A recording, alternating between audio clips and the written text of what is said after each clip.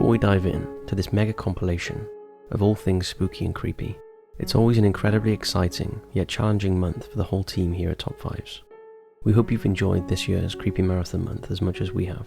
Thank you for tuning in and everyone's support, and if you haven't already done so, now is definitely the time to hit those lights, sit back, have a happy Halloween, and enjoy this video, which is essentially every single video we've done this month compiled into a mega horror compilation. Enjoy.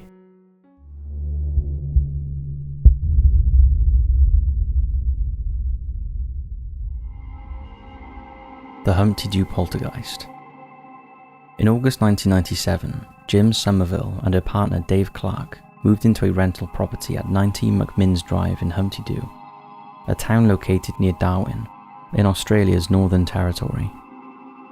Everything was fine until January 1998, when Andrew and Christy Aggis, along with their nearly one-year-old daughter Jasmine, started sharing the property with them. Shortly after they moved in, strange things started happening. Random objects would be flung in the air by an unseen force, and terrifyingly, these objects appeared to be aimed at them. Glass bottles and even knives would fly through the air, and both couples felt like they were under attack. On one occasion, gravel and seashells rained down from the ceiling, and the entity tried to communicate by using scrambled tiles to spell out words like fire, skin, help, car, and Troy.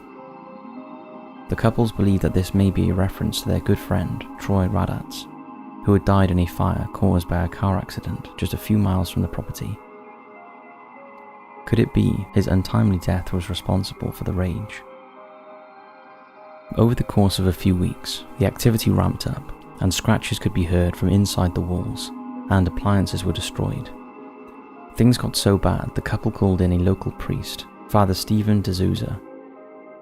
He too experienced the violence when a knife was hurled at him from a kitchen counter, falling at his feet and narrowly missing him. Another priest was called, who blessed the house and sprinkled holy water all around. And on one of his visits, the activity was so overwhelming, he left a crucifix, Bible, and some vials of holy water for the couples to use if they felt threatened. However, this only seemed to anger the poltergeist further, and it flung the crucifix around the house and threw the holy water containers against the wall. The media had also taken an interest in events, and in April 1998, news reporters entered the house with heat-seeking equipment to see for themselves the violent activity in the home. Take a look at what happened. Brendan was also witness to a particularly violent incident. He was the only person in the house when this happened. Whoa, what the? A live bullet ricocheted onto the carpet. In slow motion, it appears to have come from the ceiling, then bounced off the furniture. We taped it from 2 angles. Whoa, what the? Once again, no thermal fingerprints on it, nothing that leads you to believe it was thrown by a human. It's worth pointing out that this was a rental house, and the landlord wasn't too happy about the damage the entity was doing to his property, and believing the tenant to be responsible, he tried to get them evicted. Ultimately, the attempt failed, but the couples moved out anyway, as they couldn't take any more. The landlord tidied up the property and relet it. Since then, there have been no public reports of any further paranormal activity, but perhaps the new tenants are simply dealing with it in their own way. Today, the events at Humpty Dup are regarded as one of the most significant supernatural occupations in Australian history.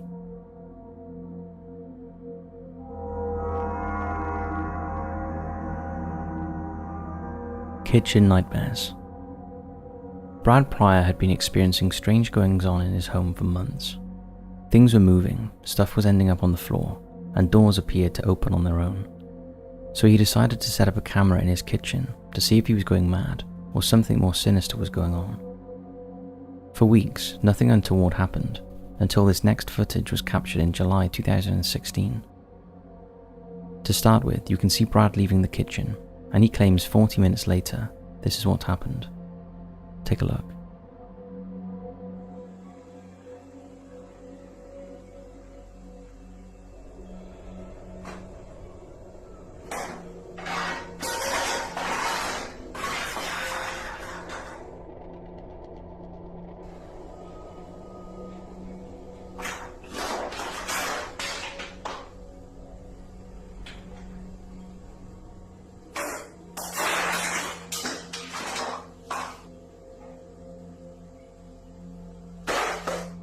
So is that a poltergeist as Brad claims?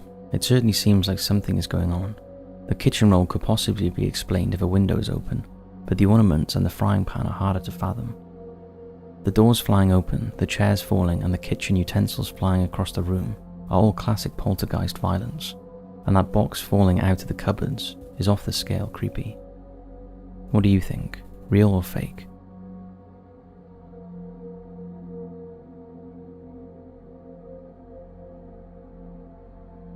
The ghost in red. This next anomaly is a bit strange and certainly out of place for the type of video. It appeared on the YouTube channel Haircut Harry and was emailed to us by Hector, a Top Fires viewer. Firstly, thanks for the submission, Hector. The channel features unique barbershops around the world, showing customers getting haircuts and shaves. This one was filmed at Sweeney Ted's in Kuala Lumpur, Malaysia, and was uploaded on March 27, 2020. The skill of the barber is fascinating, but that is not what we're looking at today. Take a look at the footage, focusing on the window.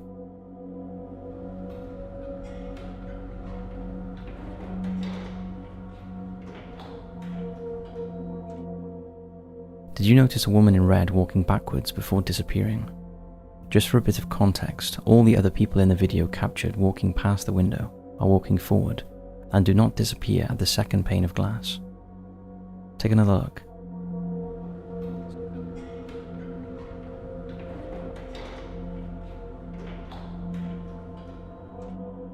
So what's going on here?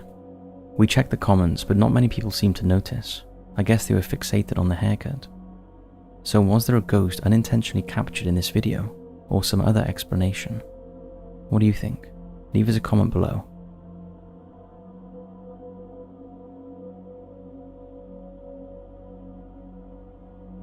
The Ghost Girl. Alice Martin had always thought there was something off in the flat that she lived in with her husband Tom and baby son Louis.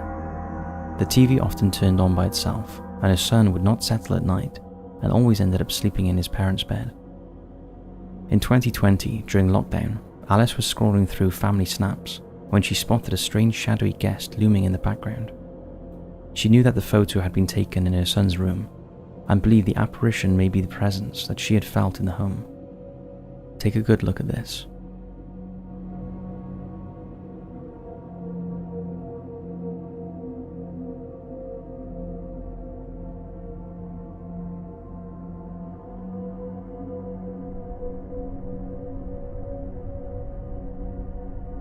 Alice believes the strange shadowy figure looked like a little girl with long hair. Her face appeared defined and she was carrying something in her hands. Alice, who is usually skeptical of the paranormal, says she cannot explain the spooky shape, as there was no furniture or items hanging on the door at the time. It spooked the entire family so much that they moved to a new flat, and their son now sleeps soundly in his own bedroom. What do you think's going on here?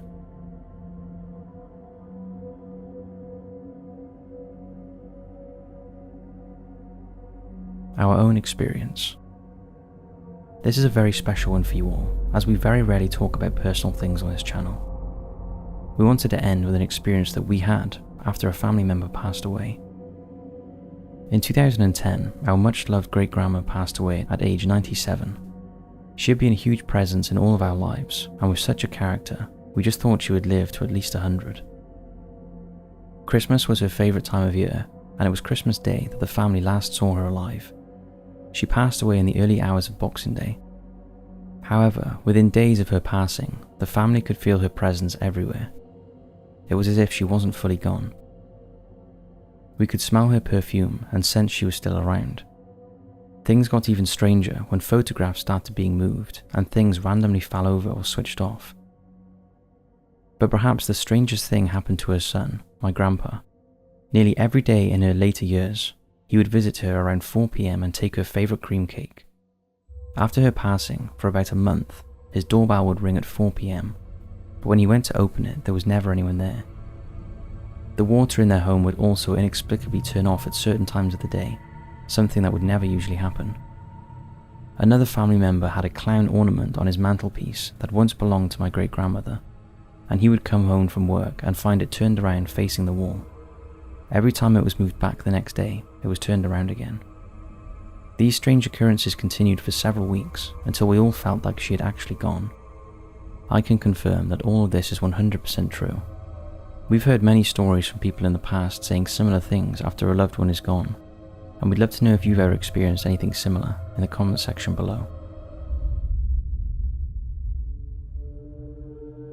How would you like to be working alone in your office late at night, like we often do? Perhaps you have a deadline and the boss is breathing down your neck for some outcomes. Or just imagine working late and realizing that something creepy was in the office with you and was going to turn your job into a nightmare. That's what happened to the woman in the next video. The CCTV footage was posted on the Facebook page of a paranormal team from Malaysia named Wujud. It begins with a chair starting to move on its own behind the woman. She probably senses that something is not quite right as she removes her headphones. Imagine her getting that creeping feeling up her spine that someone or something is in the room with her. Her breathing increases and her heart begins to race. Then her hair stands up on end as her muscles tighten and she gets goosebumps. As the adrenaline enters her bloodstream, her pupils dilate. Is the fear real, or is she just overreacting? Then a heavy glass water bottle is suddenly flung off the table and onto the floor, thrown by an unseen hand. The office worker is visibly shocked and covers her ears from the loud noise, staring in disbelief and astonishment at the bottle now rolling on the carpet. Is the fear real, or could there be some plausible explanation?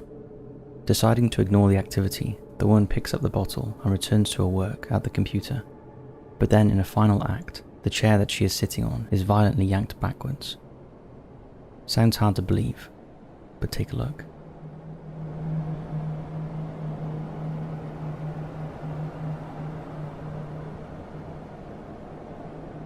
Could this be a poltergeist escalating its activity, moving on to bigger things in an attempt to grab the worker's attention? Whatever the explanation, something has wielded a lot of force to move that chair in that way. Finally giving in to the escape part of the flight or fight response. The woman quickly switches off her terminal, grabs her bag and leaves, probably for the best. What do you think of this footage?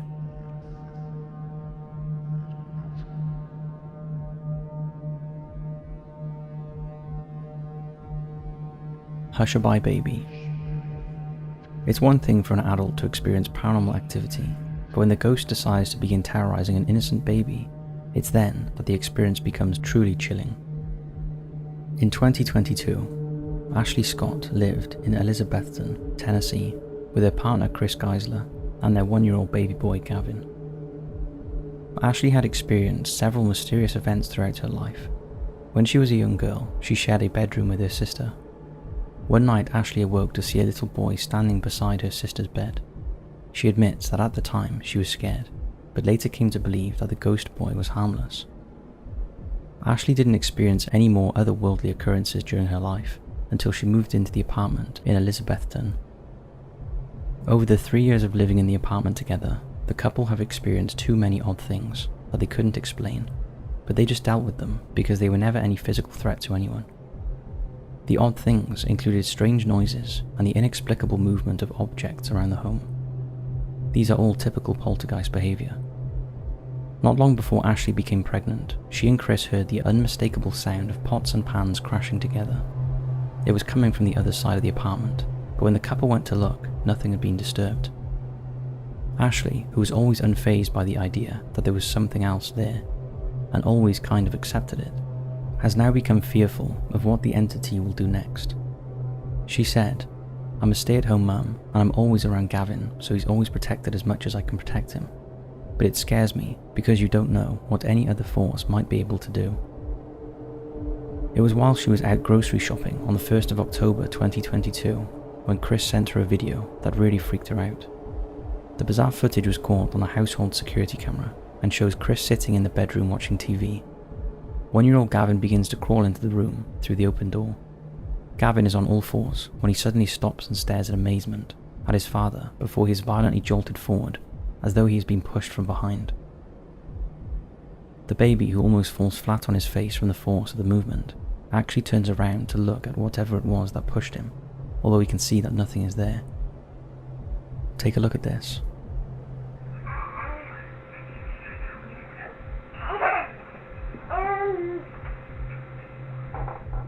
Traditionally, poltergeists are described as troublesome spirits who haunt a particular person rather than a location. Could this spirit be the ghost of the little boy that Ashley saw when she was younger? Maybe he has followed her and now decided to harass and torment her by pushing Gavin because he is jealous of the baby. What do you think?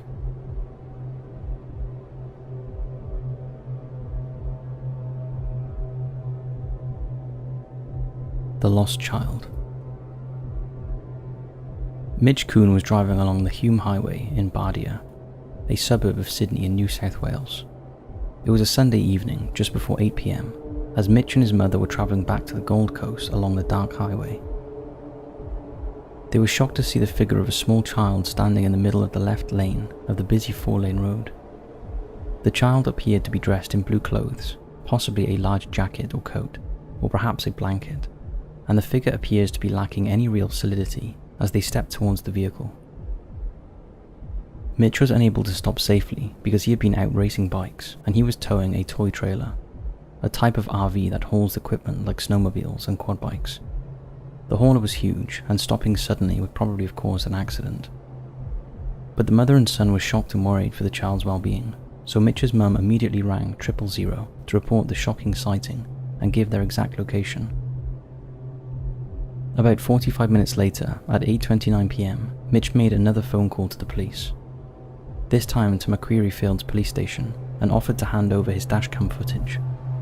But he was relieved to hear that a child had been collected safely and was on his way home, so the footage would not be needed. Mitch then posted the video of the frightening incident on social media, happy that the child was safe. But in a strange twist, Mitch later found out that the police who had attended and commenced a search of the area never found any child. The search was called off at 3:45 AM the following morning because there had been no reports of any missing person in the area.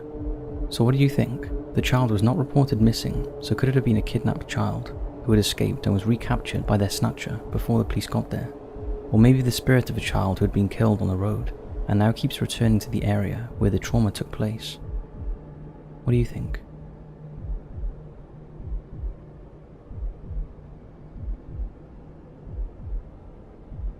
The Poltergeist of Millwood.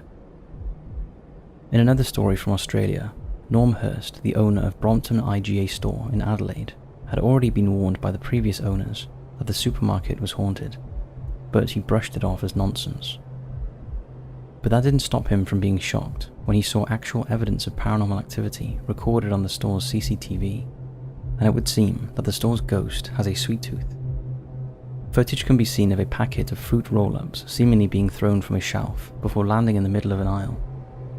The product in question was kept 6 meters away from where it landed, at the other end of the next lane.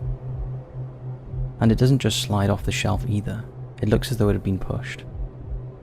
The unexplained incident occurred at 11:30 PM after the store had closed and no one was on the premises. The CCTV cameras are motion activated and shut down automatically after 15 minutes of no movement. Footage from one camera shows the package suddenly appearing on the floor. The other 2 cameras show the fruit roll landing there, which would suggest that the motion sensors were triggered before the roll appeared. The burglar alarm was not activated and there was no sign of a break-in. Take a look. The CCTV picks up and records if nothing's movement for 15 minutes, it just instantly starts. So one of the cameras just shows the packet of roll-ups arriving on the ground. The other camera is already going, and we've had 3 cameras for some reason recording pretty much all night, staggered start, and 3 just going. Why are they going when it's security alarms on, we detect movement, detect glass shatter, yet they're running all night? And then you got one camera looking down the aisle, and for some reason the roll-ups have just flung out of the bottom shelf. It's not just slid off, it's been thrown out of the past it, yet the roll-ups are kept 12 metres away. Ghost hunters have been drawn to the supermarket to investigate, leading to a potential link being made with the murder of a boxer who was shot to death in front of the store in 1998. Could he be the ghostly culprit? Jessica Pulverenti, co-founder of Adelaide Paranormal Detectives, claimed that the footage appeared to be genuine, and said that there didn't seem to be any human interference, staging or wires involved. She also gave Norm some advice on how to deal with unwanted spirits, such as trying to find out who the ghost might be and what they might want. This could be achieved using electronic voice phenomena. Using prayers and cleansing rituals could also help the spirit to safely move on. Other places in Adelaide that are thought to be supernatural hotspots include Carclew Youth Arts Mansion, where the spectre of a woman who was thrown from the tower to her death makes regular visits, and Adelaide Arcade, which is host to the ghost of a former caretaker. But it's Adelaide Jail that holds the #1 spot for the most haunted place in the area. It is probably so packed with souls because of the 45 executions that were held there.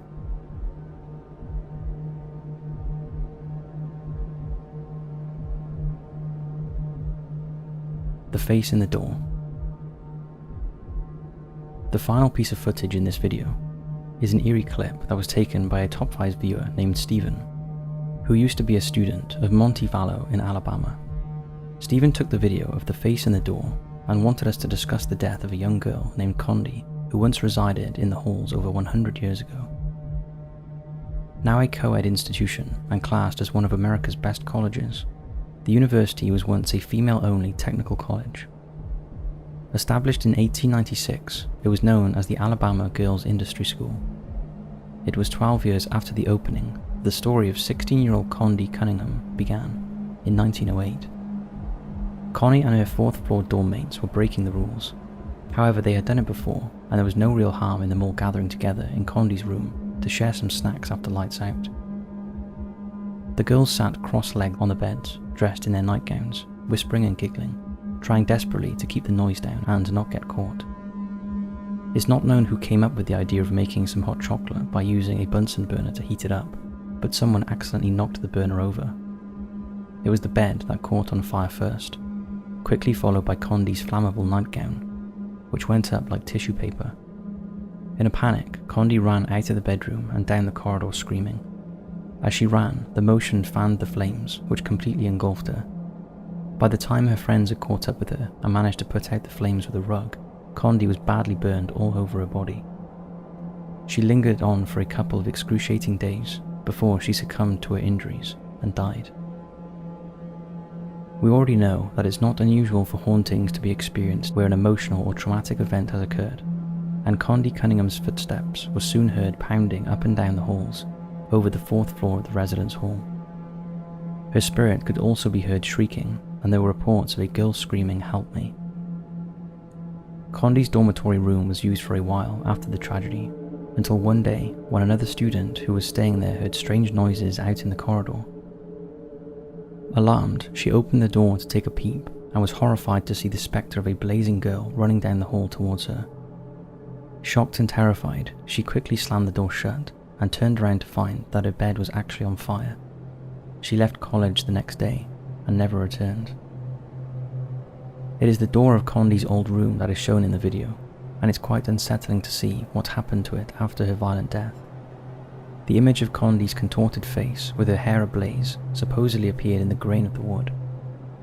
The headmistress at the time was so disturbed by the bizarre occurrence that she had the door removed and replaced, but soon after the face appeared again. The door was supposedly replaced several times, but the result was always the same. The screaming face returned. The room was eventually sealed off. The last door was removed and is kept in storage at the university archives. It is brought out and displayed every October as a way for the students to get into the Halloween spirit.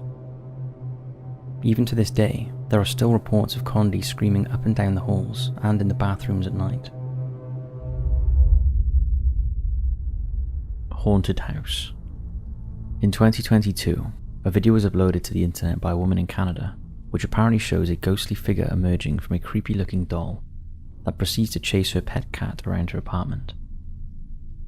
Kathy Gallinger, from Quint West in Ontario, claims that she cannot go to certain areas of her home and is terrified of an invisible resident that haunts her living space after she installed CCTV equipment and captured some eerie activity. After moving into the home in August 2018, the mother of one says her 20-year-old daughter, Jaden, and husband have experienced numerous paranormal incidents, such as shadows appearing out of nowhere and following her around, as well as objects moving around the apartment by themselves. With no explanations as to the weird events, Kathy, who works as a call center operative during the day, decided to set up a camera to try and catch a glimpse of the entity. and capture it she did. Take a look.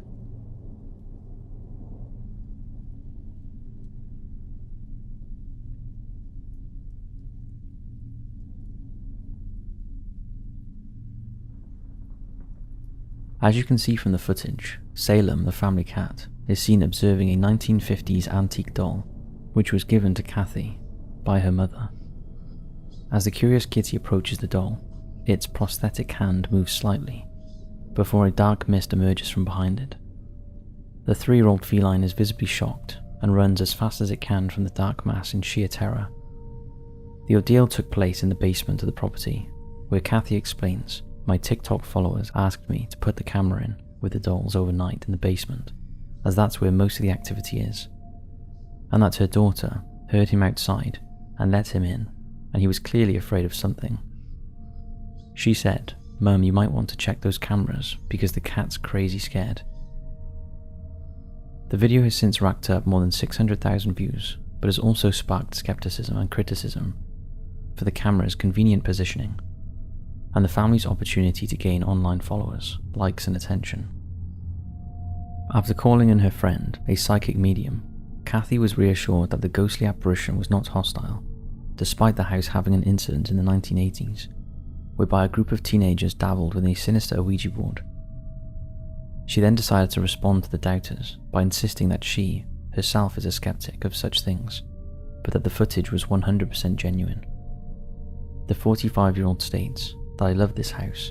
The only way we'd consider moving was if it became violent, or if anything was to harm any of us." As of today, there has been no signs of hostility from the supposed poltergeist, and so the family remain at the residence and continue to post online with regard to anything supernatural. They seem to be getting used to the weird goings-on, and so are relatively comfortable in its presence. As for Salem, whose name is a fun coincidence, well, he is doing fine, as far as we know.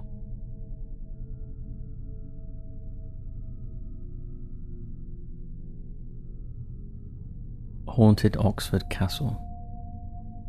This next video was uploaded in 2022 by a Reddit user named Stuart James Author under the R-Ghost subreddit. The title of the post begins, "Footage I recorded recently while carrying out a paranormal investigation at Oxford Castle."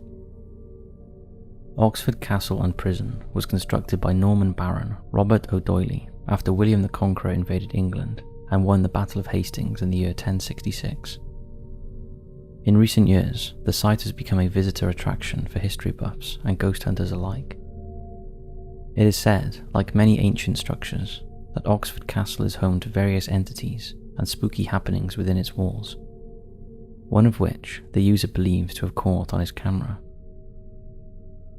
The castle's website itself discusses possible culprits that may be responsible for the scary events and visions, which help fund the preservation and upkeep of its edifice. Some believe that the ghost of Empress Matilda, daughter of Henry I, whose cousin locked her in the prison chambers to infiltrate and attain the throne for himself, died whilst attempting to escape. She is said to make an appearance now and again at the castle, seemingly wearing a white cloak and scaring the on-site guards on various occasions. Others believe that they have seen the headless ghost of King Charles I, who was found guilty of treason during the English Civil War and subsequently beheaded for his crimes. The king's presence is often felt within the academic area of the castle and has been spotted many times by tourists. Another ghostly figure, that of Colonel Francis Windbank, is also said to haunt a certain area of the castle, known as Dead Man's Walk. Windbank supported the royalist cause during the English Civil War, but was eventually captured and court-martialed and shot in 1645 for failing to defend the royalist base of Bletchington Park. Or could it be George Napier, the English Roman Catholic priest who was hung, drawn and quartered at the site on the 9th of November 1610 after being found guilty of treason? In the aftermath of his gruesome death, his body parts were displayed across the city gates, but his spirit is said to roam the grounds of the castle, seemingly in search of his beloved niece, who disappeared under mysterious circumstances. The video in question itself only lasts for 30 seconds, and is of the Reddit user himself investigating the internal rooms of the castle. They seemingly capture the face of someone or something at the window, and a shadow appears to sweep across the path of the camera before they decide it's time to leave, or in their words, run for the hills, after they re-examined the footage. Users of the popular site have commented on the post, giving their opinions on the paranormal video. Some question the quality of the video, whilst others are simply entertained by some scary found footage. What do you make of it?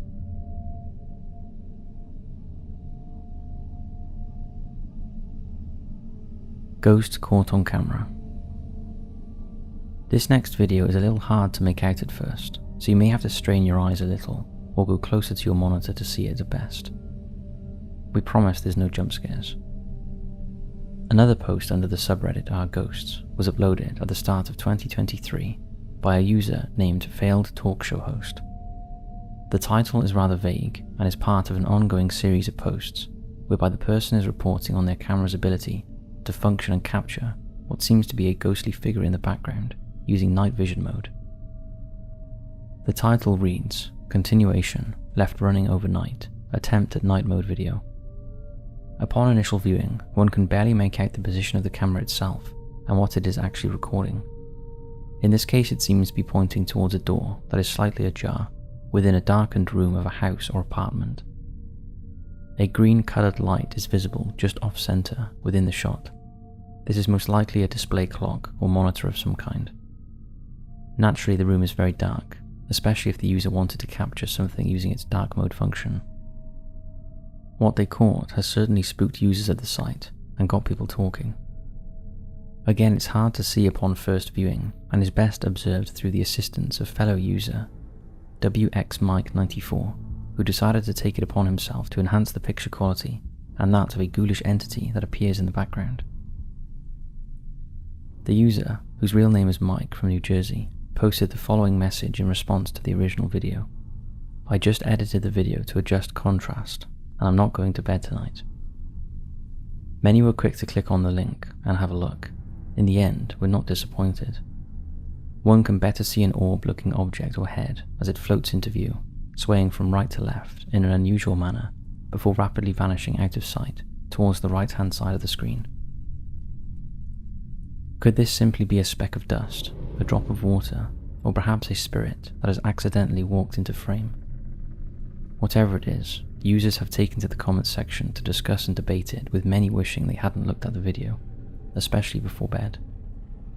Perhaps Failed Talk Show Host may have something to talk about after all. What do you make of this one?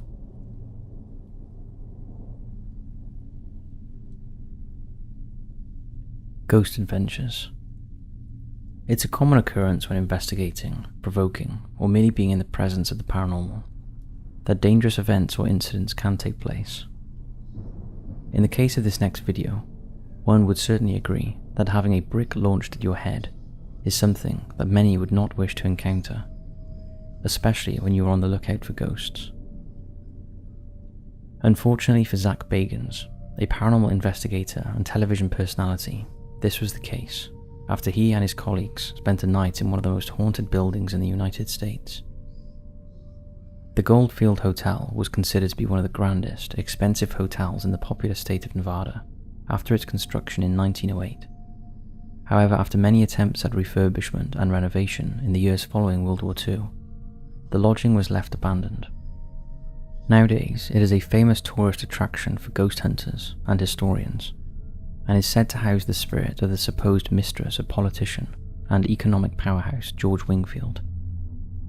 The woman, named only as Elizabeth, seemingly became pregnant with Wingfield's child, and due to fear of being exposed, the so-called King of Nevada chained her to a radiator in room 109 throughout the entire duration of her pregnancy. After the baby was born, Elizabeth seemingly disappeared without a trace, with many believing that Wingfield killed her or paid her to stay away from him, whilst others believe that she died during childbirth and the baby was thrown down a mine shaft underneath the hotel grounds. Visitors claim to see the ghost of Elizabeth and hear her cries for her lost child. Another entity known as the Stabber is also said to haunt the hotel and attack those who dare enter the building with sharp objects that appear randomly from nowhere. Due to the violent nature of these attacks and paranormal experiences suffered by the apparent victims, people are warned to stay away from the site. However, this didn't stop the Ghost Adventures crew from attempting to make contact. Whilst filming the 12th installment of the 4th season, the aptly named Flying Brick episode broadcast one of the most talked about scenes in the show's history after it aired on the 30th of September 2011. Zach was accompanied by Nick Groff and Aaron Goodwin as they attempted to communicate with spirits during a planned overnight stay at the abandoned hotel. The trio wandered around the complex before heading into the basement, when out of nowhere a brick is thrown towards Bagans, striking him on the torso.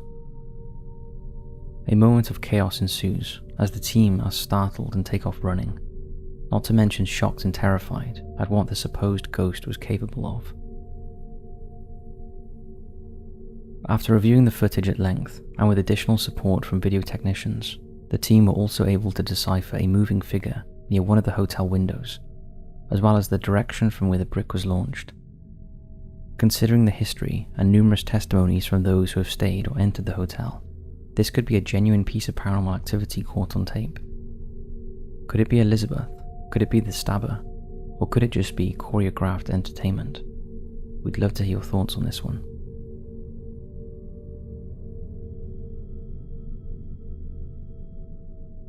Poltergeist. The thought of living with a ghost would likely scare the majority of us to our very core.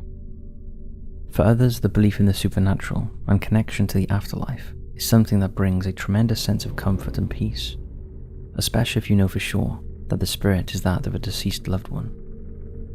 Then there is the third kind of people, those who live in a haunted house, not knowing what exactly they are dealing with and why, yet seem to get on with their lives and accept that a poltergeist has decided to take up residence in their home. Popular YouTube and TikTok personalities Laney Clark and Ben Hubbard are regular content creators whose channel, Laney and Ben, has gained a lot of traction over the last year or so. The couple, who are both teachers from Buckinghamshire, claim as of 2018 to share their home with not one but two spirits named Dave and Andy. As you can see from clips in this segment, there are various incidents involving what many would consider to be paranormal activity in their household. A video posted on the 16th of July 2022, titled "The Most Aggressive Poltergeist Activity Yet," is well worth a watch to understand what the couple are going through on a day-to-day basis. Take a look at this. This Christmas, I'll tell you what I want, what I really, really want. So, tell me what you want, what you really, really want. Oh my God, another one! Please tell me to call that one. This just goes to show how unprofessional you truly are. It took my breath away. Take I never said it before, I thought.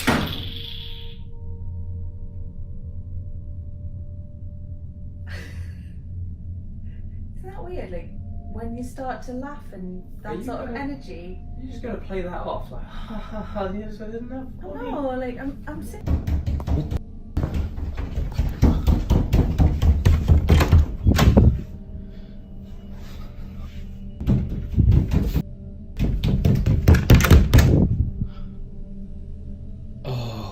Me.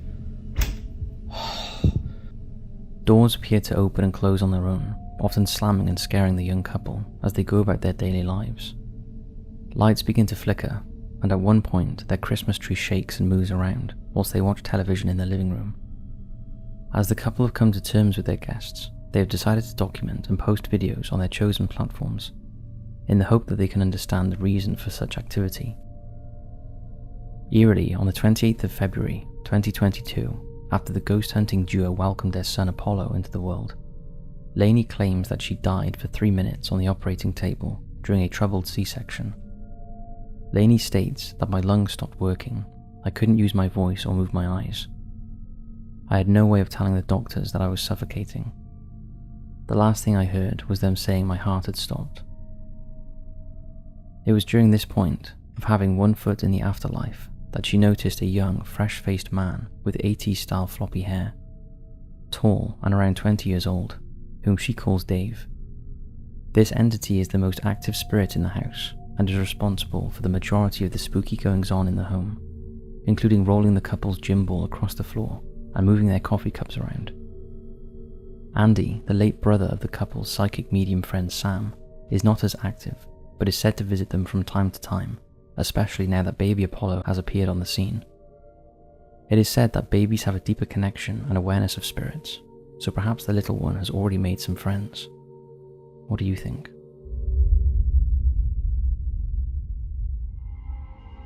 The Haunted Pub. This story comes from the Coniston Tavern in Warwickshire, UK. This usually quiet pub was the topic of spooky speculation and concern when suspected poltergeist activity started to take place inside. It started with the customer's glass moving, seemingly on its own, off the edge of his table and onto the floor, smashing the glass and spilling the drink everywhere. This was followed by another unsettling incident the Monday after, when the CCTV cameras captured footage of a glass placed on top of the bar exploding. Again, this incident looks as though it happened entirely on its own, with nobody having damaged the glass. Nobody was hurt by the shattered glass, but it has raised several questions about what could be behind it. Take a look.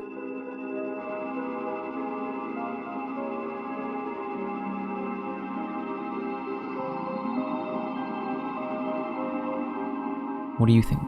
Customers and staff within the pub claim that the building could be haunted by the ghost of a former tenant of the flat above. Do you think someone was playing a trick? The glass randomly exploded, or this is proof of the paranormal?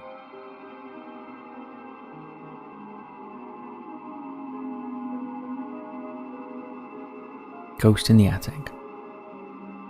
We've featured Mellow Bird's videos many times over the years, and this next video was uploaded to his channel. He claims to have caught poltergeist activity on 2 separate cameras within his attic. The first on a handheld camera and the second on a trial camera. The footage begins with video from the trial camera placed at the back of the attic. Mellow Bird enters the attic with the camcorder in his hand, and after a few seconds something very creepy takes place. To the right of the man is a wooden board, against which lays the lid of a bucket. Seemingly out of nowhere, the lid shoots across the attic towards the trial camera, making him jump. It's a blink and you'll miss it scenario. The lid travels very fast, as though it was thrown by some unknown force. The video then continues with the man venturing further into his attic. At this point, he starts to hear objects moving around, but we do not see anything in particular. Bangs and clatters can be heard off screen, and they alert Mellow Bird, who looks visibly scared. Following this, a small object catapults itself from the box to the left of the man, flipping in front of his eyes to the other side of the attic. Take a look.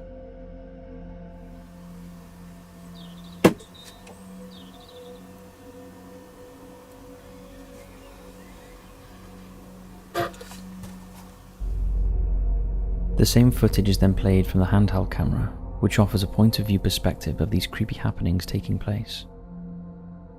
It's a pretty creepy video, and one that looks like it wouldn't be easy to fake. Mellow Bird's reactions as always seem genuine, and there's not enough space for another person to be present up there without them being seen. So what do you think? Is this just a strange coincidence? Is Mellow Bird pranking us? Or does he really have poltergeist activity within his home, and some of the best documented footage on all of YouTube?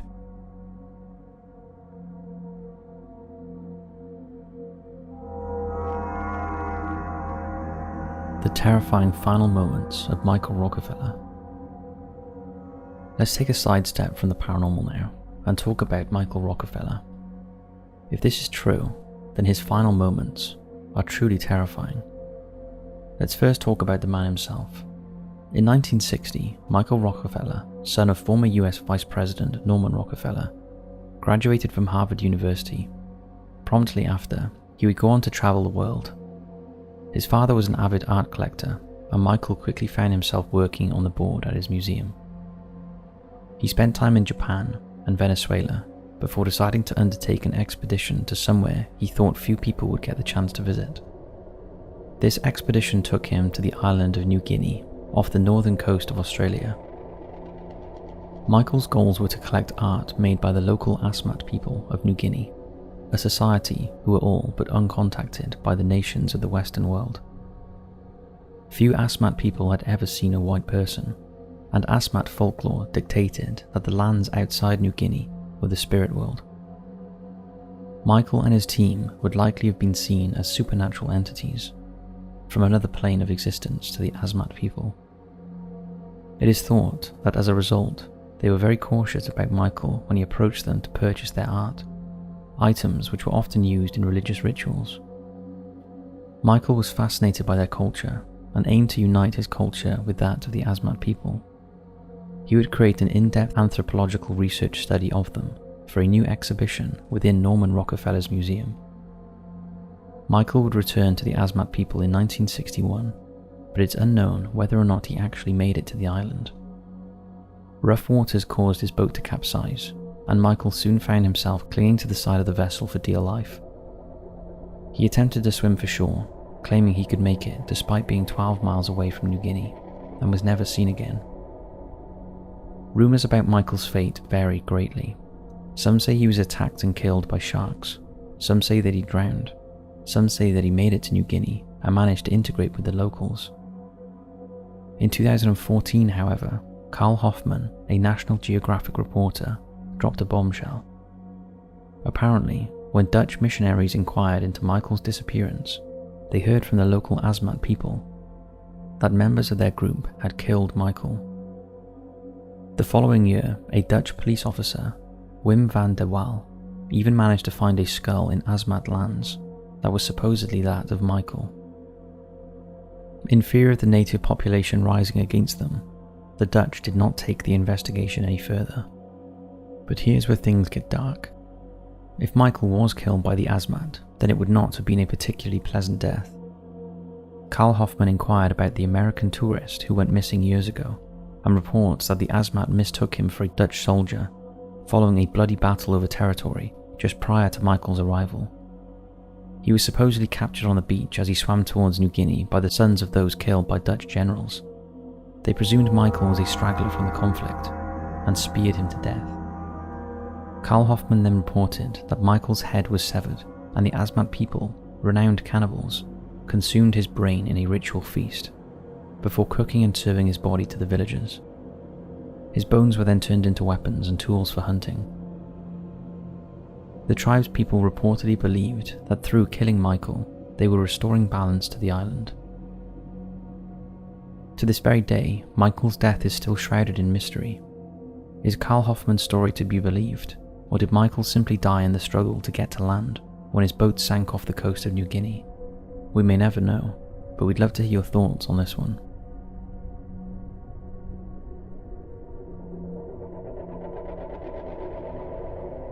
The Ukrainian Yeti. This next footage was filmed in a remote forest in Ukraine, believed to be in Yalta, on the Crimean Peninsula, and it supposedly shows the elusive Yeti walking through the forest. Similar to Bigfoot, the Yeti is an ape-like creature, but unlike its western counterpart Bigfoot, is more likely to inhabit the colder regions of the world, sometimes referred to as the abominable snowman. It has been spotted in the Himalayas, Russia, northern India, and Ukraine. Over the years, many disputed sightings, video recordings, and photographs have been shown to try and prove the existence of the bipedal creature. This footage is over 10 years old and shows a terrified Ukrainian man filming the beast from behind a tree. Take a look. Серега, что это? Серега, да ну, Серега. Серега, ну.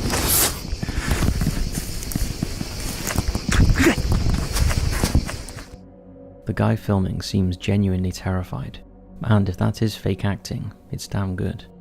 So is this a genuine Yeti sighting, or just another prankster dressed in a fursuit? What do you think?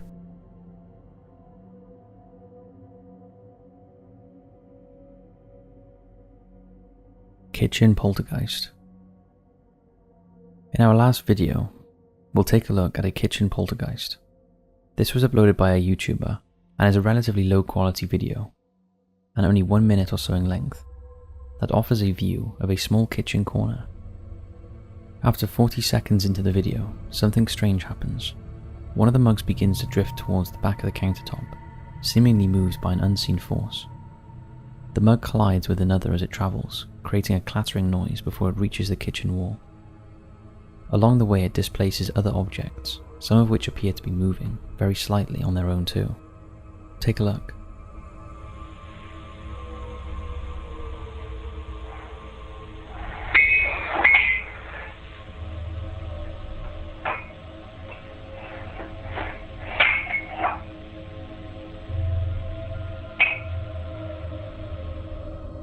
The video uploader claims the video is 100% genuine, but it does always beg the question of why our camera is positioned in that way. However, in the description it states that this was taken over a 2-day period, and as we know from previous videos, if someone is experiencing paranormal activity in a specific area of their home, it's not unusual to set up a camera in that location. The video then starts to shake towards the end, but we're not sure if this is the uploader, who is behind the camera, or if this is also part of the supposed poltergeist activity. What do you make of this one? Could someone be pulling on the mug with a string, or is this a real poltergeist caught on camera?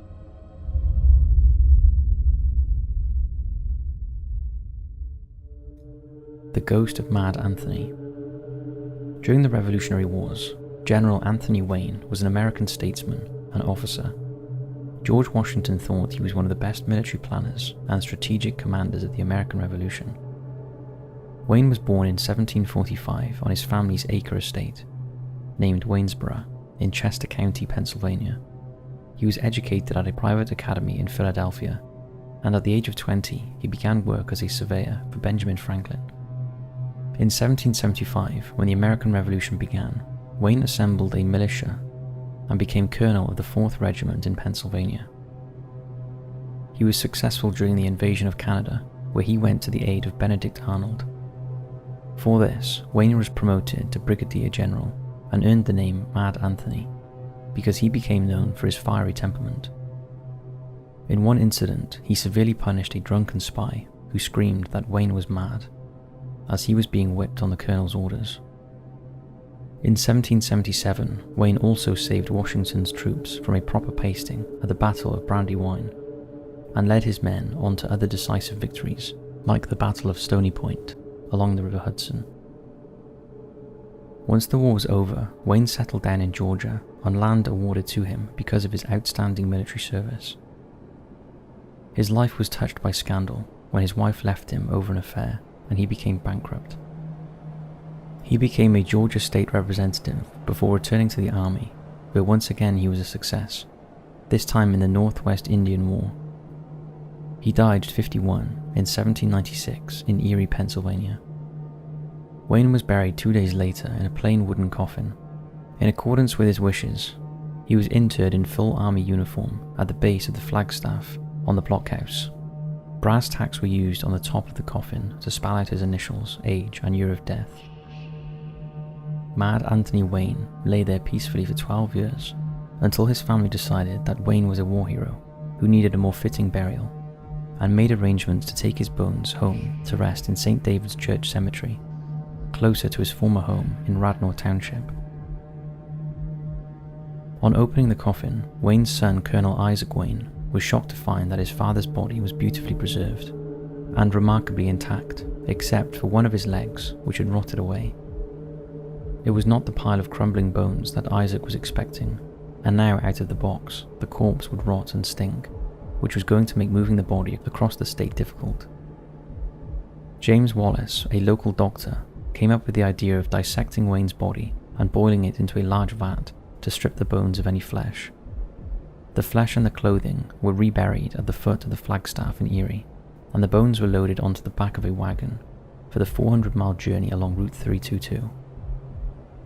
In early 19th century America, the roads were hardly well made, and by the time Isaac reached home, he found, to his horror, that many of his father's bones were missing, having fallen from the cart as it bumped over one of the many tree stumps, ruts, and rocks on the grueling journey.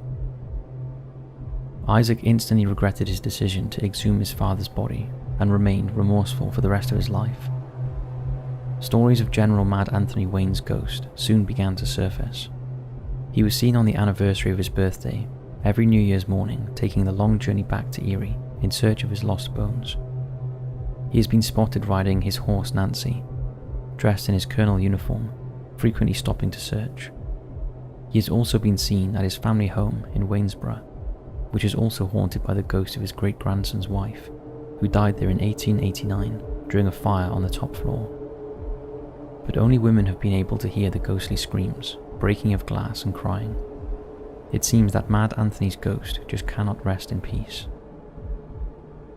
A bit of extra information: in the DC comic universe, Batman's alias Bruce Wayne is a direct descendant of Mad Anthony Wayne.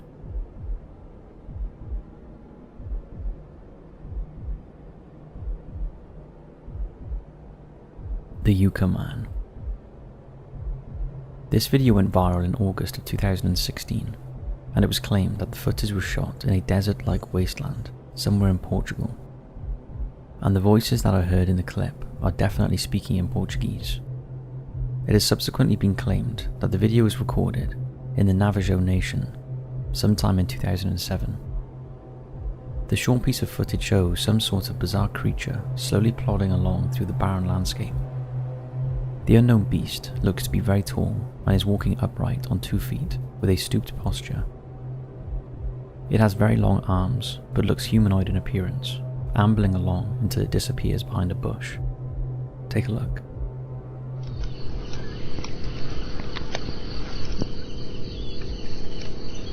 Caralho, velho. Puta, onde que tá agora, pô? Olha lá, olha lá. Many explanations as to what the mysterious creature could be have been suggested, including Bigfoot, Yeti, Chupacabra, alien, or some sort of fantastic hybrid of one or more cryptids. Tales of large, hairy, ape-like creatures exist throughout the world. Stories about the Yeti have been around for centuries, and the creature in the video does look similar to the description given of the Yeti and Bigfoot. There have been consistent sightings of these supersized beasts. Evidence of the Yeti has been found in the Himalayas, the inhospitable Asian mountain range that has some of the world's largest peaks. Bigfoot, or Sasquatch as it is commonly referred to, is said to inhabit the densely forested areas of North America. Neither of these environments is like the terrain seen in the video. But the Joshua Tree National Park in South California, where the Mojave and Colorado deserts meet, is very similar in appearance. And it's there where there have been sightings of another large ape-like animal that has become known as the Uka Man. Described by one witness, who happened to be a Marine, as being extremely hairy and at least 12 feet tall, and then by a couple who saw the beast in 1979 and said it was covered in long tan hair and was as large as a refrigerator with arms, hanging down below its knees. So could this video clip show footage of some sort of giant bipedal mammal, or maybe an alien or paranormal entity? What do you think?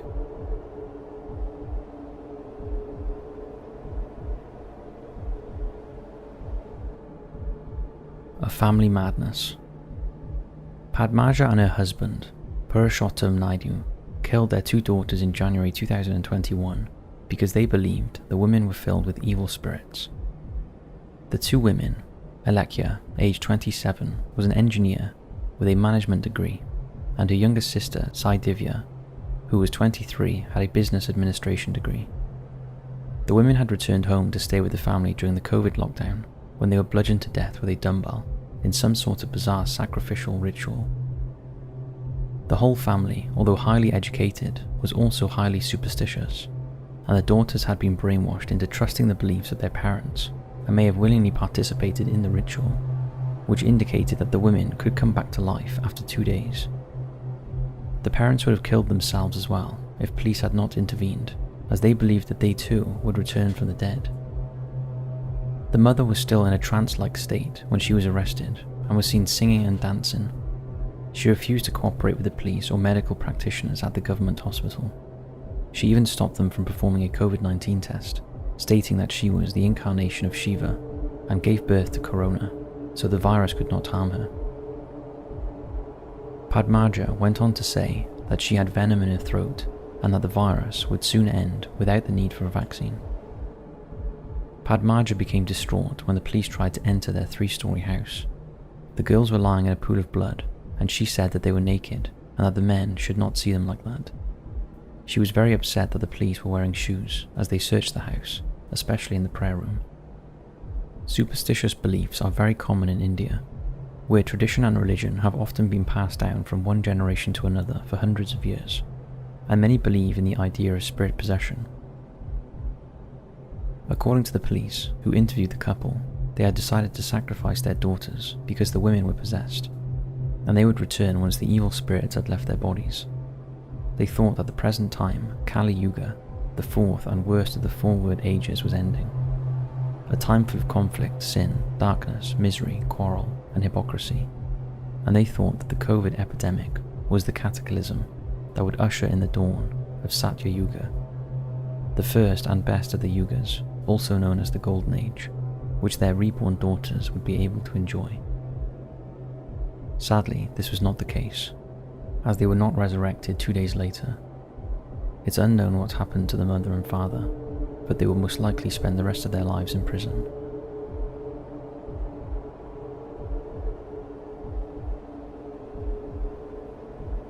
The Legend of Bunny Man. It began on October 19th, 1970, when Robert Bennett, a US Air Force Academy cadet, was driving home with his fiancée. It was nearly midnight on the dark rural roads of Burke, Virginia. The couple were returning from a football game, and despite the late hour, decided to call at the house of Bennett's uncle who lived nearby.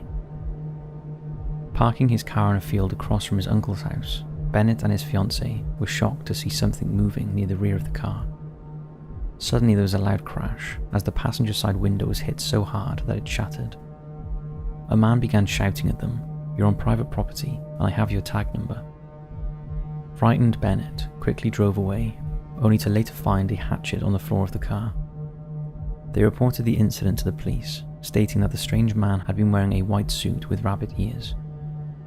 The creepy figure was seen again just 10 days later by Paul Phillips, a security guard at a housing project. It was 10:30 at night when Phillips came across a man in a white rabbit suit with floppy ears chopping away with a hatchet at the porch post of an unfinished house. The bunny man threatened Phillips as he approached him, saying, "You are trespassing. If you come any closer, I'll chop off your head." Phillips went to retrieve his handgun, but by the time he had returned, the bunny man had disappeared into the trees. It wasn't long before sightings of the mysterious man were reported in and around the area. More than 50 were described to the police over the following weeks. One report stated that a man in a white rabbit suit had eaten a cat. The Colchester Overpass, a railway bridge near Clifton, has often been linked to the legend and has become known as Bunny Man Bridge, and there are tales of teenagers found hanging there with their throats slashed. There have also been stories of other gruesome murders connected to the legend, with a possible body count of up to 32 victims, most of which are children. Whatever the truth is, one thing remains constant: the creepy man is always seen wearing a disturbing white bunny costume, and has become known as the Bunny Man.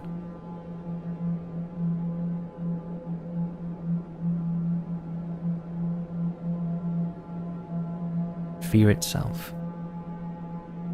Our final video was recorded during an Ouija board gathering, which was hosted by Mary Shapiro. She and her two friends all placed their fingertips on the planchette, which is moved around the flat board by supernatural forces.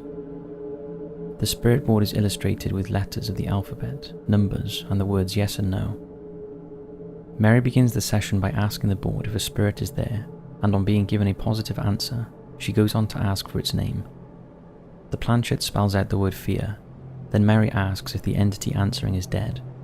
The reply is no, and the spirit goes on to say that it is not human. But when asked, then what are you? The unsettling reply is you. When she asks what do you want, the spirit chillingly replies Mary, just before there is a noise so loud that the camera shakes. Mary is convinced that her home is now being haunted, and this is the exact moment when the spirit entered the house. She believes that she opened a portal that day, and is now struggling to close it. Many believe that taking part in an Ouija board can allow spirits to enter the place in which you participate in the game. We'd love to know if any of you have your own experiences with the Ouija board, and if any of you plan doing one this month.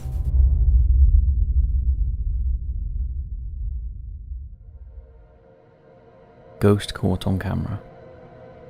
In 2019, a ghost hunter from Cornwall, UK, made the bold claim that he had recorded the most definitive proof yet of life after death. Mark Davis was visiting Falmouth Cemetery on Cornwall's south coast. The historic cemetery is the final resting place of almost 180 service personnel who died during the World Wars, including several who are unidentified.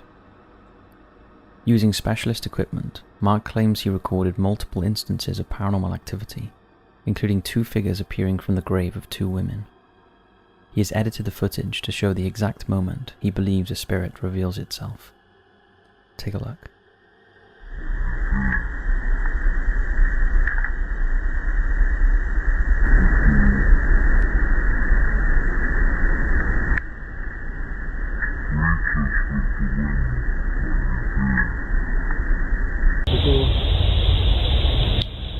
Reach us with the wind like you do. There is definitely some movement in the clip, but whether that is faces you can see, as Mark claims, that may be a push. However, he is convinced. What do you think? Is this proof of life after death, or is there some other explanation?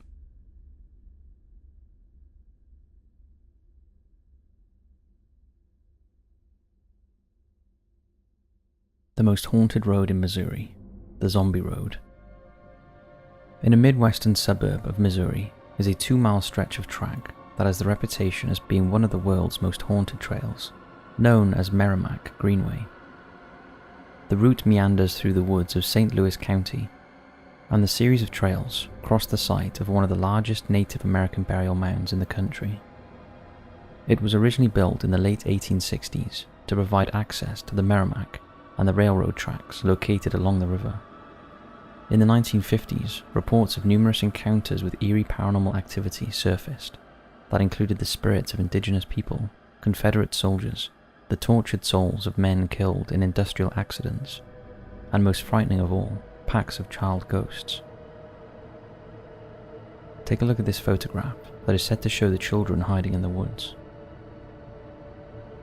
One of the most chilling stories is about the ghost of a man hit by a train who is said to haunt the road.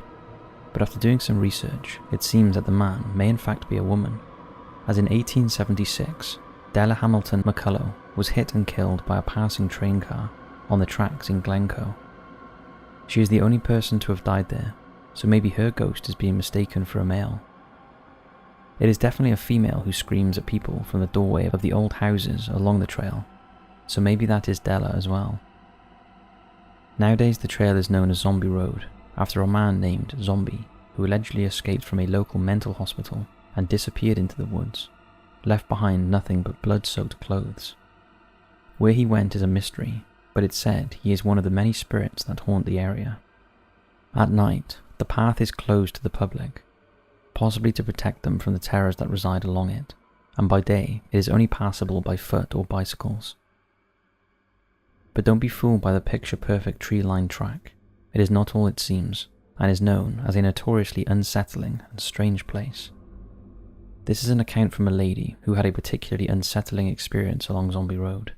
We hear kind of this high-pitched squeal almost, sounding like it was from either a young girl or maybe a teenage girl, young woman, and simultaneously as we hear that sound, I feel this sharp pain on my leg. Alex and her aunt hurry from the woods. When she gets home, a sinister surprise. There was scratches on my leg. Alex says she was wearing layers and riding chaps, all untorn. She assumes whatever scratched her wasn't of this world.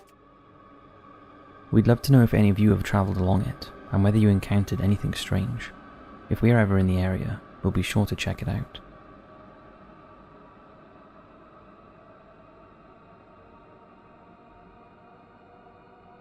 What happened to Ohio kangaroos? This next one is not so much creepy, but more of a mystery. On Thursday the 11th of August, 2022, the Brewster Police Department in Ohio got a call to say a strange animal was running loose around the town. At first the police thought nothing of it, and did a quick search but found nothing. A couple of days later, 2 more witnesses came forward, saying they had spotted a kangaroo. One of the witnesses recorded this footage. Get your brakes on. Holy f***. If this was in Australia, then no one would think anything of it. But in Ohio, America, there are no wild kangaroos. The animal was later identified as a wallaby, and some believe there was more than one. Police tried in vain to recapture the creature, but 7 days later, it was still on the run. Police had no idea where the wallaby came from, but thought it was likely an escaped pet. However, no one came forward to claim it. The wallaby continued to evade capture, and despite reports a private company was being sent in to catch it, there have never been any updates about the wallaby. So could it still be wandering around northern Ohio? We'd love to know what happened to it, and if anyone has any updates, we'd be interested to hear in the comments section below. Being from the UK, this reminds us of the big cat sightings that get reported throughout the United Kingdom. We even have our own personal encounter with a potential big cat that maybe we'll share soon.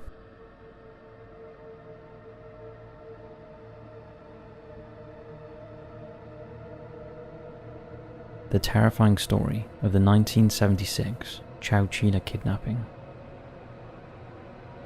This next story seems so unbelievable that it could not possibly be true, but it is. On Thursday, July 15th, 1976, at around 4 p.m, Frank Ray was driving a school bus containing 26 students from Dairyland Elementary School. They had been on a school visit to Chowchilla Fairgrounds swimming pool. Ahead of him, Frank could see a van blocking the road. It didn't seem like it was going to move, so Frank got out of the bus to check what the problem was, and was confronted by 3 armed men with nylon stockings over their faces. One of the men held a gun to Frank's head, and then proceeded to hijack the bus and its passengers. They drove the bus to Brenda Slough, a shallow branch of the Chowchilla River, where a second van was waiting. Frank and the children were bundled into the 2 vans, whose windows had been blacked out and their interiors reinforced. The hostages were then driven around for 11 hours before being taken to a quarry in Livermore. There they were told to climb down a ladder into a buried truck. Inside was a small amount of food and water and some mattresses. The men closed the makeshift hatch, covered it in earth, then drove off and left Frank and the children in their underground prison. The kidnappers then called Chowchilla Police Department to demand a $5 million ransom.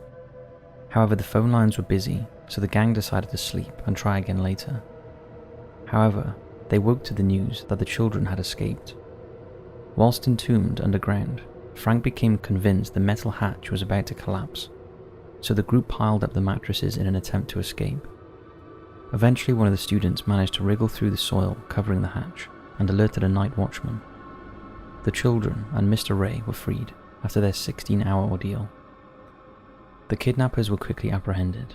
The ringleader was Frederick Woods, whose father owned the quarry where the hostages were held. The other 2 were brothers Richard and James Schoenfeld. All 3 came from very privileged backgrounds and only concocted the bizarre scheme when they heard Ronald Reagan put out a press statement claiming that the state of California had $1 billion surplus and felt they could easily afford the ransom fee for safe return of the children. All the children were physically unharmed, but for many years suffered PTSD and other mental anguish due to trauma. The assailants were jailed for life, although they have all been released after spending most of their lives incarcerated. After Woods was released, he is reported to have said, "I didn't need the money, I wanted the money." As for Frank, well, he was hailed as a hero and was eventually gifted the yellow school bus he was driving that day. Pretty crazy story, right?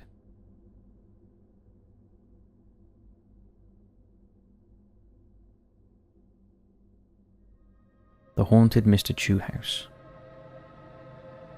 Lastly, we'll be taking a look at an extremely haunted house. In the heart of Delaware State in America stands a dilapidated mansion, almost taken over by nature. It's known as the Mr. Chew house, and the building has been the subject of a chilling legend for decades. In the late 1800s, the mansion belonged to a wealthy merchant called Samuel Chew. He was known for his elusiveness and eccentricities, and it was rumoured he had dealings with the occult. However, Chew's obsession with dark arts led him down a treacherous path, and it was speculated during one of his rituals he had unleashed malevolent spirits that had taken over his mind and his home. his once lavish mansion became a prison for his tormented soul. The locals were fascinated by what was going on in the house, but no one dared to go near it. Many years later, a teenager named Jack heard about the legend, and despite warnings to stay away, was determined to visit the house and tried to dispel the myths. On a moonlit night, Jack gathered up some friends, and armed with flashlights and bravado, they made their way to the mansion. As the house loomed before them, its once grand facade was now a crumbling shell. As they ventured inside, they felt an uneasy presence, and Jack felt a chill come over him. Wading through cobwebs and dust, the friends explored the dilapidated rooms in eerie silence, jumping at the shadows their flashlights were casting. As they journeyed deeper into the building, Jack felt an inexplicable pull towards a hidden room on the upper floor. He opened the creaking door, and it revealed a room filled with books, strange artifacts, and a dark, foreboding atmosphere. As he sifted through the contents, he came across Samuel Chew's journal. The pages were filled with terrifying accounts of the occult and cryptic symbols. It appeared the rumors were true, and Mr. Chew had indeed sold his soul to the devil, and had summoned malevolent spirits that now haunted the old mansion. Jack's friends urged him to leave and put the journal down, but Jack ignored their pleas. He was enthralled with its contents and wanted to know more.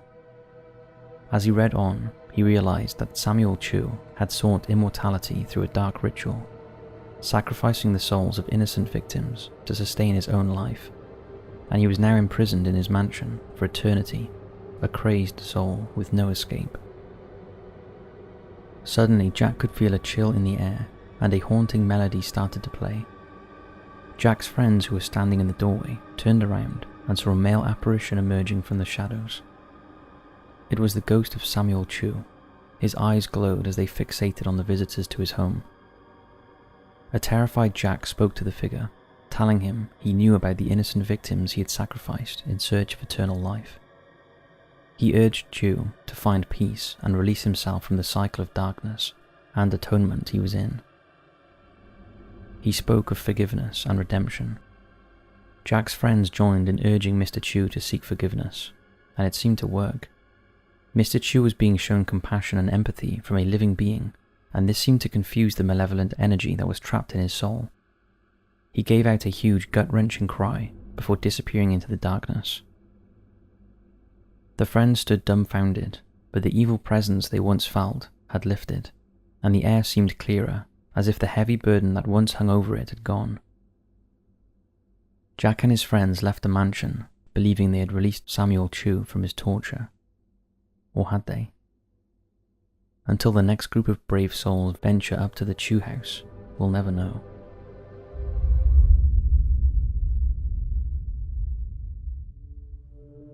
The ghostly scream.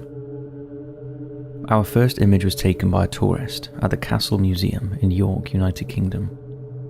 The camera seems to have captured the creepy apparition of a child's distorted face staring out from the window of a carriage. The Kirk Gate, where the horse-drawn carriage was located, is part of a detailed recreation of a late Victorian street within the museum, and is known to be a hotspot for paranormal activity. The cobbled street has shops such as a saddler, gunsmiths, ironmongers, and drapers, which are all based on businesses that were trading in York between the years of 1870 to 1901. There is also a schoolroom and a police station, as well as an alleyway, which portrays the poverty of the era in the Kirk Gate area. The creepy photo was taken by Zoe Callow, who runs Gwynedd Paranormal Investigations, and wasn't aware of anything odd happening at the time, or of anything unexplained occurring when she was visiting the museum. It was when she got home and was looking through the many shots she had taken during the day that one of her fellow paranormal team members noticed the bizarre anomaly, which made Zoe's blood run cold. The spectral face is horribly distorted and could be that of a woman or a child. Could it possibly be a case of pareidolia, the human tendency to spot a recognizable image when none exists? Or did Zoe actually capture the image of a trapped and tortured ghost, forever frozen in some sort of perpetual scream? The spectre in the carriage is not the first ghost to have been spotted within the Castle Museum walls.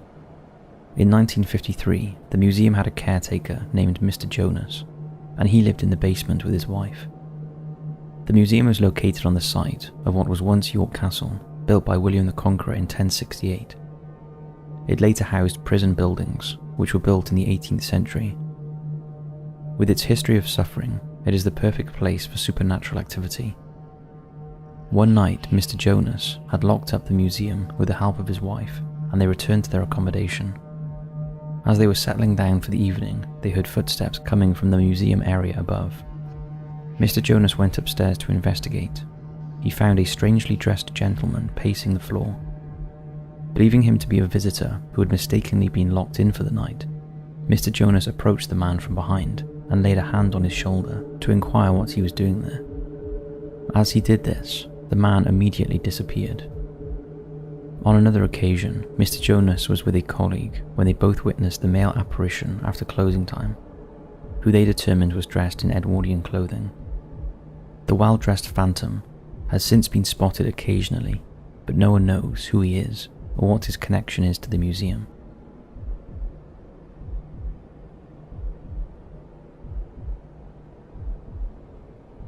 Demon Goblin. Imagine being alone in your room and sitting happily at your computer screen, talking away to your friends through your webcam. Suddenly, some sort of strange creature appears in the open doorway. Your friends are shocked and tell you that something is behind you. The creature appears to be curiously looking around, but on entering the room and seeing you, it quickly crouches down quite low before skulking away. You are surprised and a little freaked out. It looks like some sort of alien or goblin-like creature. Known as small grotesque monsters, goblins have appeared in folklore all over Europe for hundreds of years, and can be compared to demons with their ability to shapeshift. Similar malevolent creatures appear in other cultures, such as the Muki of South America, that steal children, or Pukwudgie. Found in Delaware and parts of Indiana, it is said to lure people to their deaths by pushing them off a cliff.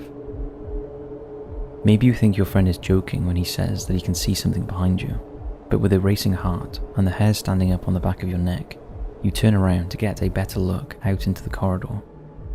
When you can't find anything out there, you come back and shout at your friend for creeping you out.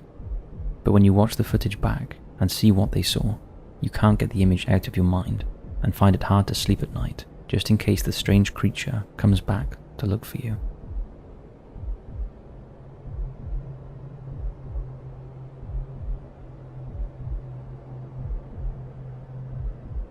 A family haunting. The Shapiro family haunting began with an Ouija board gathering hosted by Mary Shapiro, and we covered this in a previous video.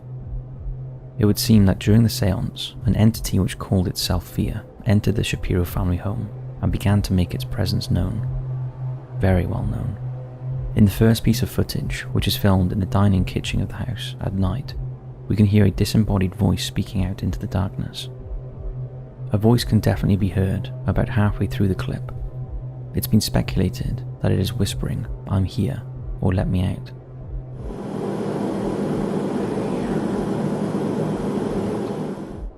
The second clip shows footage of what is noted as Poltergeist case number 1811. During the introduction, it states that the video in question was taken in the Shapiro house while the family was asleep. Philip Shapiro was convinced that there was a poltergeist in the home, and that both the house and his wife were possessed by something evil. All of the videos can be found on the YouTube page of Dr. Von Costello. He claims to be a parapsychologist who helps his clients cope with the mental and spiritual fatigue that accompanies paranormal activity such as this.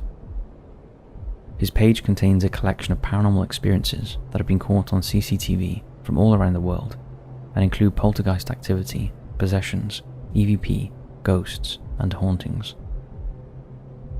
Dr. Von Kostler suggests that the paranormal occurrences experienced by the Shapiros, which included disembodied voices, moving objects, doors closing, and the interference of electronics, should be documented as a way of dealing with the events. As well as the ball moving by itself, there appears to be some sort of dark shadow that passes in front of the camera. This is just a small piece of the hours of footage that was taken in the home. Take a look.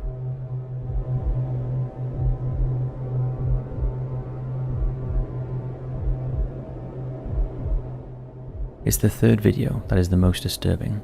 It is an incredibly creepy audio clip of noises coming from the basement of the Shapiro house. Several overlapping voices are shouting and screaming, and they sound more demonic than ghostly. Take a listen.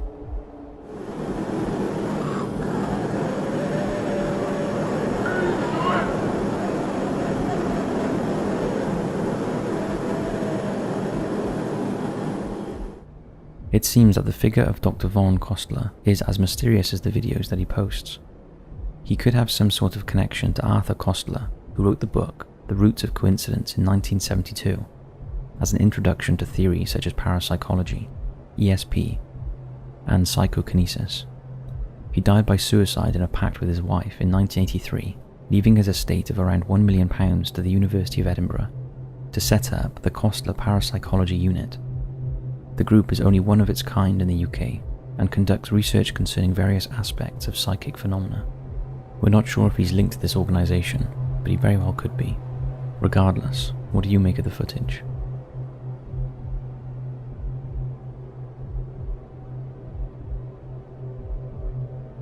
The Clumber Demon. Clumber Park in Nottinghamshire belongs to the National Trust, a charity that looks after places of historic and natural beauty across England, Wales and Northern Ireland. Clumber is one of the charity's most visited parks, notorious not only for its outstanding gorgeousness, but also for its ghosts and mysterious sightings. Hannah and Dave Rowett were walking their 2 Labrador dogs through Clumber Woods early one December morning, when Hannah got the feeling that they weren't alone, and admitted that she often felt things that others didn't. Sensing something strange, Hannah shone her torch at the object and quickly took out her phone. She was shocked to see some sort of scary shape crawling across the path in front of her. Hannah quickly snapped a live photo of the creepy figure and told her husband that she thought she may have seen a ghost. Initially she thought the shadow creature was a dog, but realised that it was some sort of crawling humanoid-like figure with long limbs, which has been described as demon-like. Her husband Dave admitted that seeing the clip made every hair from his feet to his head stand on end. It also looks as though something is standing in front of one of the trees. Could the two shapes be connected? The demon ghost is not the only spirit known to haunt the beautiful spot. Clumber House once sat in the middle of the park, but was demolished in 1938 after it was devastated by 2 fires, the first in 1879 and the second in 1912. The impressive walled garden and 19th century chapel are all that is left, except for the phantom of the Grey Lady, who roams the area wearing a long grey cloak. She has often been seen on misty days, but when witnesses have tried to get closer to the ghostly lady, she vanishes into thin air.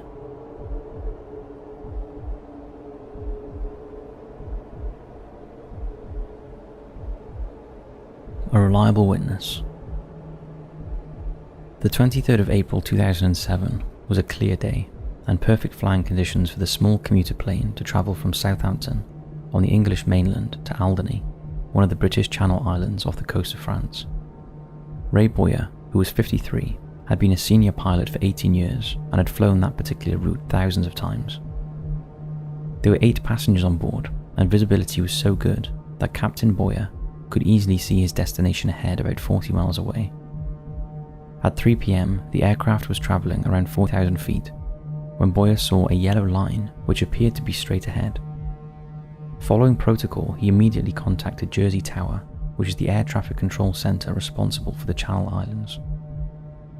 Controller Paul Kelly was on duty and responsible for the 1,000 square mile area of airspace where Flight 544 was flying, but Kelly was unable to see anything on his radar ahead of the aircraft. Now Boyer could see that the object, which he described as a cigar-shaped brilliant light, was not moving and was at least as much as a mile wide, like a CD on its edge. In 2021, Boyer went on to describe the UFO as being huge, the size of 5 or 6 battleships, and very sharply defined. A very sharply defined, solid, bright yellow gold object, with a couple of black bands on the side that were kind of shimmering. At traffic control, Kelly could now see something on his radar, a single primary contact that seemed to be in the vicinity that Ray was describing. 2 of the passengers on Captain Boyer's aircraft also saw some unusual lights that were sunlight coloured and like an elongated oval. Boyer was unsure about the safety of his flight and delayed the descent into Alderney Airport, but decided to start going down as the object was becoming more and more visible and he was becoming more and more concerned. Kelly could still intermittently see the object on his radar, so he contacted another aircraft that was in the vicinity to go and take a look. The pilot from airline Blue Islands, named Patrick Patterson, who was travelling over the island of Sarg, also saw the object behind him to his left, in the approximate position that Boyer had described. Captain Boyer said that the incident was pretty scary and he was shaken up, but went to the operations department and reported the incident as a near miss straight away on landing. It is one of the most thorough UFO reports ever filed. Pilots are generally accepted as reliable observers, and there have been many strange incidents reported by them since the 1940s.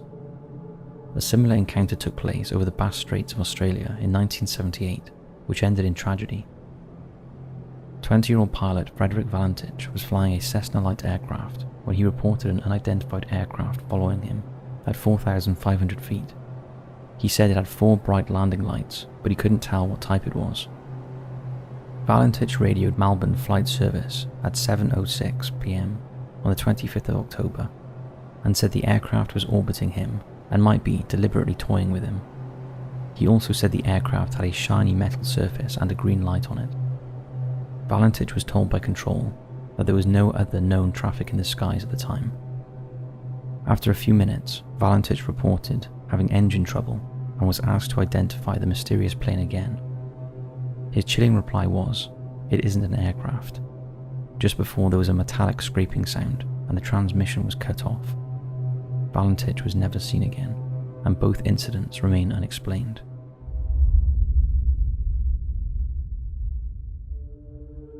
We'll start with a classic, and one of the defining scary videos of the early YouTube era.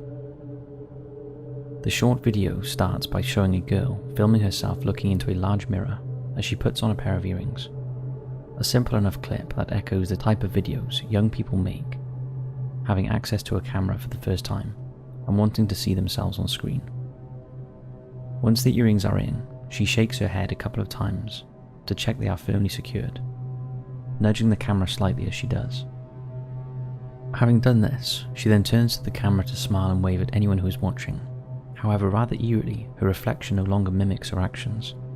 Instead, its face twists into a grotesque, demonic image of the girl with its mouth open, and it lets out a frightening, distorted scream as the actual girl keeps waving at the camera, smiling obliviously. Here it is.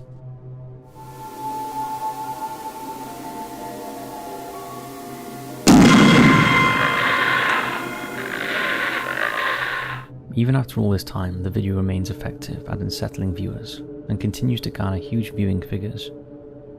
Spurred on by the reference and clear inspiration, the video takes from the well-known horror movie The Grudge.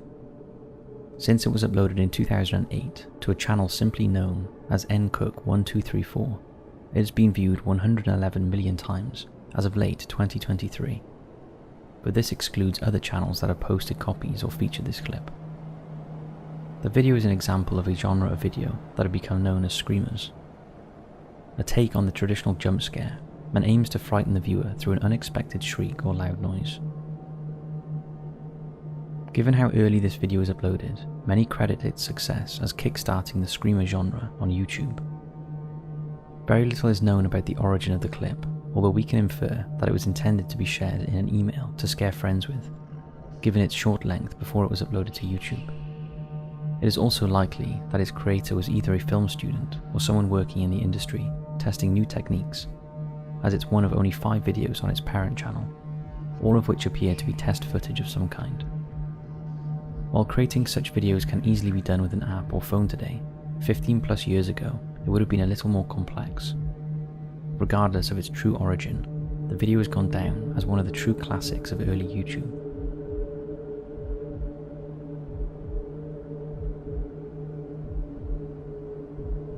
No Through Road.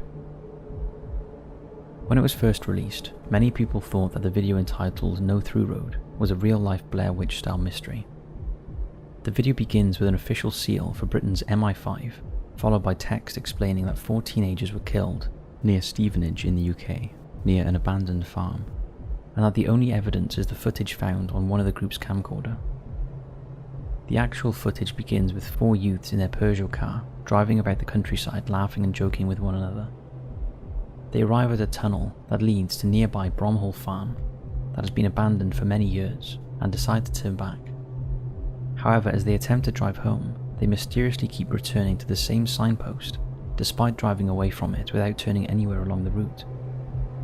Additionally, one of the boys notes that they haven't seen any other vehicles for hours. Increasingly concerned, particularly as one of them spots a man in a field, apparently wearing some sort of mask and hat, the group then decide to try a different direction, and this appears to work as they head down a dual carriageway towards Stevenage, only to suddenly find themselves driving back up the tunnel once again. There they are attacked by the masked man, with the last of them beaten to death with a camera, his blood stained on his broken lens. Take a look. You can't see me. I think I'm okay. I think I'm okay. No, please! No! Please! Please! Please!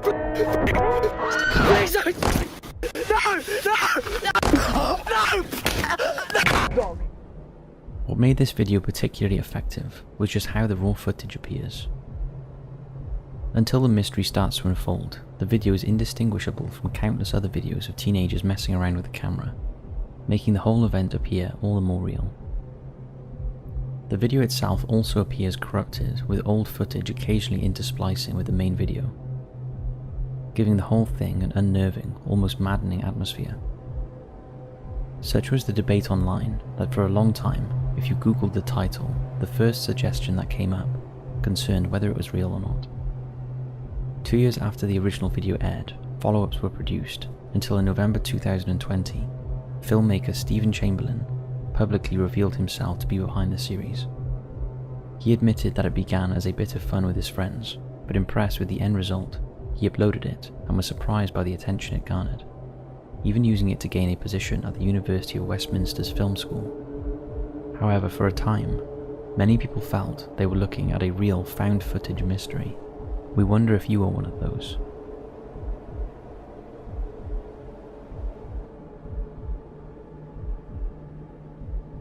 I feel fantastic. If you were up late one night going down the rabbit hole of creepy content on YouTube after 2009, then chances are at some point you may have come across this video of Tara the android and her creepy singing. While there was more than one video featuring Tara, the one everyone remembers concerns her singing the song I Feel Fantastic. The short video features Tara making occasional sharp body movements, while her lifeless face stares into the camera at her audience, listening to her almost ethereal singing voice. Chillingly, the song proclaims that as well as feeling fantastic, and that whomever she is singing to is fantastic, she wants that person to run, chanting the demand several times. Tara eventually changes poses and outfits to where she is on the floor, before footage of a space seemingly in someone's garden is briefly spliced into proceedings. Take a look at this classic.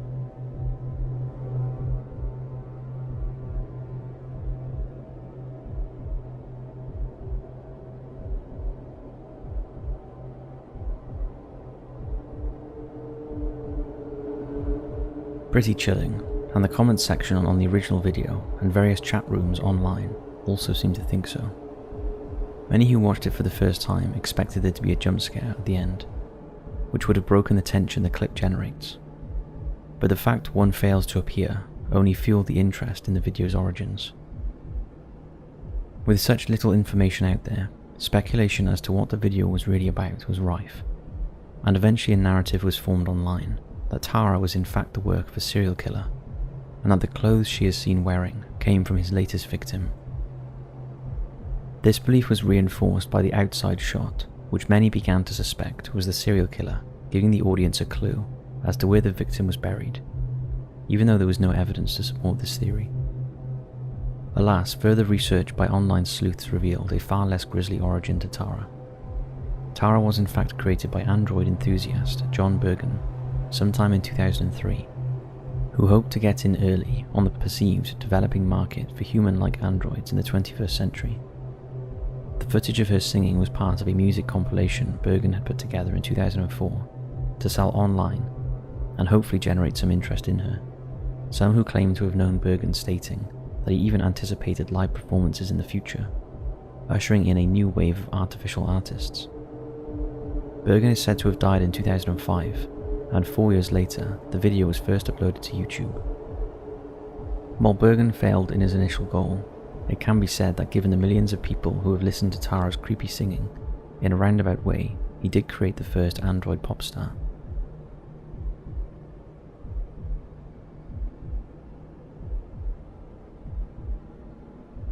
Dining Room, or There Is Nothing.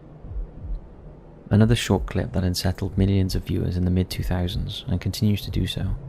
Dining Room, or There Is Nothing, features the hellish image of a doll-like woman, sat at a table, behind which is a window, where the world outside appears to be on fire. The girl's eyes shoot open, and she begins to speak as the camera slowly pans away from her, but her words do not make sense. Once she has finished delivering her message, her face falls into a bowl in front of her. All the while the camera continues panning away, until a second bowl appears, implying we the audience are sat at the table with her. However, then the camera starts panning towards her, and the video is now playing in reverse, allowing us to understand what she was saying. She creepily declares there is nothing, and the video ends exactly where it began. Throughout the whole clip, a creepy piano tune plays, further adding to the unsettling environment. Take a look. There is nothing. While the imagery and sounds are quite unsettling on their own right, like with Tara the android, audiences exposed to this video felt there was more going on than someone simply creating creepy content for the sake of it. And in this instance, they were right. The video was created by filmmaker David Earl and starred Leah Porsager as the woman talking to us at the table. Earl was inspired to create the video by his personal desire to have proof that there is nothing after death, hence the second half of the title, the dining room part representing life.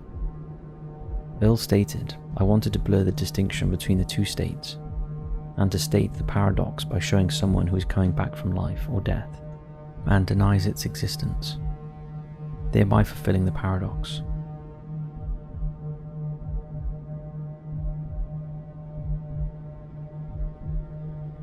Why You Never Became a Dancer. Uploaded in 2008, the video known as Why You Never Became a Dancer left hundreds of thousands of viewers disturbed when it surfaced. The video features a twisted black and white image of a young Asian woman that has been modified to appear as though she is speaking the angry and hate-filled rants of a male voice, clearly aimed at a specific person with distorted sounds in the background. Take a watch. Child-molesting crimes and far-fetched flashes of pervert creeps and anal virginity and polaroid snaps and verbal abuse and bathroom rapes. This video generated something of a sensation when it first appeared, as many again believed this was the work of a serial killer who had possibly killed the girl in the image.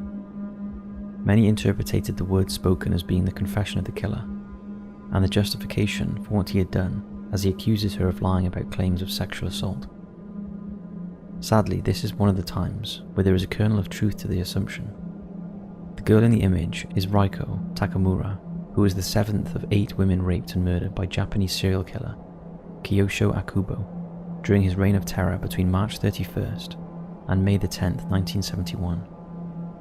The district court of Maebashi in the northern Kanto region of Japan sentenced Akubo to death by hanging on February 22nd, 1973, which usually for a capital sentencing he did not appeal, his execution being carried out on January 22nd, 1976. However, the words spoken in the video are not spoken by Akubo, nor do they bear any connection to Takamura's murder. The sounds and words are in fact taken from the song Why You Never Became a Dancer by experimentalist musicians Whitehouse, who specialised in what they referred to as extreme electronic music.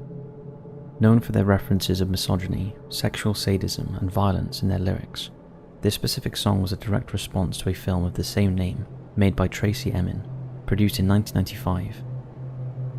The image of Takamura and Whitehouse's extreme lyrics combined to create a genuinely unsettling work that, rather than simply being a piece of created content, has genuine sorrow behind it.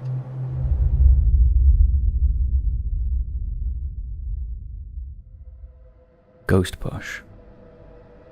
Nothing is more important to a mother than keeping her baby safe, and one way of doing that is by installing a baby camera so you can keep an eye on them even when you are not in the room. However, as we all know, sometimes these baby cameras pick up some horrifying, sometimes supernatural things that are hard to explain. This is what happened for a mum and her 2-year-old daughter after they moved into a new home in October 2020.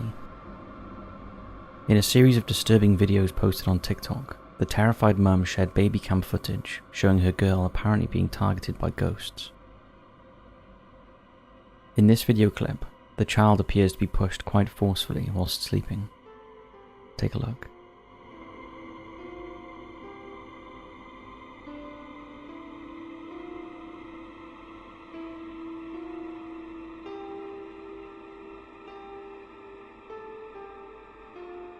Although that may look like the child is having a nightmare or something, her mum points out that the toddler has autism and is non-verbal and does not have the coordination to move like that, and appears confused, looking around to see who pushed her.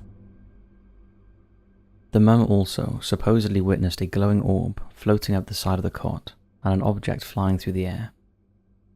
These are not the only strange things going on in the house. The lights flicker, there are creepy unexplained echoey sounds, and the family are supposedly woken up by bangs and growling that seem to come from nowhere. After doing some investigation with the neighbours, the mum discovered that the house had been left empty for some time after the previous owner died there. So could it be that their spirit still remains and is haunting the new residents? What do you think?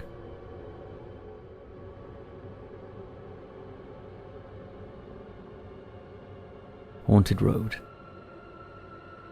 Sometimes looks can be deceiving, and that is certainly the case with Harlan Street in Milton, Massachusetts. Outwardly it looks like a normal country road, dotted with residential houses, but to locals it's known as Ghost Road.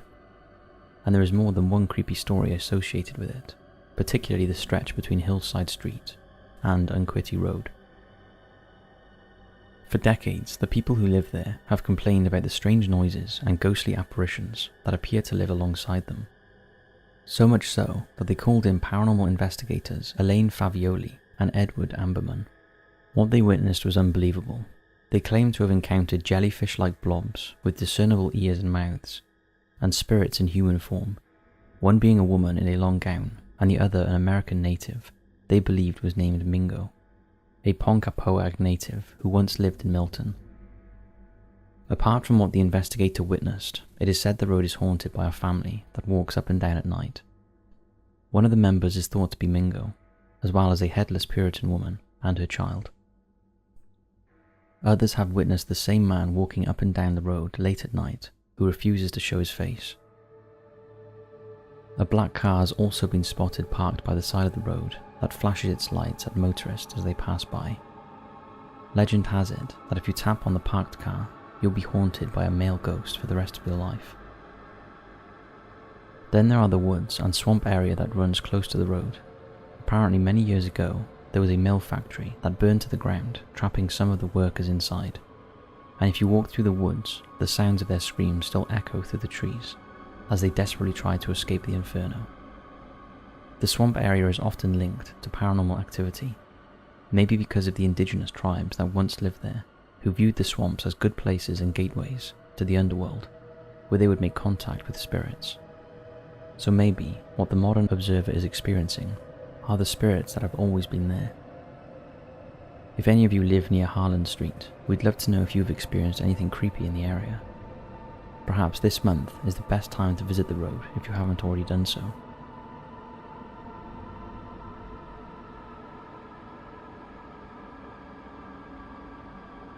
Haunted Shop. On June 28, 2023, beautician Tyler Chorley received a notification from the CCTV in his salon in Manchester, England, that said humanoid detected. When he viewed it, he was shocked to see the outlines of what looked like parents with their 2 children. Tyler was so freaked out that he showed family and friends, and they agreed that there were clear outlines of a humanoid-looking family. Take a look.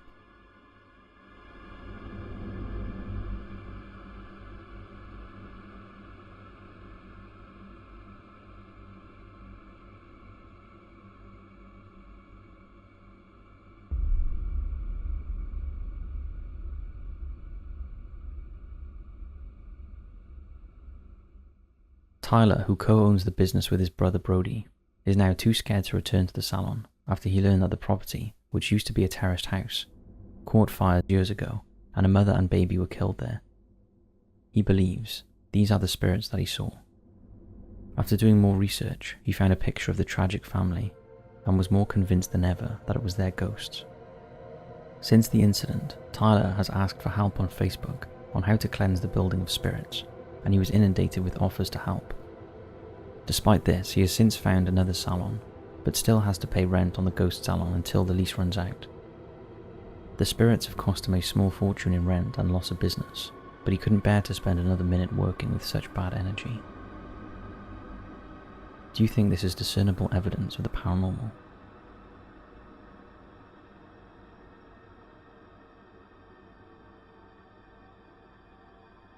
The creepy backrooms urban legend.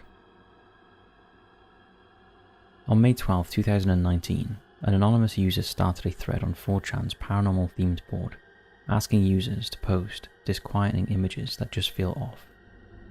One of the posts featured a photo of a large empty carpeted area with yellow wallpaper and fluorescent lighting.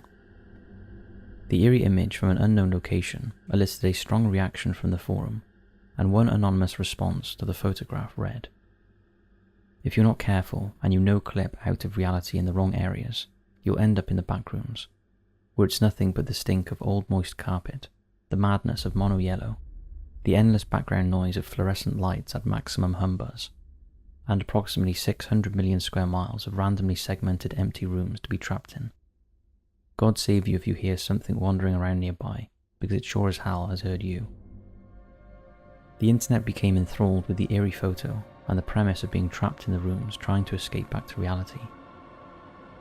Days after the photo was posted, users started sharing stories about the backrooms on subreddits and other forums, and horror stories and viral videos followed. Similar to other creepypastas, some people thought it was real and searched for the location of the elusive backroom.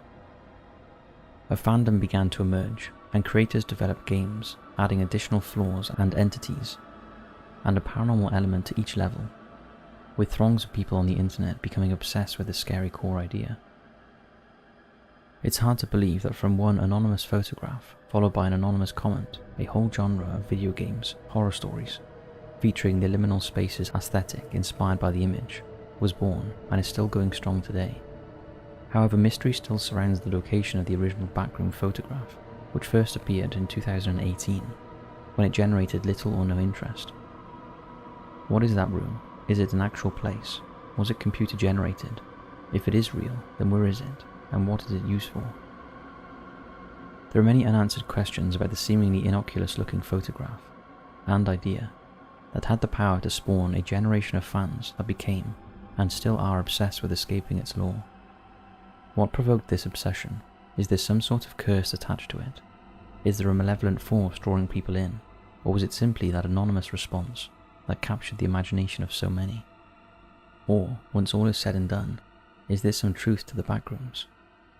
What do you think?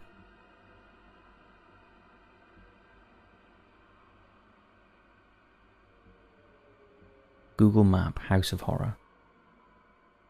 Google Maps always seems to come up with something creepy, and this next street view is no exception. It was sent to us by our Patreon and regular contributor Sean, and shows two photos of the same house, both looking innocent enough. That is until you realise that house is 12205 Imperial Avenue in Cleveland, Ohio. At the time Google Maps captured the images in 2007, there was at least one body buried in or around the house, and by 2009 there were 11. The house belonged to Anthony Sowell, also known as the Cleveland Strangler, a notorious serial killer who invited his victims back to the house for a drink, before sexually assaulting them and strangling them. He buried some of his victims in the basement or backyard, whilst others were found on the third floor of the home. a human skull was also found in a bucket inside the house.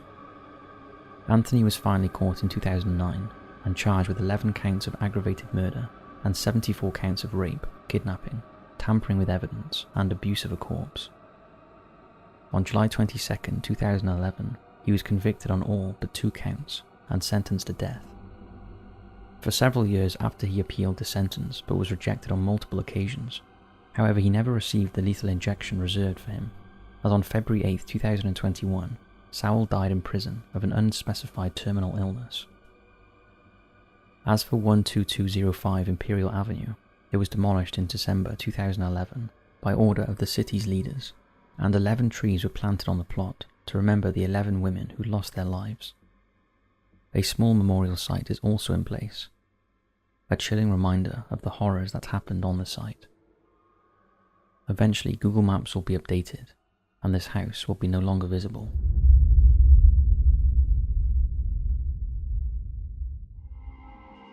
A Ouija board gone wrong. In July of 2023, a truly bizarre occurrence is said to have taken place in Colombia's San Francisco de Aces School, located in the town of Timbuktu. Emergency services were all of a sudden inundated with convulsing children who had all been rushed into hospital from the school earlier that day. The children are reported to have been temporarily blinded as they writhed in seizure-like fits, suffering from a great deal of anxiety. Some are also reported to have fainted. What could have caused such a strange occurrence? Well, strangely enough, the last thing the children were seen doing before they were admitted to hospital was playing with an Ouija board. For those who do not know, which I can imagine is very few, Ouija boards are believed by some to be a means of contacting the dead, and the boards lined with the letters of the alphabet, as well as simple phrases such as yes and no, are typically activated with a planchette. This is a small piece of wood that the user touches whilst asking the deceased a series of questions. If a spirit is present, the planchette is said to move on its own, forming the answer to the question by moving across the letters on the board. The children were said to be using an Ouija board in a room of the school when a young girl began convulsing. Other children rushed in to grab her to avoid further injury, and in turn these children are thought to have experienced the same symptoms. This had a knock-on effect on 36 different children of various ages.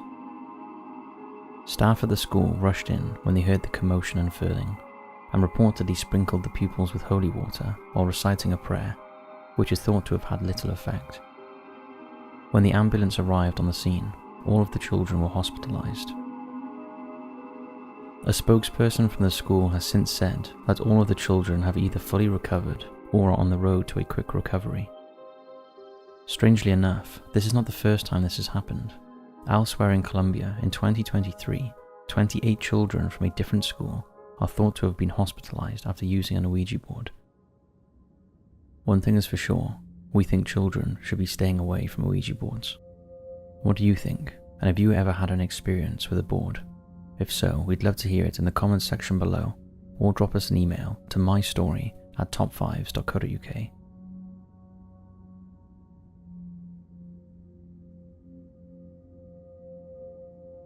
Jinn caught on camera. The following photo comes from Makkah, a town from the western regions of Saudi Arabia.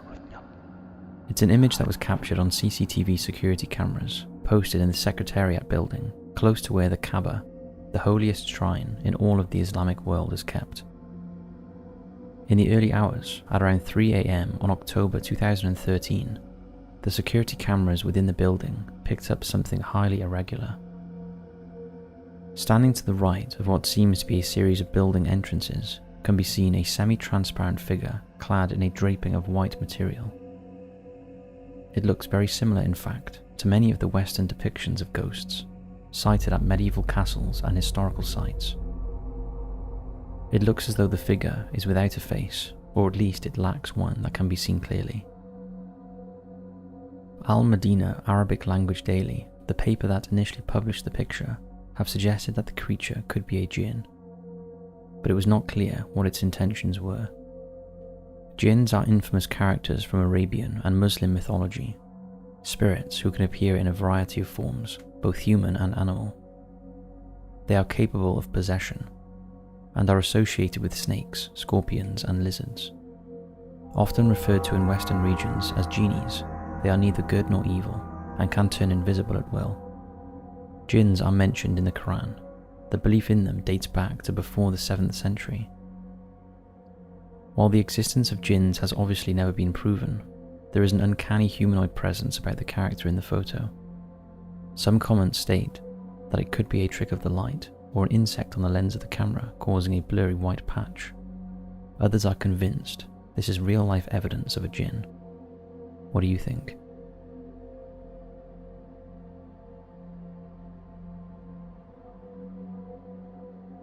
The Doomsday Cult who vanished from the world. This is a strange one. This story centres around a man by the name of Simon Cadwell, reportedly a local oddball who inhabited the quiet town of Nannup, south of Perth in Australia. An Englishman, Simon moved to Nannup in the early 2000s and quickly became known to his neighbours as a very peculiar individual. Bruce Blackburn, Simon's neighbour from around that time, remembers him as a very secluded individual who lived with his younger girlfriend, Chantal McDougall, and a young girl called Leela, presumably his daughter. A close friend known only by the name of Popik lived in a caravan that was always parked outside the house. Reportedly, almost every time Bruce saw Simon, he was glued to his computer. When he wasn't, he was ranting about the dangers of magnetic fields and electrical transformers, constantly paranoid of them being a direct cause of his self-proclaimed impending doom. Simon would bury bottles full of batteries in his house, as he believed they would absorb the radiation from these magnetic fields.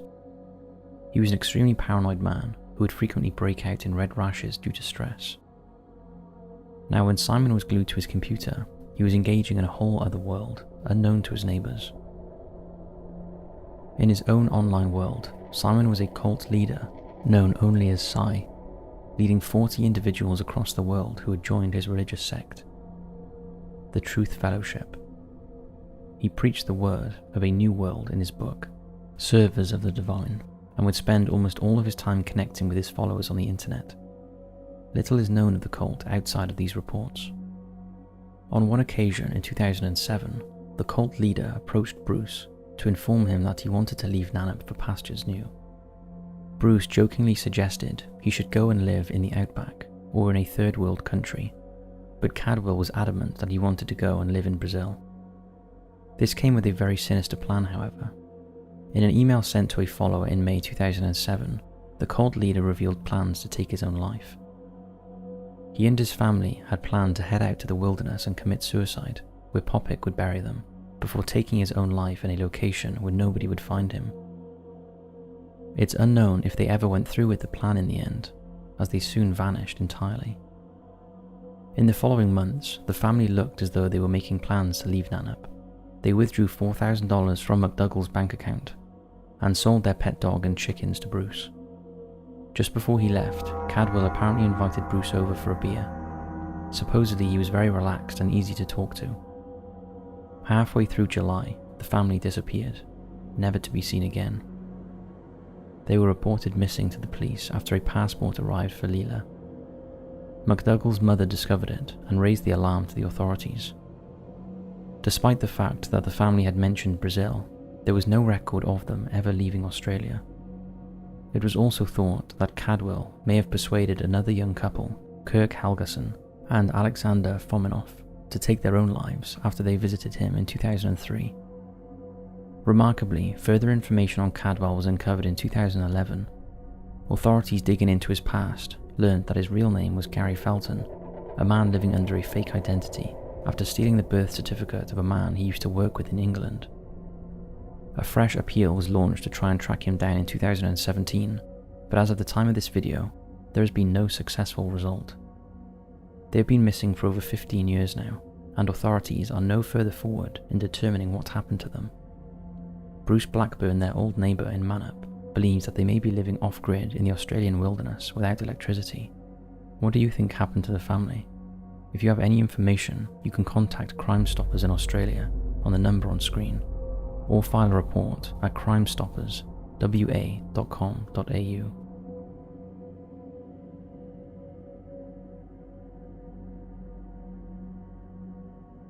the Mercy Brown vampire incident. Let's travel back in time to 1892 to explore a strange tale from Rhode Island.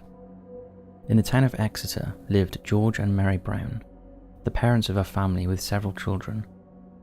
They were unlucky enough to find themselves at the forefront of a few waves of tuberculosis infections, at the time a deadly disease spread by bacteria via coughs and sneezes, which ultimately caused respiratory difficulties.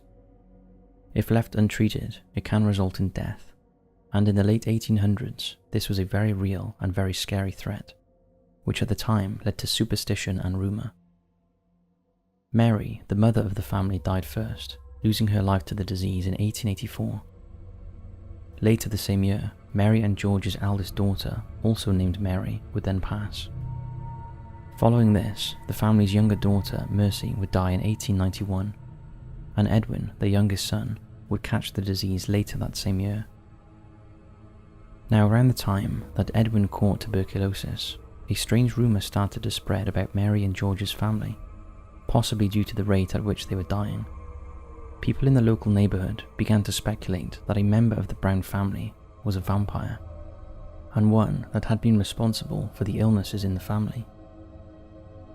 George, the family's father, vehemently denied the accusations, but was overpowered by the opinions of the local community. He was eventually forced to exhume the bodies of his family members for inspection, overseen by local doctors and reported upon by the local newspaper. At this point, both Marys had been buried for a significant amount of time, and their bodies had been decomposed to the expected extent. Then the exhuming party moved on to Mercy's grave, the family's younger daughter, who had died several months earlier. When they cracked open her coffin to reveal her lifeless body, what they reportedly saw was enough to terrify the townspeople. Mercy's body had barely decomposed at all, leaving her in almost the same state she was in upon death. What's more is that blood was still present in her heart. The townspeople saw this as evidence of a vampire in the town, and immediate action needed to be taken as a result. Mercy's heart and liver were removed from her body and burned upon a pyre. The ashes of these organs were added to water for Edwin to drink. As was the superstition at the time, somebody who had been exposed to a vampire needed to consume the burnt organs of said vampire in order to be cured. Unsurprisingly, the strange folk cure did not work, and Edwin succumbed to tuberculosis 2 months later. He was buried along with what was left of his sister. So what happened here? Why was Mercy's body seemingly so fresh after months of being buried in the ground? While superstition aside, the answer can most likely be found in where she was buried. Mercy's remains were first entombed in a crypt, which sat above the ground. It would have essentially been exposed to the elements throughout the winter, and the body is thought to have been frozen as a result, preserving it for several months and preventing the blood from travelling through her veins. It's either that, or she was really a vampire.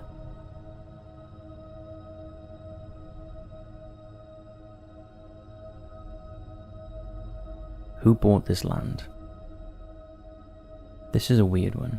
In July of 2023, a very peculiar purchase was made close to San Francisco. Government officials were quick to explore a massive land acquisition just northeast of the city, close to a major US Air Force base. The land was acquired by an organization known as Flannery Associates, who have become the largest landowners in California's Solano County in the past 5 years, spending almost $1 billion in the process. Due to the proximity of the newly acquired land to the Air Force Base, officials have grown concerned that foreign nations with potentially malicious intent have attempted to access land close to the US military. Rep. John Garamendi is reported to have said that the government doesn't know who Flannery is, and their extensive purchases do not make sense to anybody in the area. He also noted the fact that they're buying land purposefully right up to the fence of the Air Force Base, which raises significant questions. Moreover, Flannery's attorneys have refused to provide further information on who their investors are, and the government has not been able to discover who exactly is behind the Flannery Group. All that Flannery have said is that they are a US-owned company, but the government cannot confirm or deny whether this is true. Flannery has also made no attempt to engage with government officials or the community, which is of further concern. What is of even more concern to the government is the type of land that Flannery has been purchasing. Almost all of it is dry farmland, land that would be impossible to turn a profit of over $1 billion with. This amounts to over 52,000 acres of land, over 300 parcels, 20 of which are near the Air Force Base. So what's going on here?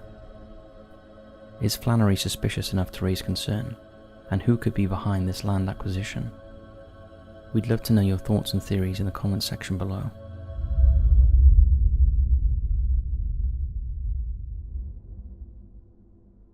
Turnbull Canyon, the dark place. On the surface, Turnbull Canyon is a beautiful area in the Californian Puente Hills Preserve. Lots of hiking trails, places for off-road vehicles and mountain bikes make it the perfect place to spend some wholesome time in the great outdoors. But scratch beneath the surface and you realize how dark and dangerous Turnbull Canyon is, and the evil that saturates the place has a history that goes back for centuries.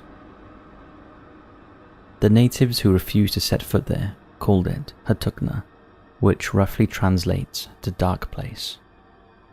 Unusual in that the area is quite bright and sunny, but the name doesn't reflect a lack of light, it reflects the darkness that resides there. When the Spanish arrived with their guns on a mission to convert the natives, they didn't care for their warnings and tales of death.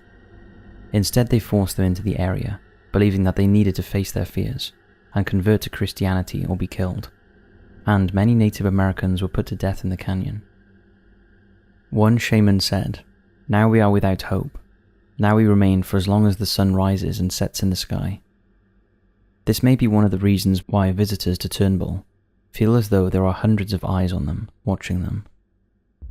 Perhaps the spirits of every American native that was killed in the area wait there for the shadows to lengthen and the sun to go down so they can seek their revenge. The most disturbing chapter of the canyon's history took place during the Great Depression. For 10 years, during the 1920s and 30s, economic misery battered the American people. Many struggled and died from disease and starvation. In the Puentes Hills, new residents were said to have moved in. Wearing black robes, they held satanic rituals and were responsible for sacrificing children, thought to have been kidnapped from orphanages around the Whittier area. One story tells of a man who got lost and stumbled across a boy being hanged upside down on a cross as the cultists chanted. In 1928, Mary Billings was beaten, strangled and buried alive in Turnbull, but was lucky enough to crawl out of her premature grave and escape. In 1952, the canyon attracted death to its scenic hills once again, when Flight 416 from New York City crashed there, killing all 29 passengers. Many of them were believed to have been children. And horrors still plague the area up to the present day. Between the years of 1995 and 2002, 4 murders took place at or were connected to Turnbull Canyon. In 2002, 17-year-old Gloria Gaxiola was shot to death on Turnbull Canyon Road, and her body was dragged along by a car for 4 miles. In 2009, Cristina Martinez had her throat slashed and was stabbed in the neck with needles, before being thrown down into the canyon. Like Marie before her, 22-year-old Christina clawed her way out and survived. Then in 2011, a woman's mutilated body was found about 10 feet down an embankment in the scenic hills. Sadly, she remains unidentified. One official said Turnbull Canyon was a good place to execute people and dump bodies. Having seen so much tragedy and death, is it any wonder that the deceptively pleasant-looking trail is a place of dark energy and haunted by evil? I wonder if any of you have visited there and sensed anything strange or unnatural. If so, leave us a comment down below.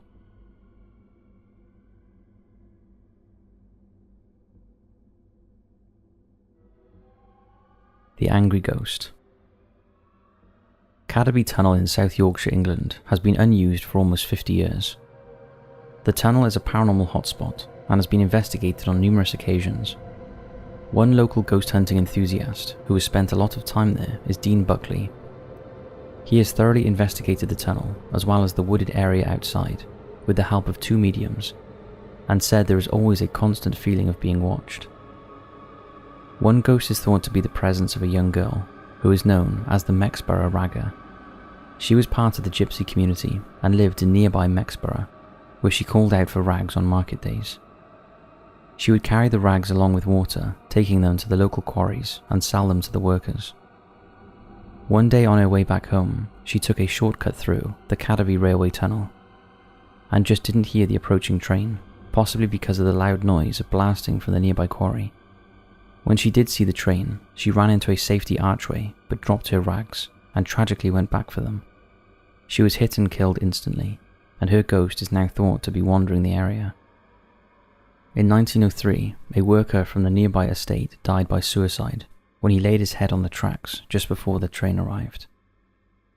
Could this possibly be the spectre named George that one of the mediums picked up on? His footsteps have been heard running into the tunnel. The mediums also sensed 3 figures outside. They were alive during the 17th century. One of them communicated that he was a young soldier, yet another investigator was freaked out when confronted by the ghost of a policeman. But Andy Pollard, another paranormal investigator who calls himself the Yorkshire Ghost Guy, has provided us with our next clip. Pollard visited Cadbury Tunnel in December 2022 with his camcorder and a K2 meter. This device can detect spikes in the electromagnetic field that could indicate a spirit's presence. After setting up the equipment, Pollard asks any spirits nearby to come and talk to him. At one point, he captures a voice that tells him to F off, and later you can hear the words "trapped here" being said. Perhaps Pollard had found a ghost that is pretty cheesed off at being trapped here, in this world, and just wants to pass over to the spirit realm peacefully. What do you think?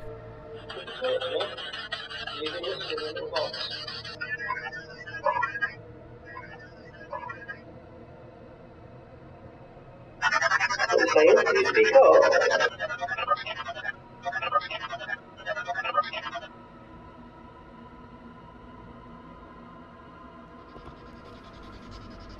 Keep talking. I'm going to take you up here for a little bit. Can you see the green light? After the incident, Pollard admitted that the dank, dark tunnel was an odd place that he was wary of even in the daytime. On a previous visit, he supposedly captured the spirit of a woman asking, "Is my baby there?" If you live near the tunnel, then this one definitely sounds like it's worth investigating.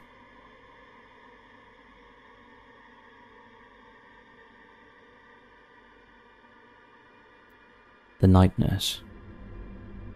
One November night in 2022, Rob Williams from Launceston, Cornwall, was just getting ready to hop into bed when he received a notification on his phone. He had installed a motion sensor doorbell camera and something had set it off. The camera pointed down the steps that led up to his apartment. Something had triggered the external light and the equipment had recorded a strange apparition standing at the foot of the steps. On first seeing the figure, Rob thought that it was probably just some drunk on their way home. He watched the person for at least 20 seconds before the light went out and the figure disappeared. Take a look.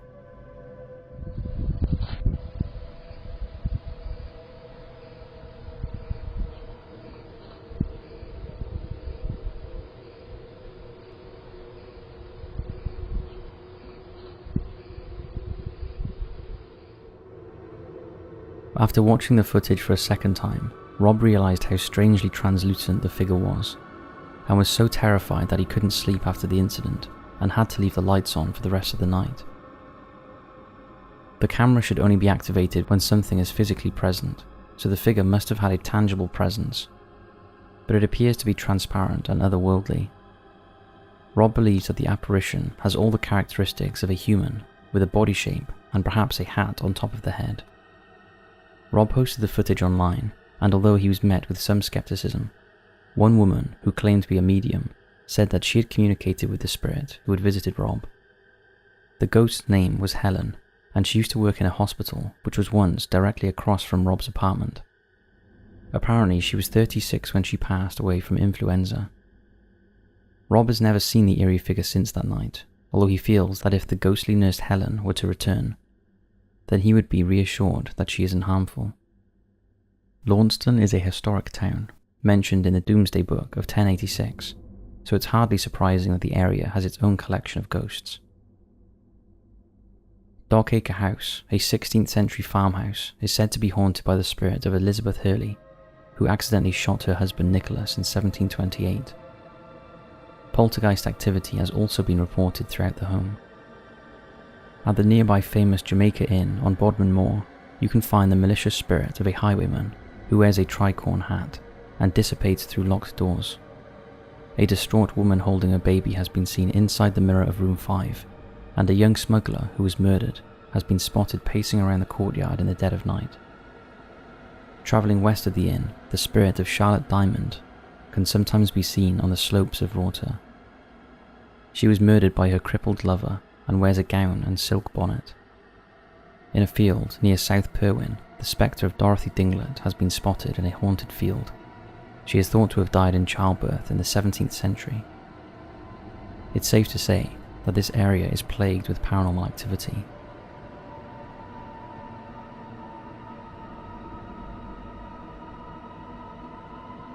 This Little Pig. Pigs in one form or another have often been used in horror films.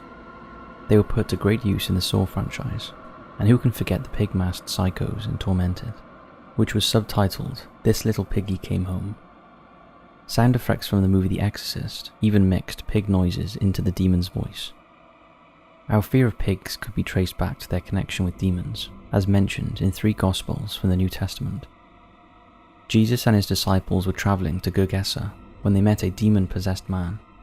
He was too strong to be held down, even by chains, so he wandered around the tombs crying out and mutilating himself with stones. As Jesus approached him, the man asked, "What have I to do with you, Jesus, you Son of the Most High God? I adjure you by God, don't torment me." Jesus asked the demon for his name and demanded that he leave the man. The demon replied, "My name is Legion, for we are many," and it begged to be cast out and into a herd of 2,000 pigs. Jesus allowed all of the demons to enter the pigs. Once they had, the animals jumped into the sea and drowned. Legion appears frequently in popular culture across many mediums, such as books, film, and video games. While in the next short video, ghost investigators are checking out an unknown location that was said to be haunted. As one of the men approaches a red metal door, he jokes that there might be a body in there before opening it. As he swings his light around the interior, a strange voice can be heard on the video.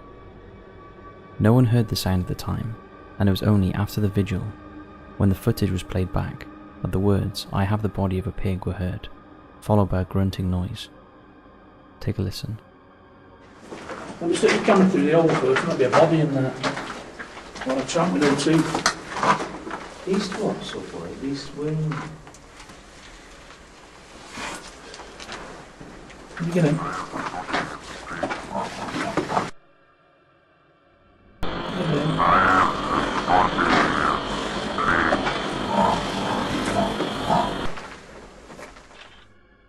A photograph was taken in the area where the creepy EVP was picked up. It is shocking and shows some sort of demonic pig-like creature peering out into the light. When the voice and the images are matched together, it makes for terrifying viewing. Take a listen to this again. Let me see you coming through the hole first, might be a body in there. What a tramp with them too. East what, subway? East wing? Can you get in?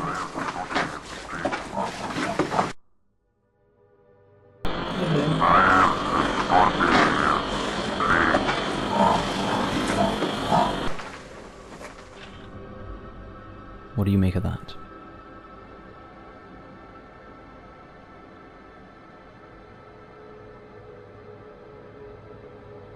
The strange monolith. Turn around, there's a thing back there. We've got to go back and look at it. Those were the words of one biologist who was part of a division of Wildlife Resources team carrying out an annual survey on bighorn sheep by helicopter. The team was making a sweep over the Lockhart Basin in San Juan County, Utah, in November 2020, when the scientists spotted an unusual object that resembled something out of a science fiction movie. The team then went in on foot to get a better look and found that the object in question was made of shiny metal and stood somewhere between 10 and 12 feet tall. It was a triangular prism with 3 sides, a monolith made from either stainless steel or aluminium sheets joined together by rivets with a hollow interior. The rock that it had been placed into appeared to have been cut. It was as though it had been planted and firmly anchored rather than being dropped into position. As the state wildlife team approached the metal structure, one of the men joked, "The intrepid explorers go down to investigate the alien life form," but didn't seem in such a jovial mood once they had inspected it. He seemed genuinely bewildered when he asked, "What the heck is that?" The remote canyon of red sandstone looks more like that of a Martian landscape than that of Earth, and comparisons were immediately drawn to the mysterious monoliths featured in Arthur C. Clarke's Space Odyssey series and Stanley Kubrick's film 2001: A Space Odyssey. Those monoliths transmit messages from aliens in an attempt to influence human evolution. Authorities were confident that the monolith was some sort of art installation, although no one has ever come forward to claim the piece. As the structure was installed illegally, the Bureau of Land Management was positive that they would get to the bottom of the mystery. But before any real investigation could begin, the monolith disappeared just as mysteriously as it arrived. It is unknown as to how long the monolith had been there, who embedded it, for what reason, and where it's gone. We'd love to hear your thoughts and theories on this one.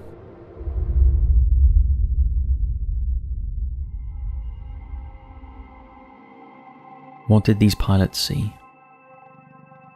We don't talk enough about marine cryptids, even though it's more likely they exist than their land-dwelling counterparts. In this next story, we'll be looking at an unsolved cryptozoological mystery that happened in 1965. Marvin McAmes and Bill Rainey were engineers who helped design Alvin, the first of its ship class of deep submergence vehicles. Capable of diving 2,440 meters or 8,000 feet underwater. On its first dive, McAmes and Rainey piloted the sub. They descended over a mile into the Atlantic Ocean where they encountered a living creature that they claim was very similar in appearance to a plesiosaur. One of the pilots described the creature as definitely a reptile with a very long neck. The monster was first spotted in the tongue of the ocean, a deep depression between the Bahamian islands of Andros and New Providence. Early reports of the sea creature were vague, with McAmes quoted as saying, "I seen this monster or something. I turned around sharply and it's gone. Kind of shook me up. This was a living creature. I seen at least 40 or 50 foot of it." McAmes recorded the sighting in the submersible's wet log, but was later told that the passage had been removed, and with no proof of what he saw, he became hesitant to talk about it. However, in the years that followed, McAmes gave a more detailed description of what he witnessed to the 14 researcher Charles Berlitz, who referred to it in several of his books. Although he incorrectly stated the year of the sighting was 1969, McAmes later confirmed that Berlitz had got the date wrong, and it was in fact July 1965, not 69. This is what McAmes told Berlitz. "We were down about 5,000 feet, and then I went down into a crevasse about 300 feet deeper under a slight outcrop. We went deeper because the cable we were following spanned the crevasse. It was right there that I spotted it. The first thing I noticed was the movement.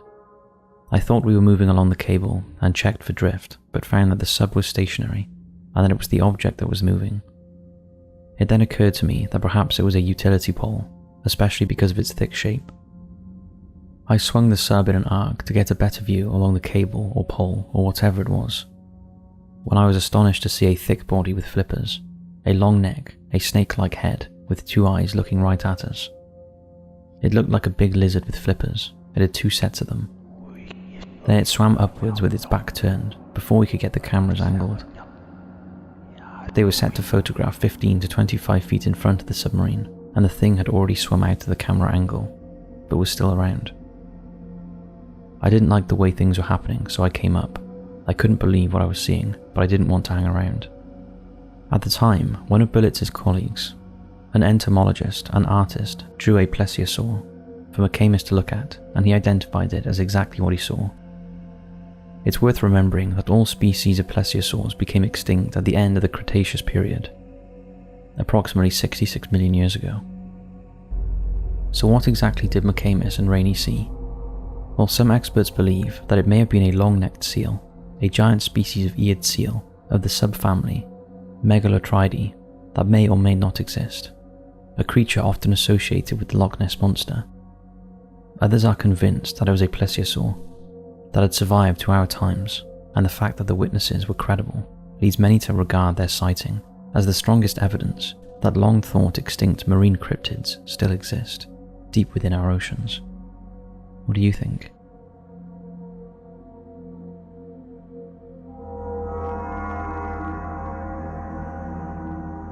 Bigfoot caught on camera. Britain is not very well known for Bigfoot sightings, so when a photo started circulating in 2017 that purportedly showed a large, hairy, human-like creature in a forest in Northern Ireland, it made the national newspapers. Maxine Caulfield was walking her dog in an area known as Slievenora in County Antrim, Northern Ireland, when her pet suddenly stopped and seemed to sense something or someone in the forest.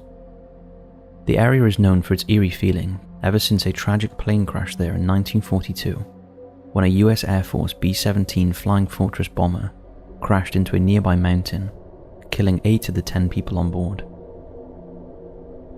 Maxine couldn't see anything, but used her camera phone to take some snaps of the area.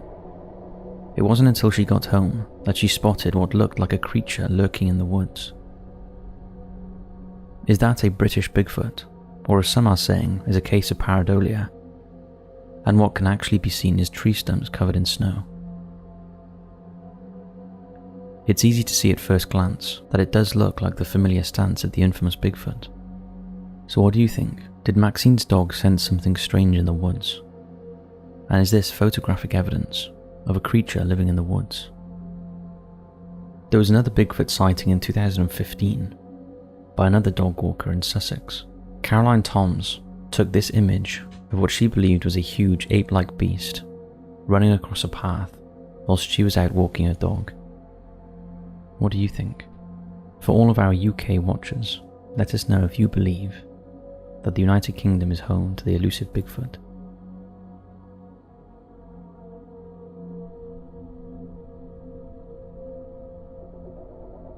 The Bandaged Man of Cannon Beach. Cannon Beach is a small coastal city along the sandy shores of Oregon. To get there, you have to drive along Highway 101, a seemingly normal road by day. However, at night time, it is allegedly patrolled by a terrifying mummy-like ghost known as Bandage Man. In the wake of the Second World War, sawmills in Oregon were flat out trying to meet the demands of rebuilding damaged towns and cities. The men and women who worked in them often rushed tasks to get them finished on time, and accidents were commonplace. One poor man was logging after a rainstorm and slipped on the wet surface onto a saw blade. He was badly cut and covered in deep wounds and blood. To stem the bleeding, medics covered him head to toe in bandages. As the ambulance sped off at high speed, it slipped on a bend on Highway 101 and crashed. The medics were left laying in the road unconscious. But when help arrived, the patient was nowhere to be seen. An extensive search was mounted, but the man was never located. The only clue he was there at the time was a small piece of bloody bandage. Several years later, a courting couple parked up along Highway 101 near Cannon Beach. It was dark and they could hear rustling sounds coming from the woods. Soon they became overwhelmed with the stench of rotting flesh and their car began to shake. As they looked out of the back window, they could see a man covered in bloody bandages. Terrified for their lives, they quickly drove off at breakneck speed. When they finally felt safe, the driver got out of the car to check for damage and found a torn piece of bloody bandage. Since the incident, several other people have encountered the bandaged man along the Cannon Beach stretch of Highway 101, and it's claimed his appearance is responsible for many road traffic accidents along that stretch of road. To this day, there are still sightings of the ghoul who are said to survive by feeding on the flesh of local pets. It seems his spirit is forever linked to the place he died, and if you ever find yourself driving along Highway 101 and the stench of rotting flesh invades your car, you should probably be very afraid.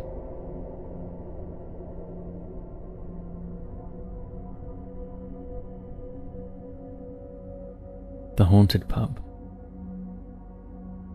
The Ring o' Bowls pub in Kendal, Cumbria, UK has always been plagued with paranormal activity, from pints moving on their own to an unexplained creepy presence in the cellar.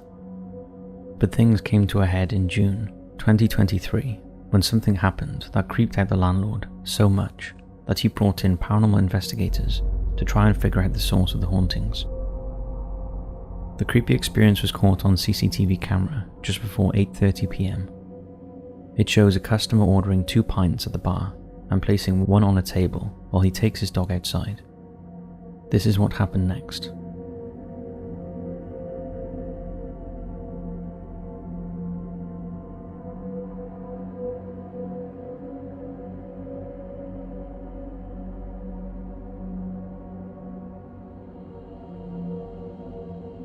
Paranormal investigators believe it is the work of a teenage ghost called Edward, who at the age of 17 drowned in a well on the property that now lies beneath the cellar. It is not thought Edward is malicious, he just likes playing pranks on the landlord and his customers. The pub is now a magnet for mediums and ghost hunters, and the landlords hold ghost nights to see if Edward makes his presence felt again. Most of the activity appears to be in the cellar, adding credence to the belief there is a well beneath it. We'd love to know if any of you have visited the pub and whether you experienced anything whilst there. Perhaps we'll take a trip there if we're ever in the area.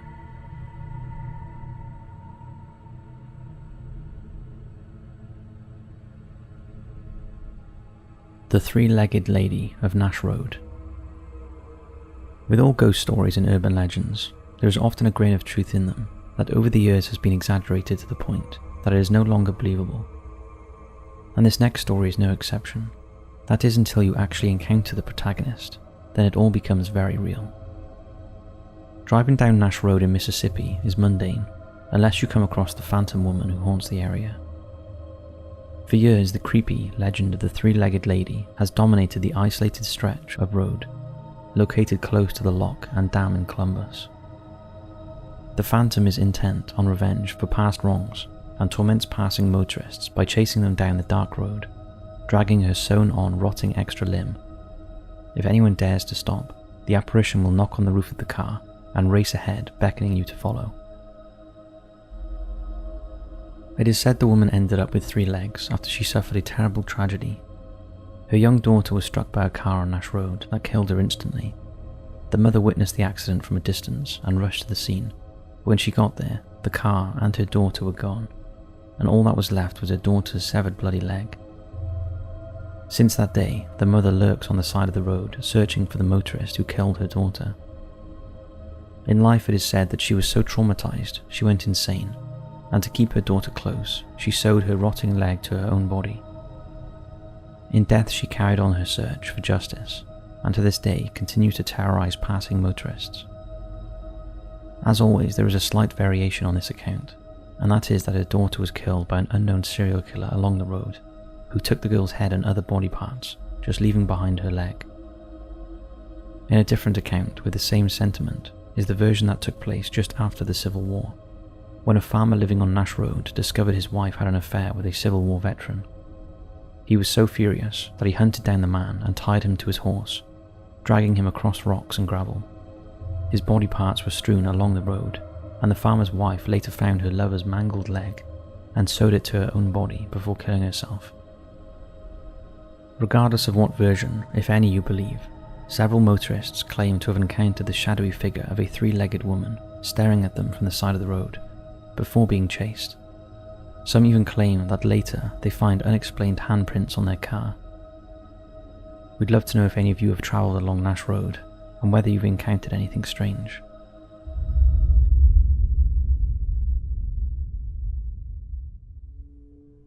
The Haunted Hospital.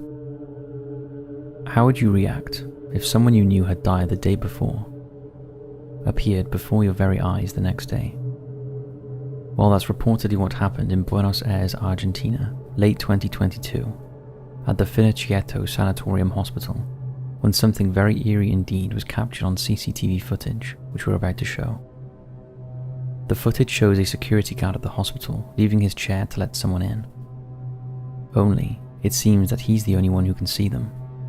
He guides the seemingly invisible patient through to the waiting area before briefly chatting with them and offering them a wheelchair. They appear to decline his offer and walked through to the doctor's office themselves.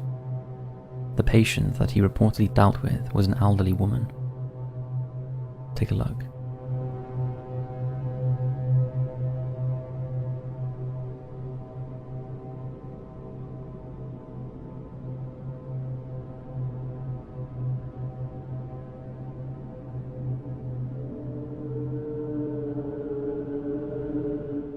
The security guard himself raised his concerns to the doctors when he did not see the woman leave the hospital hours later into his shift. When he went to check on her to see if there was a medical concern, the doctors reported that there was nobody there that matched her description. The security guard gave the doctors her name, and they informed the guard that there is no way it could have been her. Records show that somebody with her name, fitting her description, passed away just the night before. Staff at the hospital have accused the security guard of playing a prank on them, but why would he go through the process of letting the patient into the hospital and talking to himself if this was the case? This story is currently under investigation, but it truly is a strange one. What do you think really happened, and what do you make of that footage? Take a look at it one more time.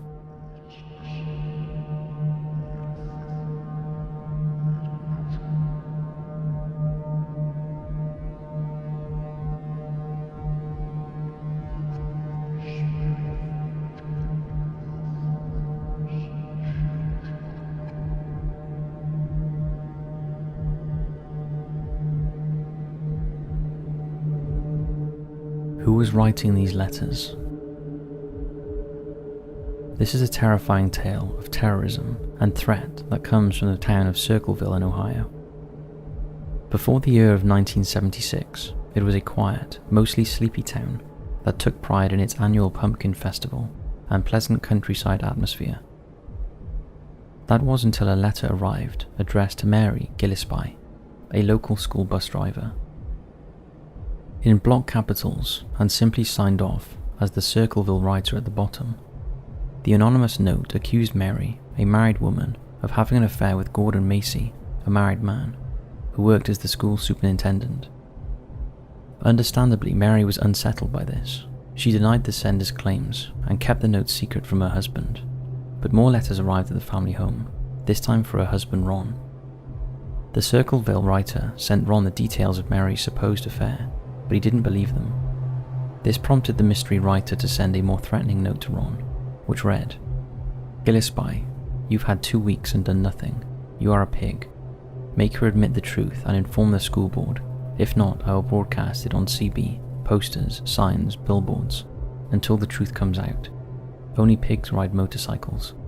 Good hunting in your red and white truck on your way to work. I followed him for weeks since last summer, and have seen her meet with him several times." The writer then sent further letters to the school board, complete with Mary's bus driver number, encouraging the board to remove Mary's child from the school. Gordon Macy, the man Mary was supposed to be having an affair with, also continued to receive letters. The writer threatened to cut his tires and brakes if he did not stop seeing Mary. These soon escalated to death threats addressed to Mary and Ron's 12-year-old daughter, claiming that Gordon was abusing her. At this point, the couple became terrified. They took the letters to the police, who wiretapped their phones and kept a close eye on their properties in case of any illegal activity. They caught no one. At this point, the writer had begun to target other residents of Circleville. Alarmingly, many of these letters had been written with a pen tipped with poison. The Gillespies, disappointed with the fact the police had not managed to catch the writer, turned to their family for help. Karen and Paul Freshour, Ron's sister and brother-in-law. Remarkably, the Freshours immediately came up with a suspect name, another local school bus driver by the name of David Longberry, who worked with Mary. The supposed motive was that David was bitter about being rejected romantically by Mary on numerous occasions and wanted to scare her. When the Freshours wrote to him saying they knew what he was doing and demanding him to stop, the letters did in fact stop, for a while. Soon, the writer had started setting up signs along Mary's bus route, threatening her and implicating her in the affair. The death threats and serious accusations of abuse by Gordon's hands were still present. While Ron worked to dismantle the signs as they popped up, Mary travelled to Florida to visit her sister in order to get away from it all. This left Ron on his own. While on the evening of 19th of August 1977, Ron received a phone call from a man he was sure was the Circleville writer. Furious, he left the house in his truck, taking a gun with him. Less than an hour later, and just at the end of the road, Ron's corpse was found amidst the wreckage of his truck. In the police investigation, it was discovered that he had fired a shot from his gun, but the bullet was nowhere to be found. He was also found to be twice over the legal alcohol limit, despite having only rarely touched alcohol. Unsurprisingly, the family suspected foul play, and the sheriff agreed. Rigorous investigations went ahead to try and prove this, but they could not find anything. If the Circleville writer was responsible for the death, they had left no trace.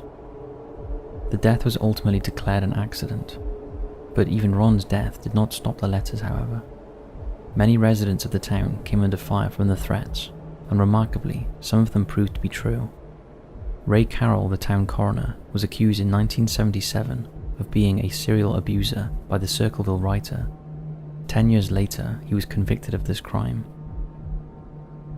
Even Mary would eventually go on to confess to the affair she was first accused of, although she insisted that it only took place after Ron had been pronounced dead. This still was not enough to stop the writer.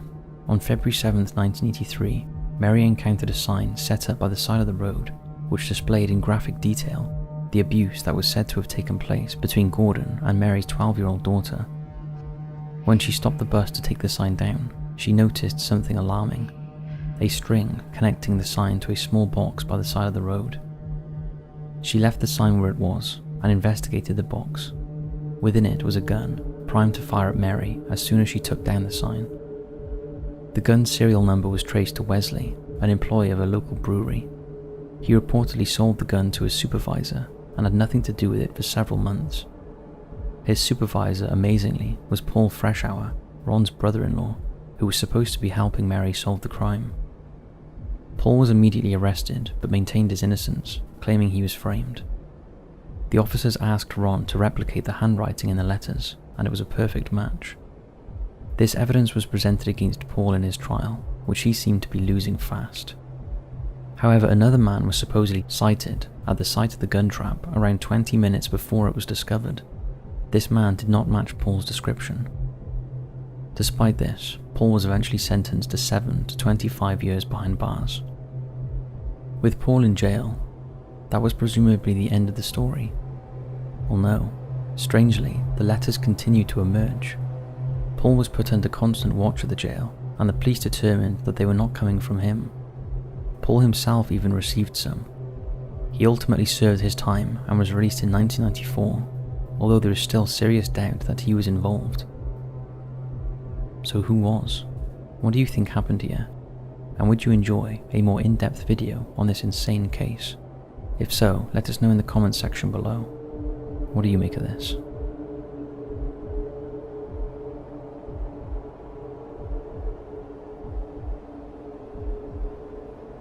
The terrifying Doris Bither case. This is a scary tale from Culver City, California, from the mid-1970s. It centers around Doris Bither, a woman who lived in the city at the time, who contacted a parapsychologist by the name of Barry Taff in 1974, when she started to experience strange happenings within her home. Barry met with Doris and discovered a dark history shrouded the woman. Abuse, both physical and substance-based, had followed her throughout her life, and she was living with 4 children in a home that was not fit to be lived in. Doris claimed that she was both physically and sexually assaulted by an unknown entity in her home, and she desperately wanted Barry to investigate. Barry Taff visited Doris's home on August 22, 1974, and continued to do so over a period of 10 weeks. Barry opted not to look into the allegations of assault from the entity, but into the presence of the entity itself. He reported that he did find evidence of paranormal activity in the house: cold zones, terrible smells, the appearance of eerie, dancing lights, and even objects moving on their own were recorded. The only evidence of these records that stand today are photos of these lights. Since the investigation, experts have determined Barry's photos to show mistakes in photo processing, such as problems with focus or exposure. Barry, however, insists that the paranormal activity was to blame for the strange goings-on in Doris's house. Benjamin Radford, however, a skeptical author on the topic of paranormal activity, wrote that Barry's conclusion was an example of confirmation bias based on his beliefs, and the fact that Doris was likely very distressed due to her living situation and history of abuse. It's a sad tale, but one that many believe is rooted in more human terrors than those of the paranormal. Regardless, Doris and Barry remain convinced that the house was haunted, and that Doris's problems were rooted in dark entities that followed her.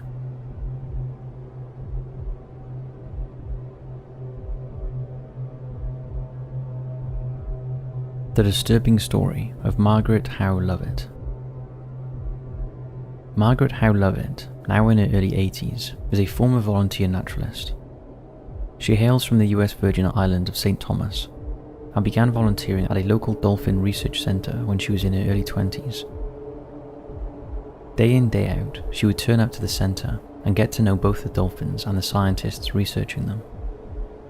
One of these scientists was John C. Lilly, a neuroscientist from California, who, backed by NASA, had big plans to build a research lab with a very irregular goal. He wanted to develop a method of communicating with extraterrestrial lifeforms, should we encounter them in the galaxy. His goal was to trial his research on some of Earth's most intelligent animals, dolphins. With the help of NASA, he was able to set up a dolphinarium on the island of St. Thomas, and housed 3 bottlenose dolphins, a male named Peter and 2 females named Pamela and Sissy. These were dolphins that were used to spending time around people, having previously been housed for entertainment purposes at marine studios in Florida. They had even starred in the TV show Flipper. By the time the dolphinarium was set up and ready to commence research, Margaret Howe Lovett had become experienced in volunteering with dolphins. She was assigned as the dolphins' main trainer, and she worked closely with John C. Lilly on the mission to help dolphins understand human language, a practice that John one day wanted to test on species from beyond this world. Now, this was the 1960s, and scientific research methods left a lot to be desired when compared to those that take place today. John insisted that in order to carry out the research to its full extent, it would be a good idea for Margaret to live with Peter, the male dolphin, in the dolphinarium. The duo from this point onwards spent all of their time together, where Margaret would make sounds that incorporated the vocalizations of both humans and dolphins, in order to encourage Peter to mimic her.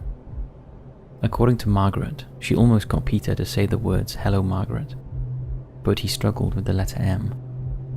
Things then took a turn for the worst.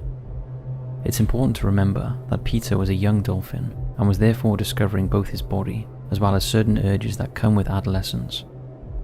Being an intelligent animal that has spent a lot of time around humans, his only option to release these urges was by treating Margaret as though she was a female dolphin. Margaret quickly noted how Peter's actions were delaying his learning process, and in a bizarre move, she eventually opted to relieve Peter of his urges manually. On this topic, Margaret would eventually say, "It wasn't sexual on my part, sensuous perhaps. It seems to me that it made the bond closer, not because of the sexual activity, but because of the lack of having to keep breaking. And that's really all it was. I was there to get to know Peter. That was part of Peter. It would just become part of what was going on, like an itch. Just get rid of that scratch and we would be done and move on." Things still proceeded to get darker. Later, John C. Lilly had been provided with the funds to research the effects of the drug LSD, research in which he cruelly used the dolphins as test subjects. When both his language and drug experiments proved unsuccessful, he lost the funding and the dolphins were moved to a different facility. Unfortunately, the conditions in the new dolphinarium were not up to standard. Peter in particular struggled with the lack of space and light in his new home, and tragically opted to take his own life. He simply sank to the bottom and refused to breathe, drowning as a result, something dolphins can voluntarily do. This is a truly horrific story, and one that should serve as a reminder for ethics in research going forward.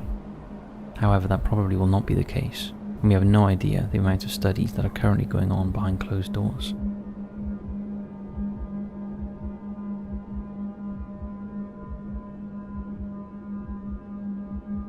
a ghost hunter's worst nightmare.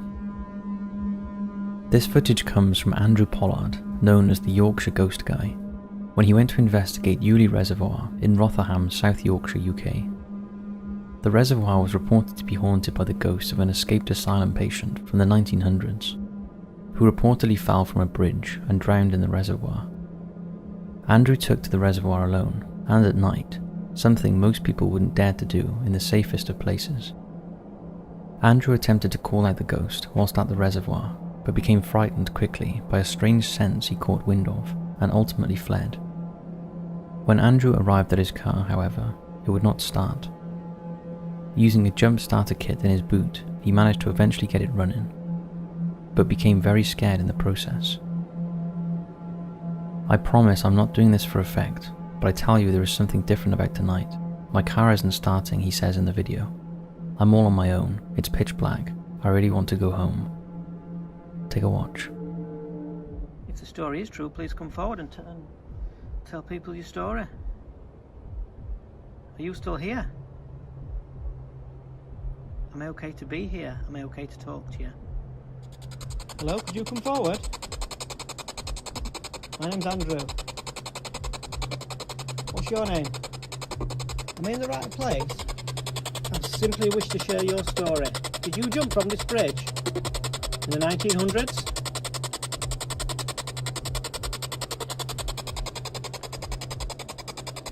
Keep talking, I'm listening. That was me catching that, I think.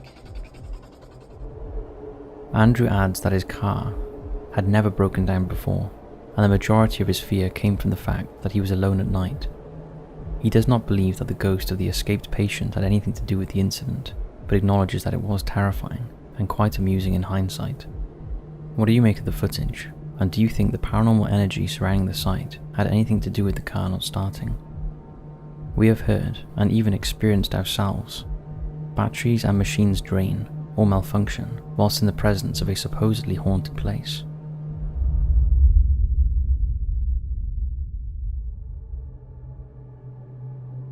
A Ouija board gone wrong. Let's dive straight in with an extremely creepy video, uploaded by Mellowbird in 2012. Mellowbird claims that this footage was filmed on Halloween night, where he sat down seemingly on his own with an Ouija board, a device that many use to contact the dead. The video is almost 8 minutes long and is filmed from 3 different camera angles in Mellowbird's haunted home. He sits at the table with the board in front of him and a large wooden cross in front of the camera. He starts by asking the board if there is anyone there, placing a glass on the table that he hopes will be moved by the ghost in question. Initially he receives no response. After altering the question slightly, his electronic doorbell camera, set up next to him on the table, starts to flash and ring before falling silent.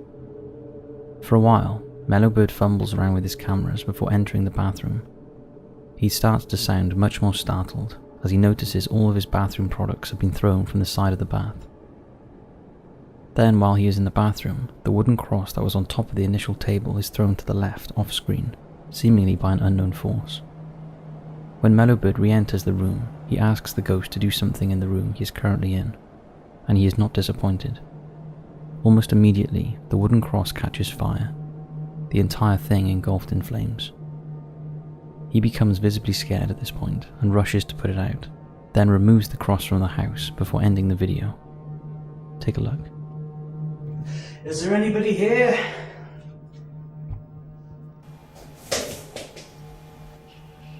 Okay, can you do something in the room I'm actually in, please? Preferably this one with a bit of lids. Which is automatic.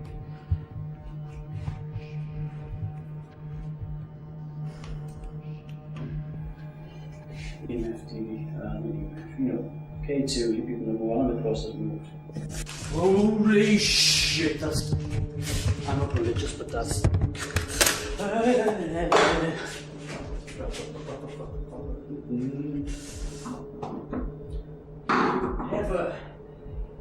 Ever set fire to anything in my house again, and I'm having you exercised. Scorch mark as well.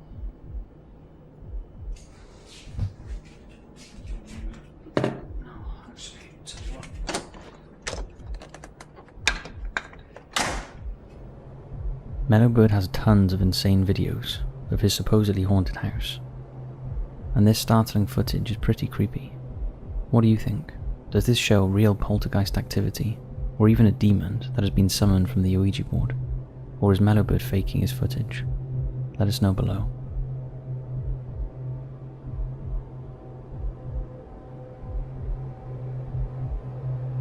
Creepy CCTV. This is a 3-minute long video uploaded to the Ghost subreddit by user Wayne Bruce 11. Wayne claims that nobody in their house could figure out why the TV was on in the morning. Moreover, it was set to a channel that they'd never watched. Supposedly, the user's family had dealt with a suspected ghost for over 15 years, and this is the first evidence they had caught on camera that they believe shows the spirit in action. Take a look. Facultad de Derecho de la Universidad de Granada, a Macare. Violento enfrentamiento entre partidarios. In the video, the television can be seen flickering on and off, increasing and decreasing in brightness, and even changing channels on its own. For a while, the television seems to settle on the news. So what do you think is going on here? Is this direct evidence of a ghost operating someone's TV? This would most likely be classed as a poltergeist. Or is this a hoax? What do you think?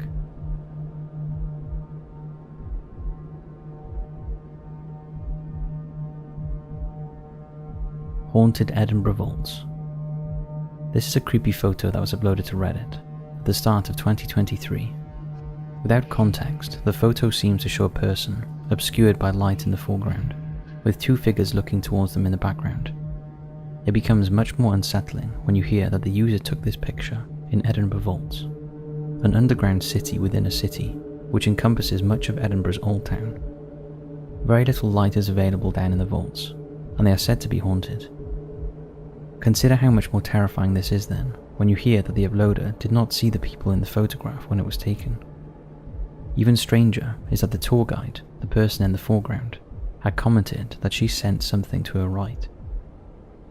The uploader claims that there was nobody standing in that corner of the room when the photograph was taken, but in the image you can plainly see two figures standing there, looming in the darkness.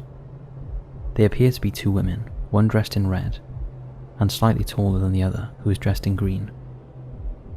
They appear to be dressed in clothing from times gone by, which would make sense given how old the vaults are. So, how can this photo be explained? Is this real-life ghost footage caught on camera, or is this a simple trick of the light? What do you think?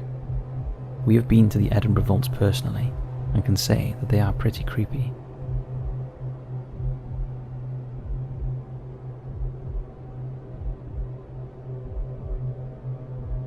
The Curse of Lake Lanier. This is a strange tale from the countryside of northern Georgia in USA. 40 miles northeast of Atlanta sits Lake Lanier, 59 square miles of water that was created by a man as a result of the construction of the Buford Dam in 1956. It's a popular tourist and recreational site, with thousands relaxing on the lake's shores every year. But a dark piece of history runs underneath.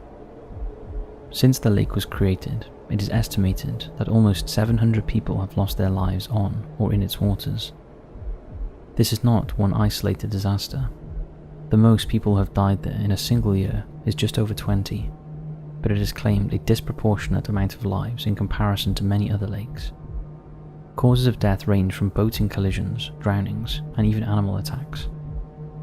This has led many locals and supernatural believers to consider that the lake is cursed. Some of this superstition dates back to the early 1950s, when the town of Oscarville occupied some of the land that the lake currently sits on. Oscarville was a small town populated mainly by black residents who faced injustice and racism at the hands of the white population of Georgia. Across the 1900s, lynchings took place in the town. It is because of these horrific lynchings that Lake Lanier and its unusually high death rate have been labelled as cursed by some. As for ghostly legends, in 1958, a car carrying two women crashed off a bridge and plunged into the lake. Many years later, locals reported seeing the ghosts of these women, and one of them became known as the Lady of the Lake. Locals believe that she would try and lure victims into the water If any of you live near here, we'd love to know if you have any personal stories with the lake, and if you'd be willing to take a trip down there in the night to see if you can witness or capture anything strange.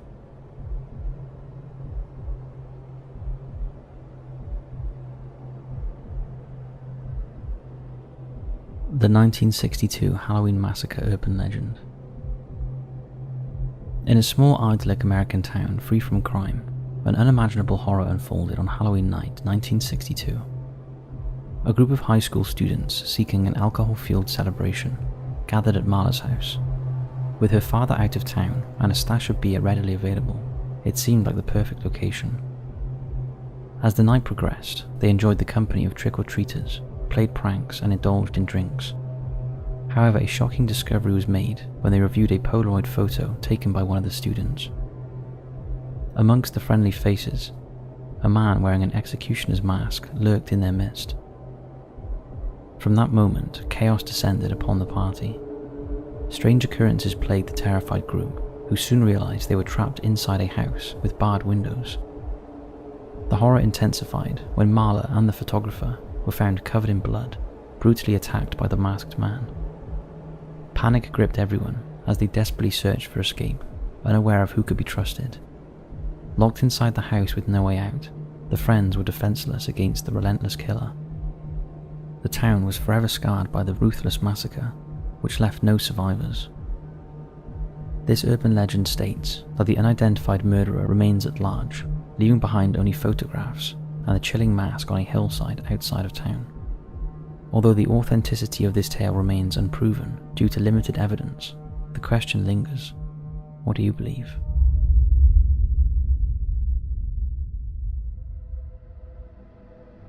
Terrifying sound. Headphones on for this one, everyone. We're going to kick things off with a very scary sound. This clip in the video is only 20 or so seconds long, but the content is the stuff of nightmares. It was recorded within the home of somebody living in Philadelphia on the 10th of February 2007. According to the text added in towards the start of the video, the uploader, Don Garvey, claims that the homeowner had heard some strange noises coming from the basement of the house throughout the middle of the night. They placed a microphone in the basement the following night to record anything that might have been down there. 3 long days passed and nothing was heard or caught on the tape. On the 3rd night, however, something extremely scary was recorded. Before the sound plays, the uploader comments that while the sound has been amplified by 20 times the original volume, nothing has been done to edit the video. Take a listen, but warning, what you're about to hear is disturbing.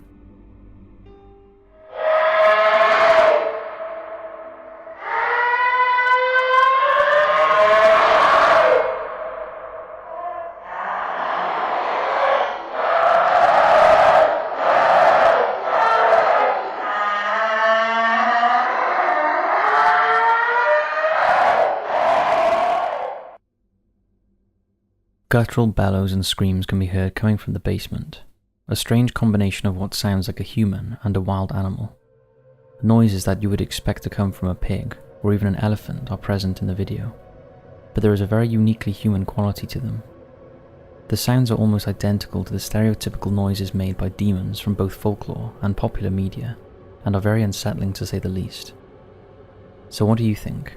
Is it a ghost, a demon, an animal, a person playing a trick, or something else entirely? Is this family home haunted to the max? What do you think?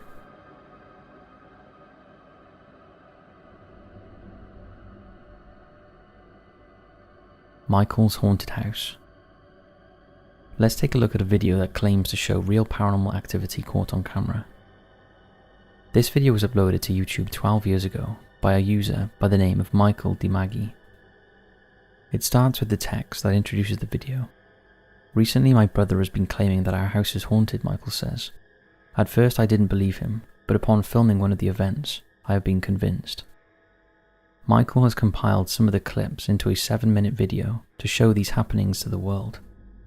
After showing some shots of his house, Michael records a quick conversation with presumably his brother, who says that he believes a ghost is present in the house. He has supposedly heard noises and has seen things moving around on their own in his house. The video then cuts to a shot of a room with a wooden chair pulled up against a desk. Michael's camera points towards it, when the chair, seemingly on its own, shoots across the room to the right. Understandably spooked, he quickly runs away.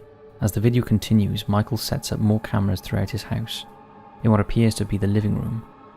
A small orb can be seen drifting across the camera, before fading away into the night. The following night, the same chair can be seen drifting across the floor in the living room once again, seemingly on its own. He wakes up the next morning to see the chair far from where he left it. Take a look at these clips.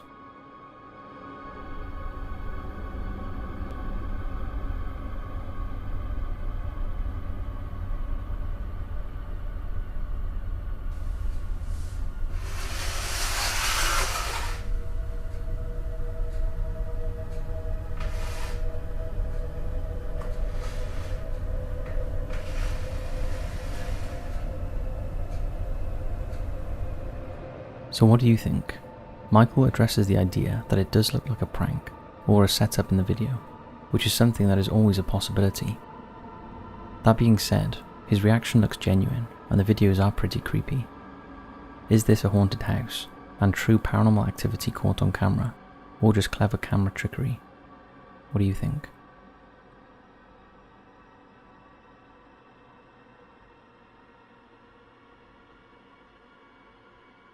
The Beast of Bladenboro. On the night of December 31st, 1953, just as the residents of the North Carolina town of Bladenboro were preparing to bring in the new year, a local man by the name of Johnny Vorse encountered something truly disturbing. Late at night, Johnny was awoken by a sound around the back of the house, and went to go and check on his two dogs. To his shock and dismay, both of his beloved hounds had been killed by an unknown assailant, torn to shreds near their kennels. A grisly duo of deaths that only a large animal could cause. Across the course of the next few days, the attacks would continue, seemingly made by the same creature. Across the first week of 1954, 6 dogs, a pet rabbit, and even a goat were killed.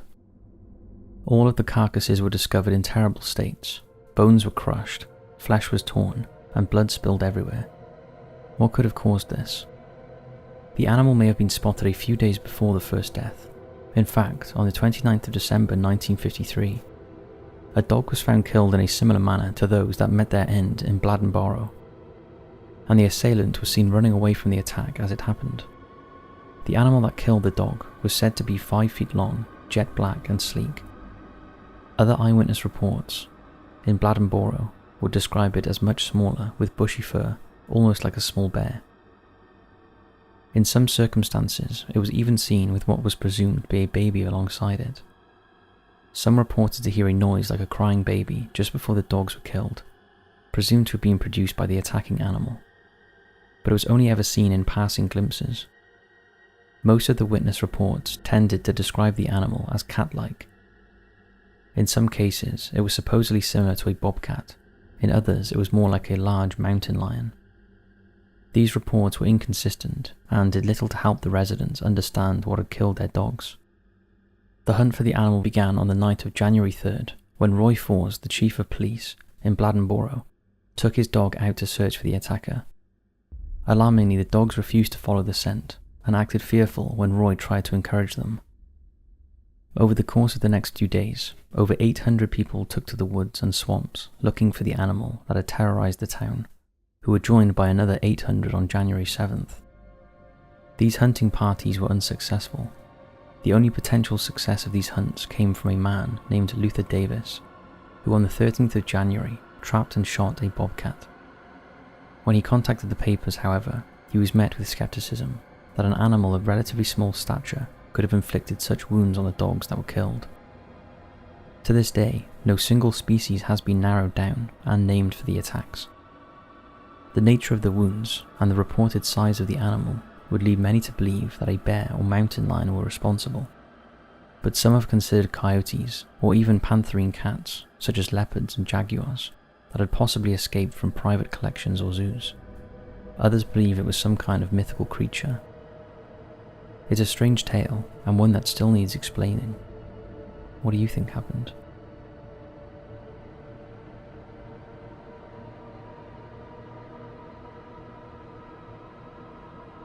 Haunted Kitchen.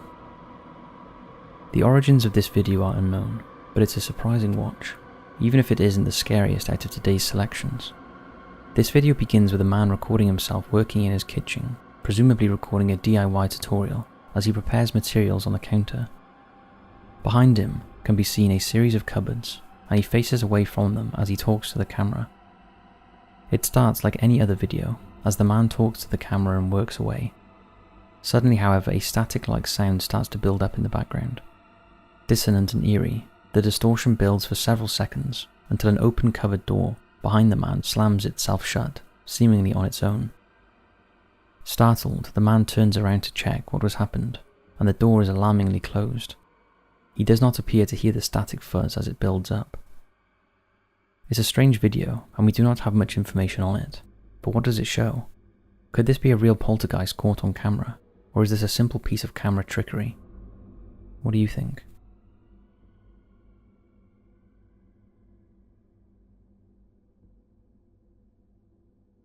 Possession. We'll end on a very creepy video that speaks for itself, uploaded by YouTuber user Simon Woods in May 2023. It starts relatively placidly, depicting what seems to be a middle-aged woman lying in her bed with her arms crossed over her body. There are multiple people present in the dingy-looking room, and a man, presumably the one holding the camera, speaks to her in Spanish, calmly and slowly, about the power of God and repentance. The conversation, whilst remaining calm, takes a sinister turn when the man asks the woman, "How long do you suffer?" She replies by telling the man that she has been suffering since the age of 3, from a curse passed on to her by her father. She claims to be very sick and continuously praises God as the man asks her further questions. The woman is so calm that the man even claims that she doesn't look sick and that she is full of kindness. Things take a turn for the worst around 2.5 minutes in, when the woman begins to vacantly stare up at the ceiling. No longer does she make eye contact with the man, and her responses become blunt and aggressive. In a stark contrast to the conversation she was having just a few seconds ago, the woman begins to accuse the man of being egotistical and exploitative. Around 4 minutes in, the woman starts swearing at the man and begins to convulse and thrash in her bed. Her face contorts, and she even begins frothing at the mouth as she violently fights against a seemingly unknown force taking over her body. The woman seems to attempt to repel whatever is taking over her by questioning it, flipping back and forth between desperation and aggression for a grueling 10 minutes. In this time, the man attempts to bring her back to reality by reciting prayers and encouraging her to return to Christ, but the exorcism seems to have little effect. Take a look at the video.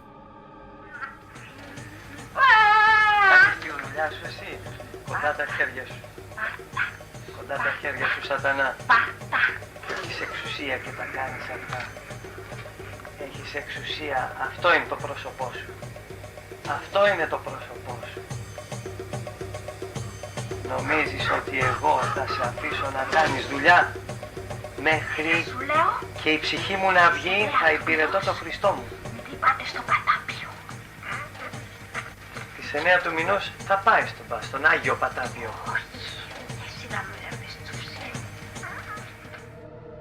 As you can see, it ends with a black title card that simply states, "Sadly, part 2 was never aired because her mother changed her mind about it and didn't let them."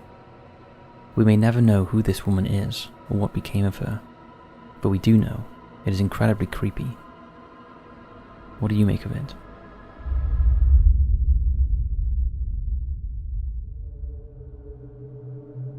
Amityville House. In the dark annals of true crime history, few stories are as chilling as the Amityville Horror. In 1974, a seemingly ordinary Long Island family was brutally murdered in their suburban home. The heinous act shocked the nation and inspired a string of books and movies that continue to haunt our collective consciousness. On November 13, 1974, Ronald Defoe Jr., a 23-year-old man, committed an unthinkable act. In the dead of night, he used a .35 caliber rifle to execute his parents, Ronald Defoe Sr., and Louise Defoe, along with 4 of his siblings, Dawn, Allison, Mark and John. The victims were found in their nightclothes, shot in the back while they slept. There were no signs of a struggle, only a chilling silence in their upscale home in Amityville, New York. The news of this gruesome family massacre shocked the tight-knit community and the nation at large. The family had appeared to be an average good family, making the crime all the more incomprehensible. A sign outside their home read, "High Hopes," hinting at dreams and aspirations that had been shattered in the most horrific way. Ronald J. Defoe Jr. reported the killing to the police. He initially claimed to have discovered the crime scene upon returning home, but he would later confess to committing the murders himself. He described in gruesome detail how he shot each family member one by one, claiming he had heard voices compelling him to do so.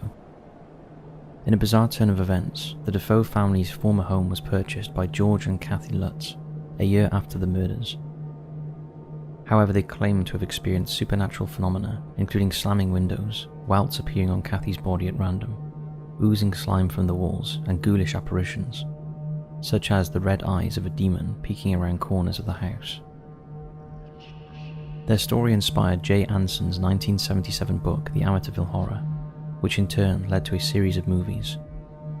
While the Lutzes insisted their experiences were real, many have since regarded the Amityville haunting as a hoax. Ed and Lorraine Warren were not amongst the detractors though. In fact, they believed in the Amityville paranormal activity so much so, they vowed to never go back. In 2013, Lorraine gave the following quote when asked about her personal experience with the house.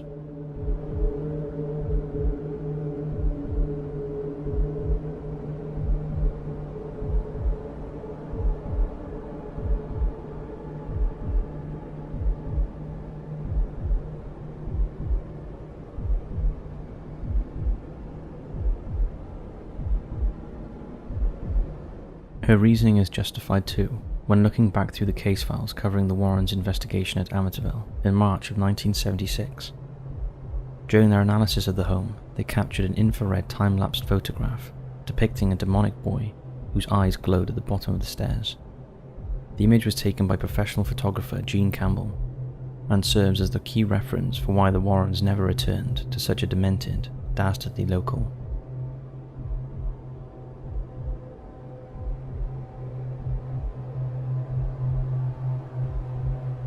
Annabelle. The story of Annabelle, the allegedly possessed doll, has captured the imagination of many, thanks to the claims made by paranormal investigators Ed and Lorraine Warren. The Warrens recounted the tale of Annabelle, tracing it back to 1971, when a student nurse received a Raggedy Ann doll as a gift. According to their narrative, the doll exhibited bizarre and unsettling behavior, leading the students to consult a psychic medium. The psychic claimed that the doll harbored the spirit of a deceased girl named Annabelle Higgins. Eerily, the student and her roommate attempted to nurture the spirit within the doll, only to experience malevolent and terrifying occurrences. These events would include the nursing student Donna returning home to see the Raggedy Ann doll had moved during the day without anyone else in the house. These movements were discreet and hard to notice at first. Eventually though, Annabelle would be in a completely different room than the one Donna left her in. The doll started doing even scarier acts after this, such as changing its position. Raggedy Ann dolls normally do not have the ability to kneel or stand up on their own, but this one did, and would be found in weird parts of the house in said positions. Annabelle was also known to leave notes, often written on parchment paper, saying things along the lines of "help us" or "help Lou." Lou was the name of Donna's roommate at the time. Donna even returned home one time to find small red blood stains on the Raggedy Ann doll, the same blood colour that was written on the aforementioned notes. Things took a turn towards pure evil when physical harm came to those living under the same roof as Annabelle. On one occasion, Lou woke up in the middle of the night paralysed while the Raggedy Ann doll watched him sleep before climbing over him and wringing his neck. During another, he was scratched by something invisible to him on the chest one day when he was attempting to pick up the doll in Donna's room. It was during this tumultuous period that the Warrens were contacted. Ed and Lorraine declared the doll to be demonically possessed. Ed was certain the demon was responsible for at least 3 deaths prior to her current haunts. They relocated Annabelle to their occult museum in Monroe, Connecticut, where it was displayed in a glass box, reportedly to prevent any further sinister incidents. This imprisonment of the doll, with a warning for it never to be released into the world again, makes the Warrens' real and raw terror all the more authentic.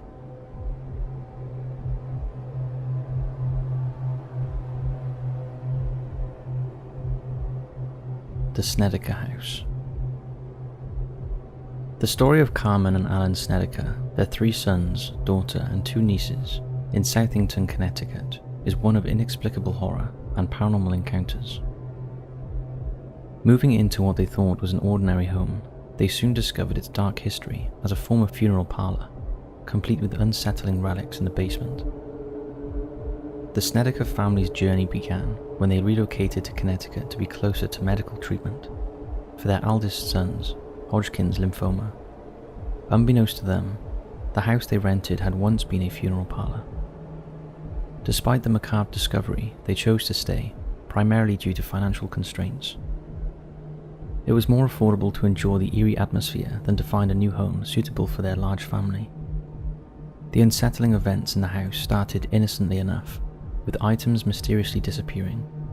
However, things took a terrifying turn when the children began reporting sightings of strange figures, including a man with long black hair.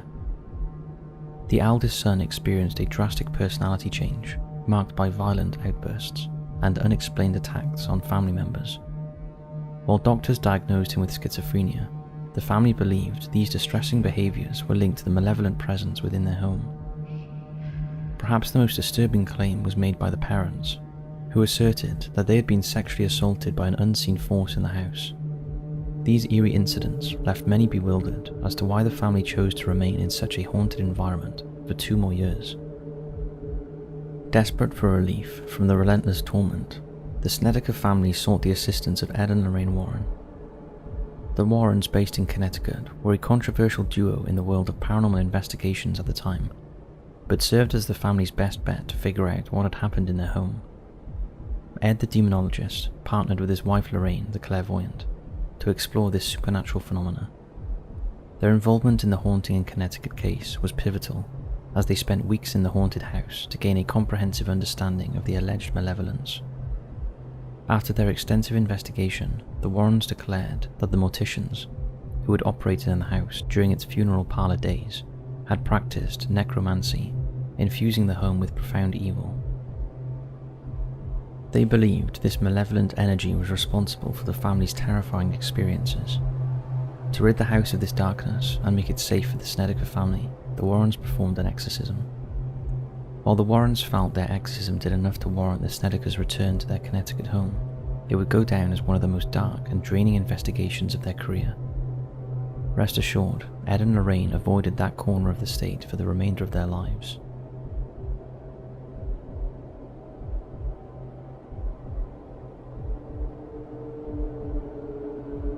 The Smyrl Haunting. In August 1973, the Smyrl family moved into a seemingly ordinary double-block house on Chase Street in West Pittston, Pennsylvania. Little did they know that their new home would become the center of a terrifying ordeal, marked by disturbing claims of paranormal activity.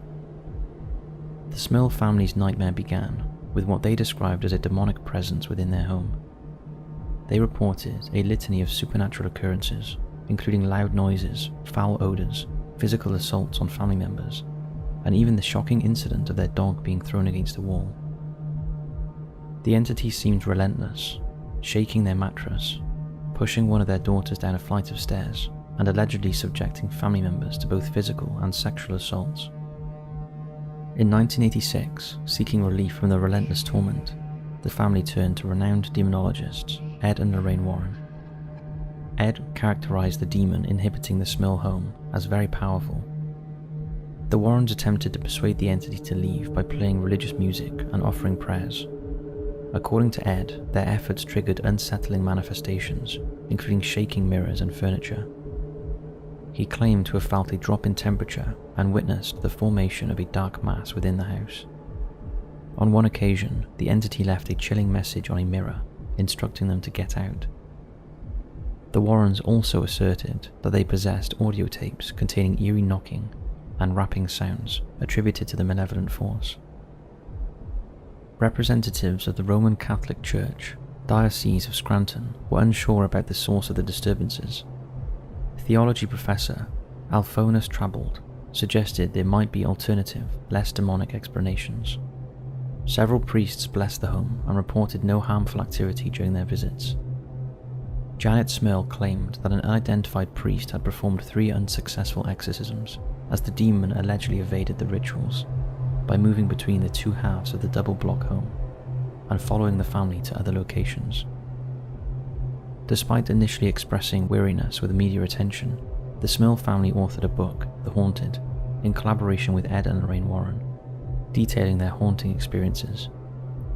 The Warrens continued to assert that the Smurl home was inhabited not only by a demon, but also by 4 spirits, including the shocking claim of sexual assault on Jack and Janet Smurl. Whether one believes in the Smurl family's chilling encounters or regards them as a mystery yet to be fully explained, their story serves as a haunting reminder of the uncharted territories of the supernatural, a story that continued to spur the nightmares of Ed and Lorraine Warren for decades.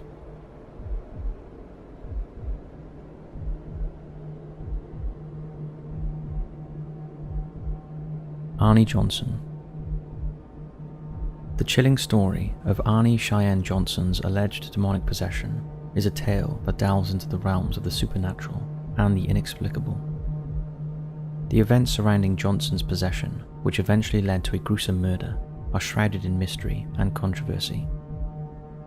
Arnie Cheyenne Johnson and Debbie Glatzel's stories began when they acquired a rental property that would soon become the epicenter of their supernatural ordeal. Their initial encounter involved David, Debbie's brother, who claimed to have been confronted by an elderly man with sinister intentions. Although the family initially dismissed it as an excuse to avoid chores, David insisted that the man had threatened harm if they moved into the rental home. David's visions escalated, with the elderly man taking on a demonic form, muttering Latin, and making threats against his soul. As David's visions intensified, so did the paranormal activity. Night terrors, unexplained scratches, and bruises plagued him. The family called upon a Catholic priest to bless the house, but the terror persisted, leading them to conclude that the house was malevolent and unfit for habitation. They also experienced David's transformation, marked by growling, hissing, and speaking in otherworldly voices, as well as reciting passages from the Bible and Paradise Lost. The family members took turns staying awake at night, as David endured spasms and convulsions. Desperate for help, the family summoned the renowned demonologists, Ed and Lorraine Warren. Lorraine witnessed a black mist near David, signifying a malevolent presence. The Warrens were told of David being choked and beaten by invisible hands, with red marks appearing on his neck afterwards. They diagnosed David with multiple possessions and performed 3 lesser exorcisms. During these exorcisms, David allegedly levitated, stopped breathing temporarily, and displayed precognitive abilities, notably predicting the manslaughter that Arnie Johnson would later commit. The story took a shocking turn when Arnie Johnson coerced one of the demons supposedly within David to possess him during the exorcisms. According to Johnson's account, after egging the demon on, he was violently attacked by the entity, which allegedly took control of his car and crashed it into a tree.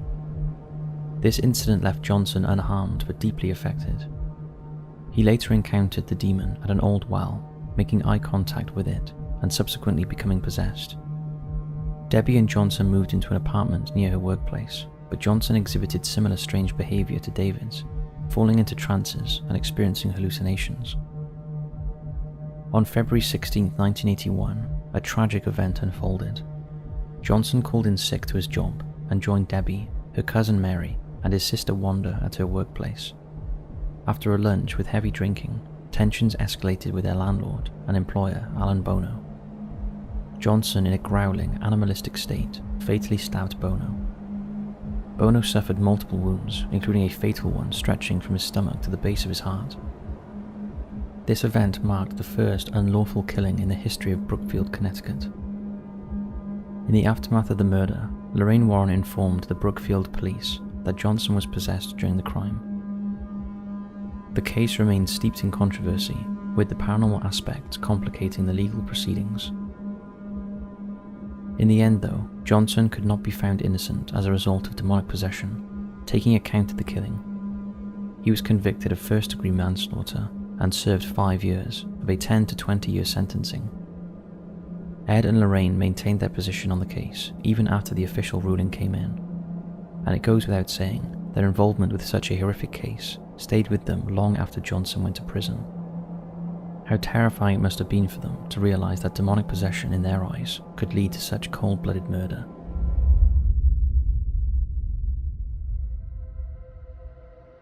We love it when viewers send us in unique stories, images and videos, and the following image is no exception.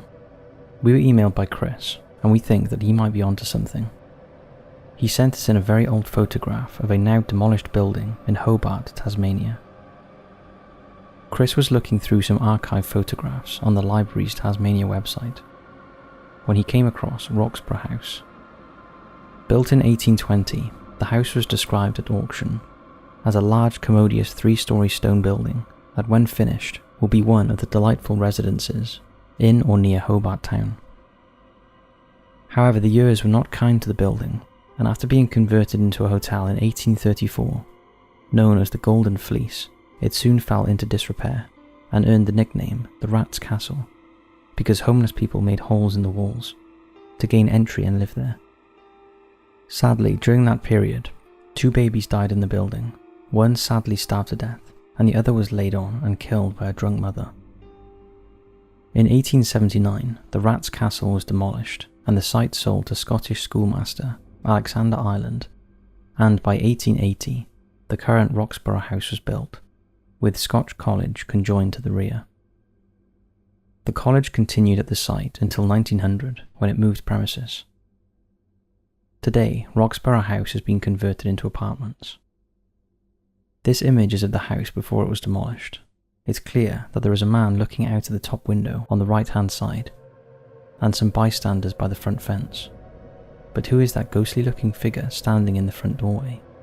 Now, we have no more information on this building, so we cannot confirm whether or not it's haunted. This could just be a smudge on the photograph. But it's images like this that we know are 100% not fake that certainly make you question whether or not this old-school camera captured something strange. What do you think?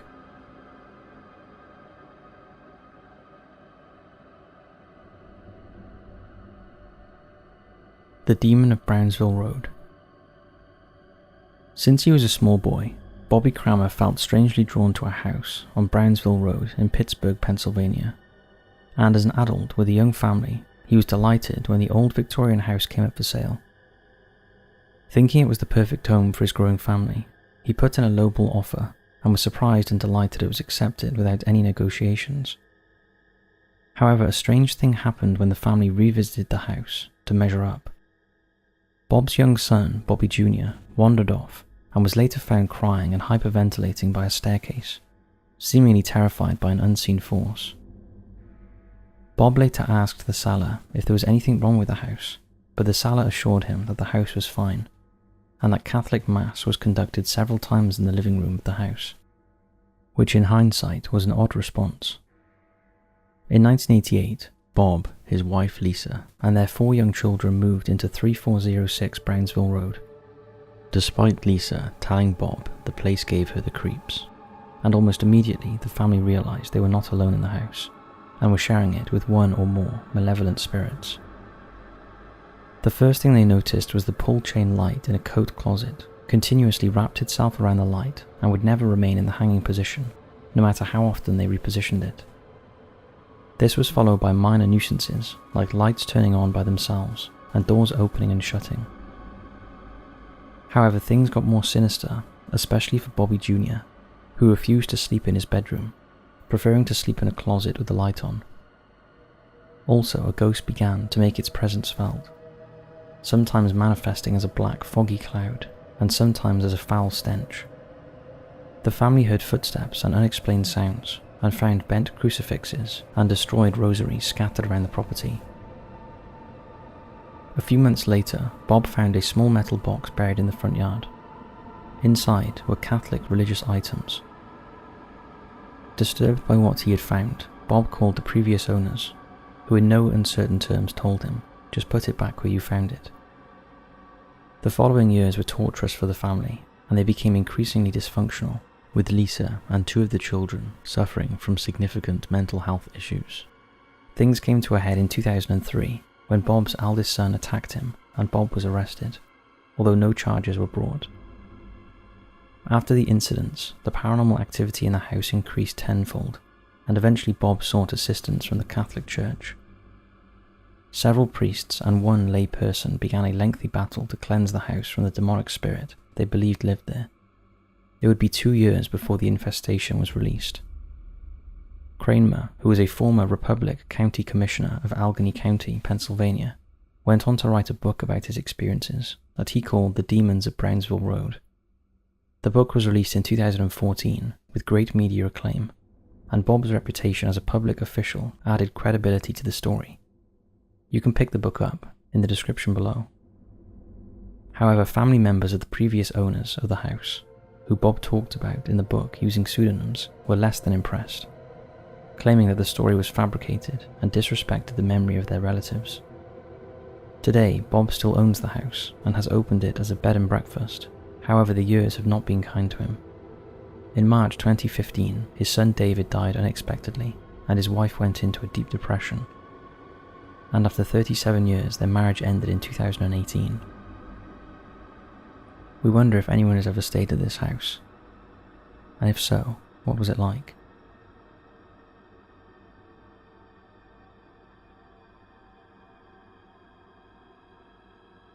The Teke Teke.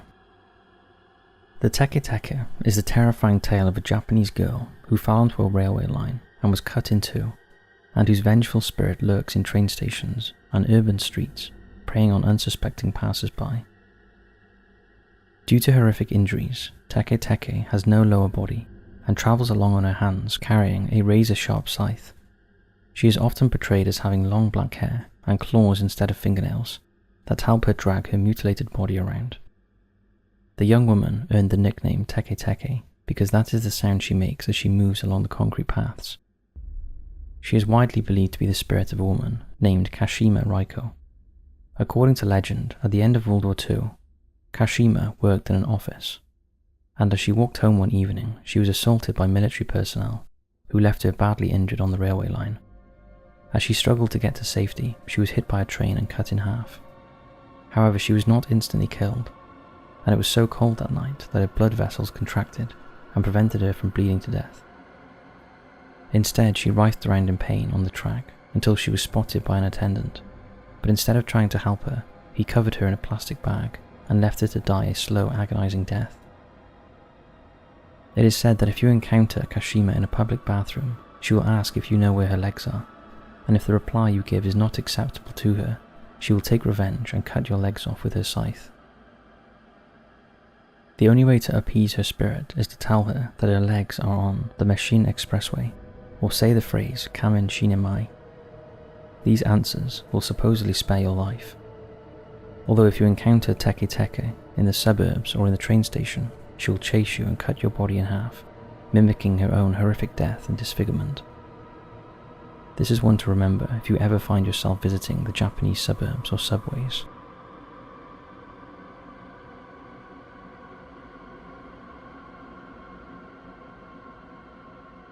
The Ghosts of Petite Trianon. In the summer of 1909, Charlotte Ann Moberly and Eleanor Jourdain travelled from England to Paris on a 3-week sightseeing trip. When they arrived, they looked around the palace and then decided to visit Petite Trianon, a small chateau that the newly crowned Louis XIV gave to his young queen, Marie Antoinette.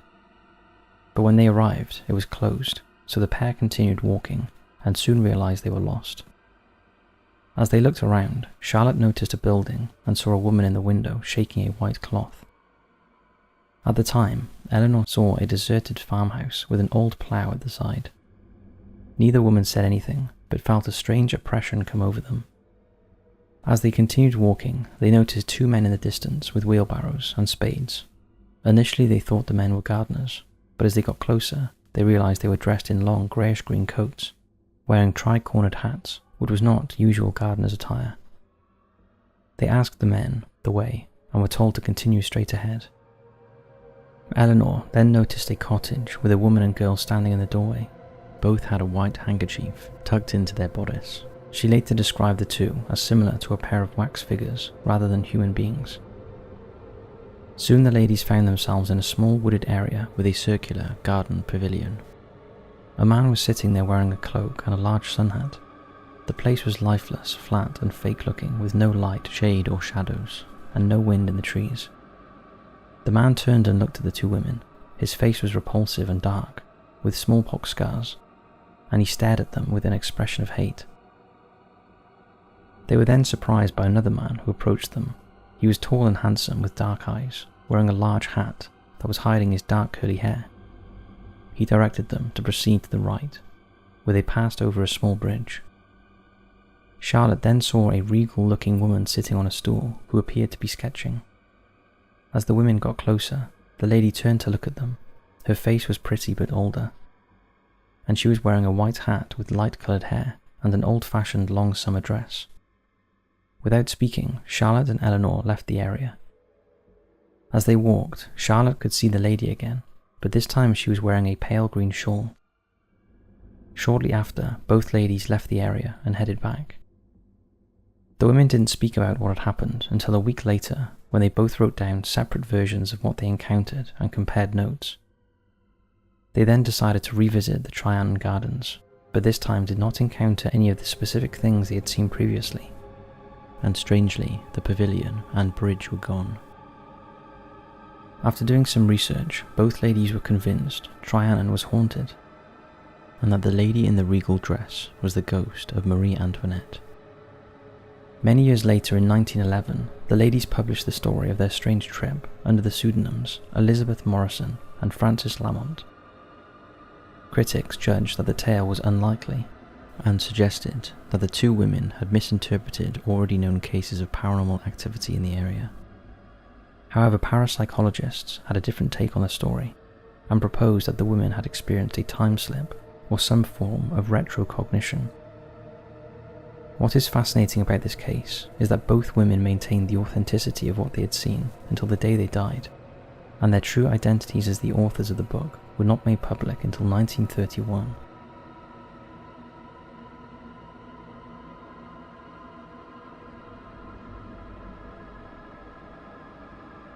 The curious case of Robert Johnson, the man who sold his soul to the devil. Robert Johnson from Hazelhurst, Mississippi, was an American blues musician and songwriter who, as a traveling performer, had little commercial success in his short lifetime. He only ever participated in 2 recording sessions in 1936. However, these landmark recordings displayed a talent and style that has influenced a generation of musicians, and he is now recognized as a master of the Delta blues, and the Rock and Roll Hall of Fame describes him as being the first ever rock star. His unique guitar style went on to influence rock guitarists like Peter Green, Eric Clapton, and Keith Richards.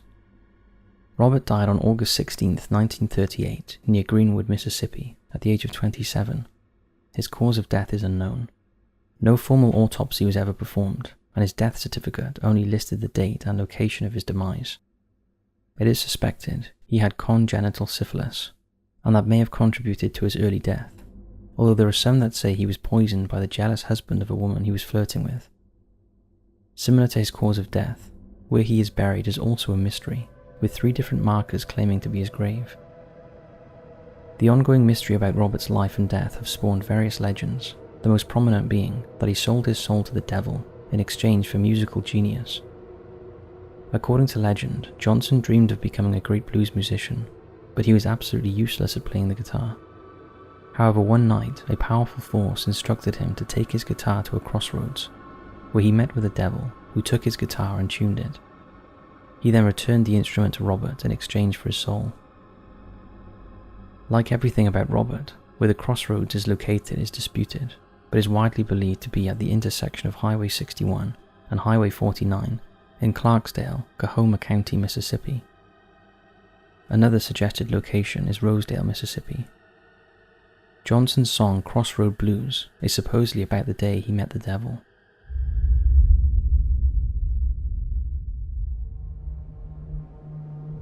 Double death. Stuart and Cyril Marcus were twins, who were born just minutes apart in 1930 in New York State. Growing up, they were so similar that even their mother had trouble telling them apart. Whenever one of them got into trouble, she would spank them both just in case. Most of the time the boys only talked to one another, preferring their own company to that of outsiders. Both brothers were highly intelligent, although different in personalities, with Stuart being the more charming of the two. They went on to study for medical degrees and took their residencies at Mount Sinai Hospital together. The chief gynecologist there said that the twins were resentful of criticism and disobedient of orders. A senior doctor there split them up, referring to them as monsters, and Stuart was sent to a hospital in California while Cyril stayed in New York. Cyril married and had 2 children, but Stuart remained single all of his life. He was engaged at one time, but his fiancée called it off, saying he was terribly impersonal and distant and had no interest in intimacy. Stuart returned to New York, and the brothers ran their own infertility clinic where they attracted a clientele of wealthy women and were considered gods and miracle workers. But they were also seen as strange by many and were prone to violent outbursts. Stuart was given an associate professorship, meaning that Cyril was left to manage the running of their clinic alone. He soon spiraled into drug use because of the pressure, and his wife divorced him. In 1972, Cyril, who was now in his early 40s, collapsed from what was a suspected overdose, and the handyman at his Manhattan apartment called Stuart to tell him that he thought something was wrong in Cyril's apartment. There was silence on the other end of the phone before Stuart made his bizarre reply, "You're right, something is wrong." From then on, the twins became even closer and did everything together, including taking copious amounts of drugs. It was the handyman who first noticed the foul odour coming from Cyril's apartment. When the police arrived, one of the officers described the place as being a pigsty. There was dirty crockery and clothing strewn about, half-eaten food, and signs of the brothers' rampant drug addiction, with over 100 empty pill bottles found around the place. One chair was covered in excrement, having been used as a makeshift toilet. Cyril was lying face down on the bed in a pair of shorts. Stuart was found on the floor in another room, lying face up and naked. Sometime between July 10th and 14th, 1975, Stuart died. It was determined that Cyril died sometime between the 14th and 17th, as he was seen outside the apartment after Stuart's death. After 30 chemical tests, the ME was unable to decide how either of the men had died. If Stuart died from an overdose, why did Cyril leave the apartment? Why did he come back? And how did they both die? Did they try to come off the drugs by going cold turkey together, and something had gone horribly wrong? With rumours of some sort of incestuous relationship between the twins, and talk of mental illness and a suicide pact, the truth is, no one will ever know.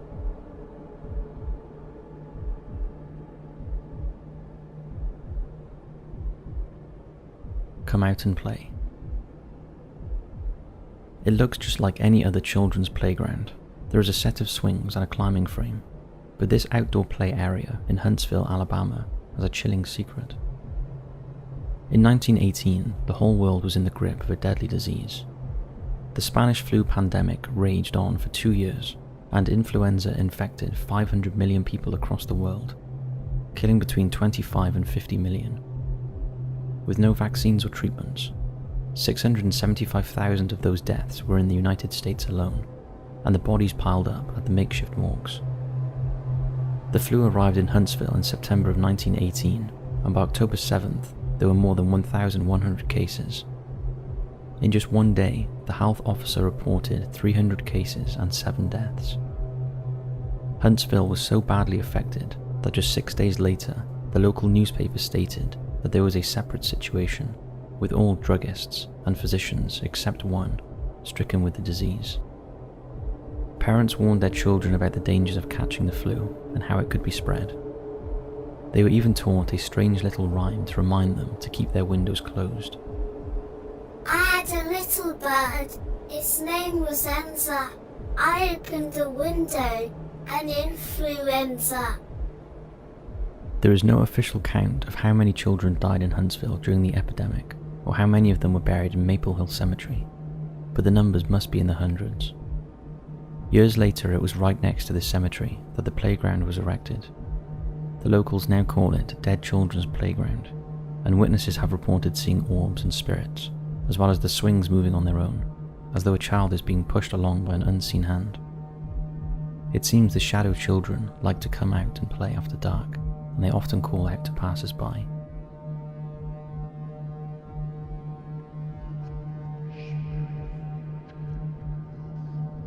The ghostly girlfriend.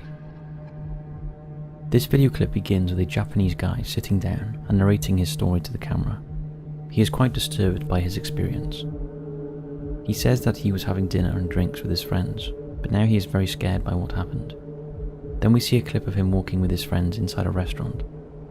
In high spirits, the mixed group of young people are drinking, smoking, and generally having a good time. The girl must have appeared out of nowhere, because when we cut back to the narrator, he says that when he saw her, he thought he was hallucinating from the drink. In the restaurant, the conversation and laughter continue until the group spots the young woman alone behind the partition. It's unnerving that she is completely still and seems to be staring at nothing. The narrator says that some of the guys thought it was funny and they laughed at the girl. It was then that she turned towards them and stared at the group of friends directly. With her pitch black hair, distorted features, deathly pale skin, and big dark eyes, she looked like something out of a horror movie. As most of the friend group depart in the elevator, 3 of the men stay behind and discuss what they have seen, wondering if she is a ghost. One of the men jokes that he is so drunk that he would be quite happy to go home with a ghost. The narrator thinks that the ghost must have heard what his friend said because she followed them to the subway. On camera, he points to where she was standing and tells us that she jumped in front of the moving train, which was scary as hell.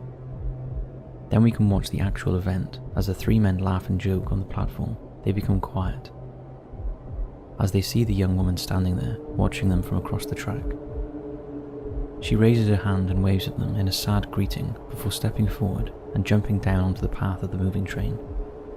The narrator says that it's sad that the ghost would rather kill herself than be with his friends, but in the end, we see that she is still there on the track, just waiting to follow him home. It's quite a long video, but worth a watch. Take a look.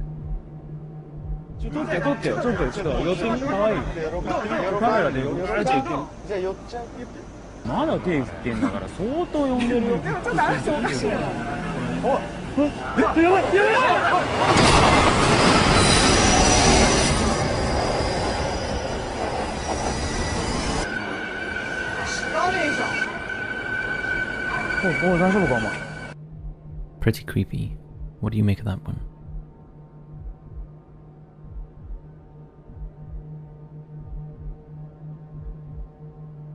The Exorcist. In Italy, many people believe in the power of exorcism to rid them of curses and evil spirits. Every Wednesday morning, at the Basilica of Impruneta near Florence, people, some of whom have waited all night, come to see priest Don Luigi Oropalo. One of those waiting is a Florentine filmmaker named Lorenzo Raveggi. He believes that someone has put a curse on him that has affected his life badly, both physically and spiritually. Lorenzo has brought clothes, candles and water to be blessed during the service. Priest Oropalo is just one of 3 official exorcists in the diocese who has been appointed by the bishops to drive out evil spirits from those who are possessed using exorcistic blessings. The amount of pilgrims is so great that they are divided up into groups and given coloured and numbered cards. Those with the most pressing problems receive red ones. Oropalo says that Pope Francis himself is very open to the use of exorcisms. It is thought that the Pope was filmed performing the ritual on a man in 2013. Take a look.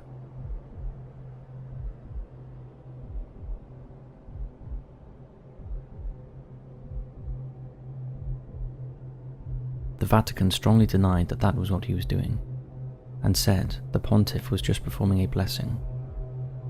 Andrea Gemma, who was a famous exorcist bishop and wrote a book about his work, believed that the Pope was putting more importance on the ritual after mentioning Satan in many of his early sermons. And just this month, October 2023, while presiding over Holy Mass in the Vatican Gardens, Pope Francis talked about the devil and how he needed to be driven out. Some of the indicators of demonic possession include using language unknown to the possessed person, having super strength, hearing voices, and having hallucinations. Symptoms vary depending on the demon and what its purpose is. The ritual of exorcism uses prayer, blessed items, and special oils to supposedly expel the demon.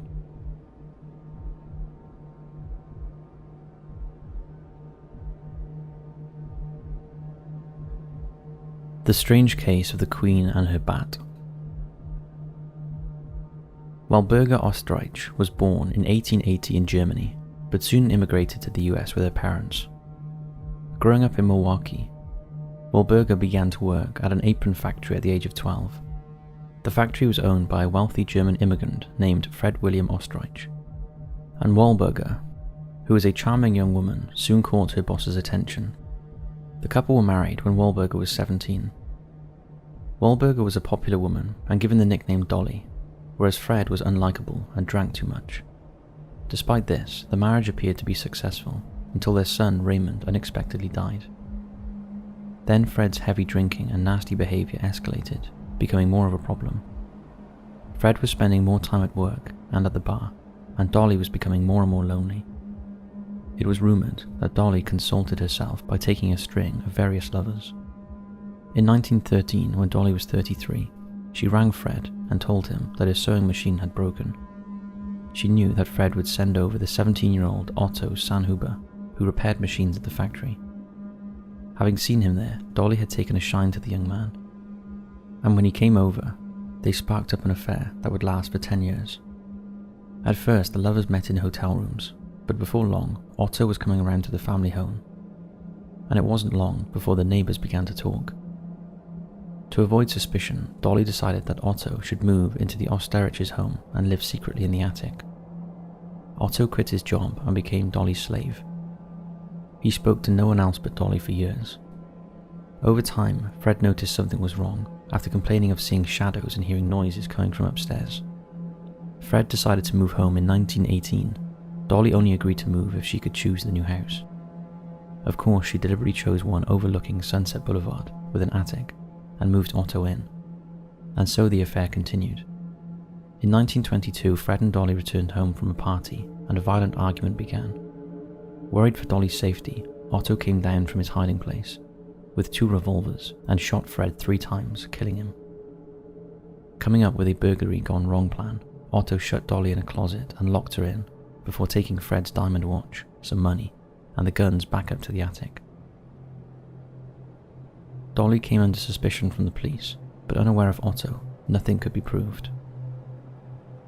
Having inherited Fred's money, Dolly moved again, and Otto went with her, but bizarrely he still took up residence in the attic. Dolly began an affair with 2 other men, her lawyer Herman Shapiro, and a man named Roy Clumber. She convinced Roy to get rid of one of the guns used in Fred's murder. After they split up, Roy went to the police. During her arrest, Dolly, who was nicknamed the Queen of Los Angeles, admitted the truth to her lawyer and told him that Otto was in the attic. Otto was nicknamed Batman and convicted of manslaughter, but was later released because the statute of limitations had run out. Dolly's trial ended with a hung jury, and she died in LA in 1961, aged 80.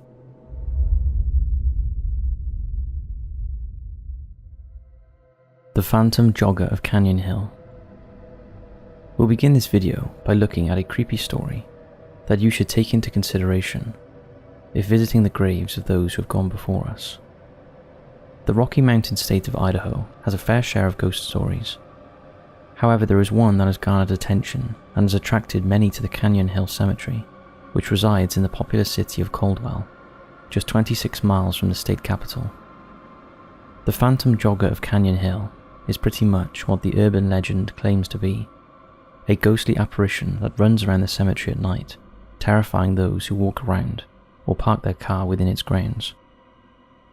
The Canyon Hill Cemetery itself sits at 2024 North Illinois Avenue in Caldwell and boasts a grave history dating back to the early 19th century, where many of the deceased were murdered, committed suicide, or died during extreme famine. One of the plots contains a woman and her 5 children, all of whom died after their vehicle was driven off a nearby cliff.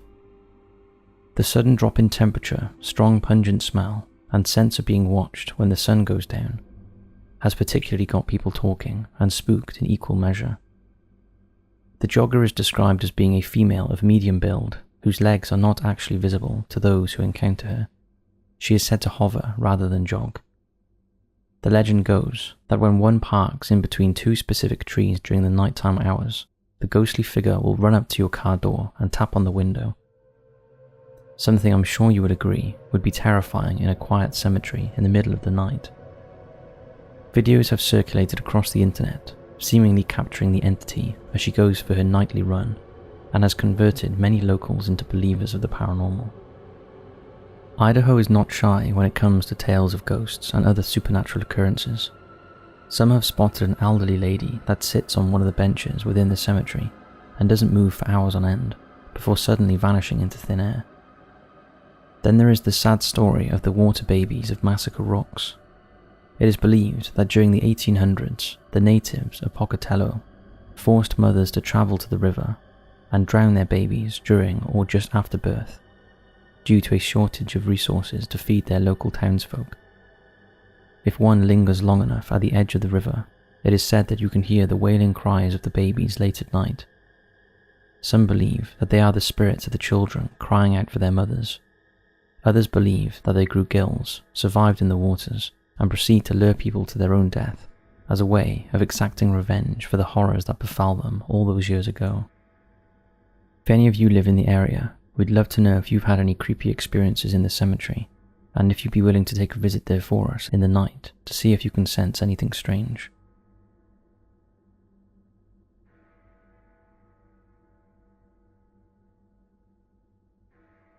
Infernus, the band who sold their soul to the devil. This story is particularly popular with those investigating the paranormal, supernatural, and occult. We have all heard stories of devil worship, satanic cults, and the selling of one's soul for fame and fortune.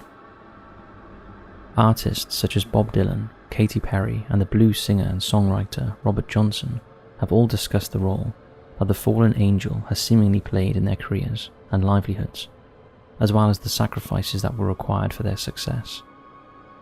Backmasking, the recording technique where messages are recorded backwards onto a track that is meant to be played forward, are said to contain satanic verses or cursed lyrics that, when listened to, summon the devil himself. In the case of Roger Teagues, better known by his stage name, Infernus, the process of selling one's soul to the devil is something that he openly discusses and is proud to have accomplished in his life. Teagues was born on the 18th of June 1972 in Umeå, Sweden, and is a black metal singer, guitarist, songwriter, and self-proclaimed Satanist. After creating his alter ego, he formed the band Gorgoroth in 1992 in the Norwegian district of Sunnfjord, and headed up the development of the Forces of Satan record company. According to the musician, he made a pact with the devil, which led to the band's first demo record, A Sorcery Written in Blood, being released a year later, resulting in a record deal with French label Embassy Productions. The following year, Gorgoroth's full album, Pentagram, was successfully released. Teague's stardom would ignite and see him heavily sought after by various bands within the same genre as Gorgoroth's, whose lineup was consistently changing with the exception of its founder and influencer. From there, Infernus's popularity, bank account, and dominance in the band was solidified after signing a deal with German label Malicious Records. The musician orchestrated the recording and release of the Antichrist album in 1996 and Under the Sign of Hell in 1997, with all lyrics, instrument coordination, and responsibilities being in the hands of Teagues. The band's music was certainly dark by intention and focused heavily on religious iconography and doctrine. Teagues proclaimed that the philosophy of the group was a Gnostic form of Satanism, and that he, as leader, was the devil's minister on earth. Despite being a Satanist himself, Teagues has publicly expressed his aversion from the now popular Church of Satan, which has garnered a massive global following, stating that it is too commercial and doesn't practice the truest form of worship. With great power comes great responsibility, and it is a well-known superstition that when one makes a deal with the devil, there is always a heavy price to pay. In 2003, Infernus was accused of raping a woman at an after-party. Although he was eventually acquitted of rape, he was convicted of gross negligent rape and served 4 months in prison in 2006. As of today, Infernus is still performing at various festivals with different bands. In August 2023, he was attacked by a music-goer while playing at the Beyond the Gates festival in Norway. What do you think of this story? Do you believe that people can sell their soul to the devil? We'd love to hear your thoughts below.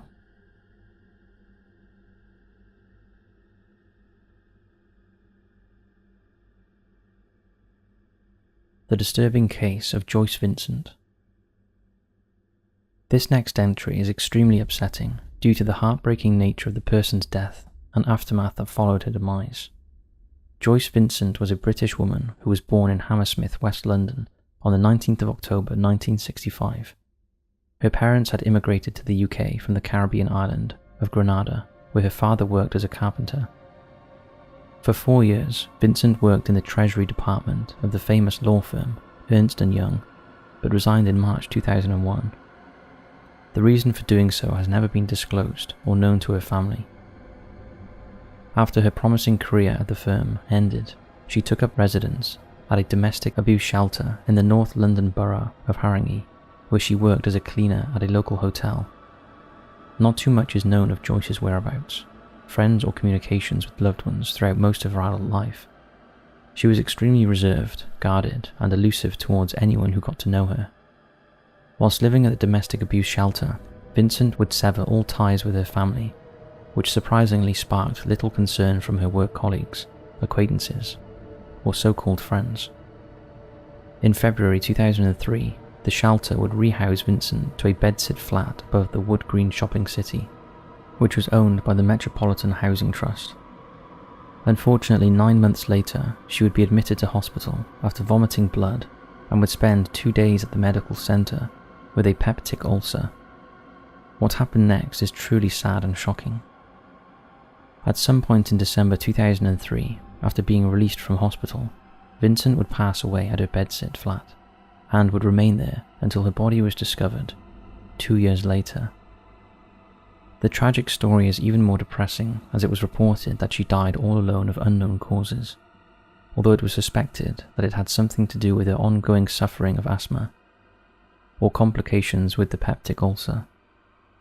One of the main reasons for the lack of concern was due to the fact that the housing trust had paid half of her rent up front to support her after registering her as a victim of domestic abuse. After the 2 years had expired and her living costs increased, the property had accrued approximately £2,500 in unpaid rent, resulting in bailiffs being called to repossess the flat manually.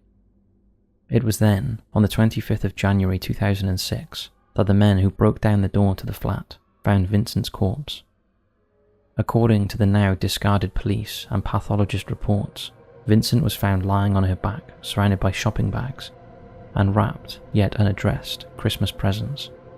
The television and heating was still working due to the debt forgiveness scheme she had provided by the government.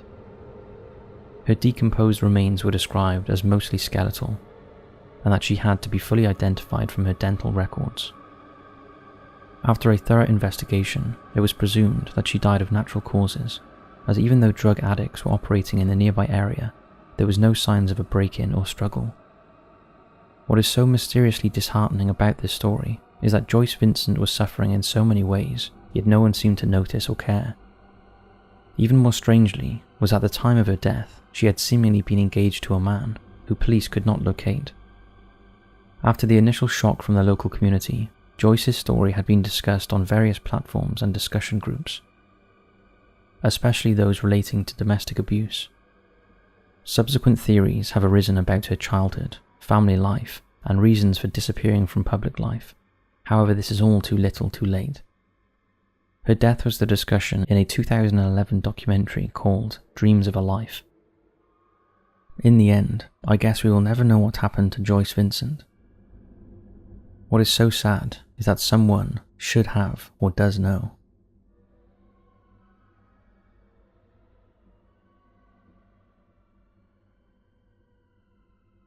The sad end to Bobby Driscoll. In recent years, the subject of child actors in Hollywood has spurred numerous conspiracy theories and concerns for their safety and mental health. Performers such as Corey Feldman and Macaulay Culkin have been subject to extensive public intrigue and discussion surrounding the treatment of innocent children in such a very adult industry. Robert Cletus Driscoll, born March 3, 1937, was an American actor whose popularity as a child prodigy ran from 1943 to 1960, where he starred in numerous Walt Disney productions, including Treasure Island and Peter Pan. Driscoll, or Bobby to his fans, first landed a contract with the children's entertainment giant when he was 10 years old, and won the Academy Juvenile Award in 1949 for his performances in So Dear to My Heart and The Window. However, after exploding onto the film scene and becoming successful at such a young age, Driscoll's image and career would inevitably implode and become front-page news, all for the wrong reasons. In the mid-1950s, after the youngster's innocent looks faded and the charming characters he portrayed on screen throughout his adolescence had dried up, Driscoll's star quality began to diminish. Disney executives were quick to act upon this. For some unknown ruthless reason, Disney terminated Bobby's contract with immediate effect when he was just 16 years old. It is also said that the bosses banned him from entering their offices and studios. This dramatic change in circumstances, as well as the fact that he had just moved out of his parents' house to study acting in New York the same year, took a tragic toll on the teenager and would inevitably lead to his untimely death. Despite attending acting classes to hone his craft, subsequent roles in small television programs failed to recapture the magic, attention, and plaudits that he experienced as a young boy whilst working for Disney. He began to express the trauma that was engulfing his mind, some of which is sad to read. In a 1961 magazine article titled The Nightmare Life of an Ex-Child Star, Driscoll states, "I was lonely most of the time. A child actor's childhood is not a normal one. People continually saying, 'What a cute little boy,' creates innate conceit." He goes on to talk about losing all of his money, being rendered homeless, as well as the disintegration of his marriage to his childhood sweetheart, Marilyn Jean Rush. 4 years later, on March 30th, 1968, aged just 31, Bobby Driscoll was found dead on a New York City park bench at 371 East 10th Street by two boys who were playing around at a nearby building. He was lying on top of a cot with two empty beer bottles and religious pamphlets scattered on the ground next to his corpse. A post-mortem confirmed his death was a result of heart failure, brought on by advanced atherosclerosis, which was effectively caused by excessive drug use. After no one came forward to officially identify the body, Driscoll was buried in an unmarked pauper's grave in New York City's Potter's Field on Hart Island. It would take a full year and a half before his mother was informed of his death, after she had launched a lengthy search for him, in the hope of reuniting her son with his terminally ill father. Yet another sad tale of a doomed character that no one ever really knew.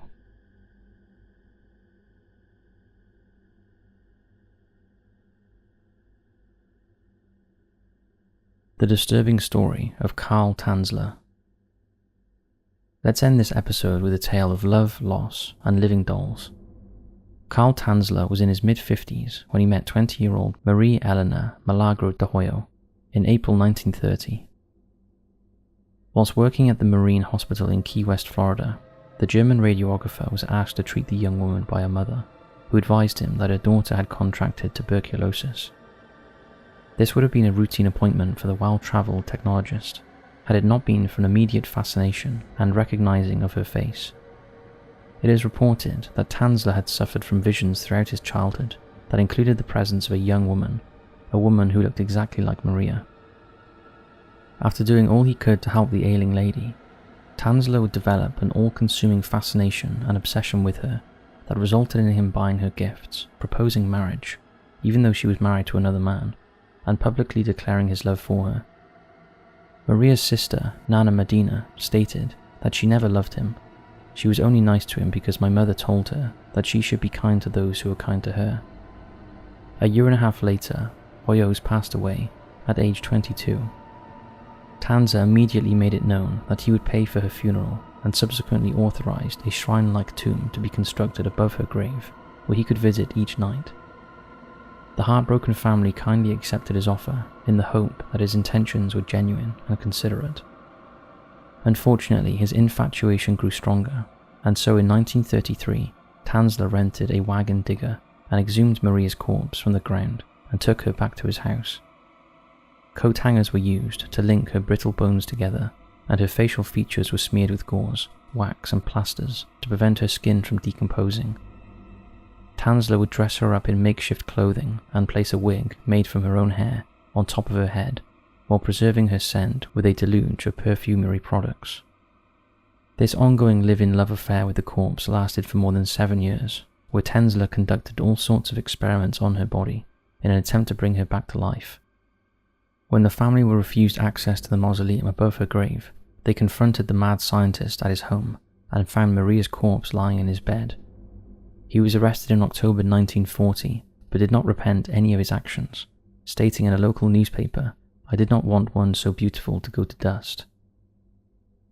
Karl Tanzler died in 1952, clutching a memento of his beloved Maria. The story shocked the world and has since been a talking point amongst various online groups. However, what is even more worrying is that some believe that his actions were justified and even romantic. What do you think?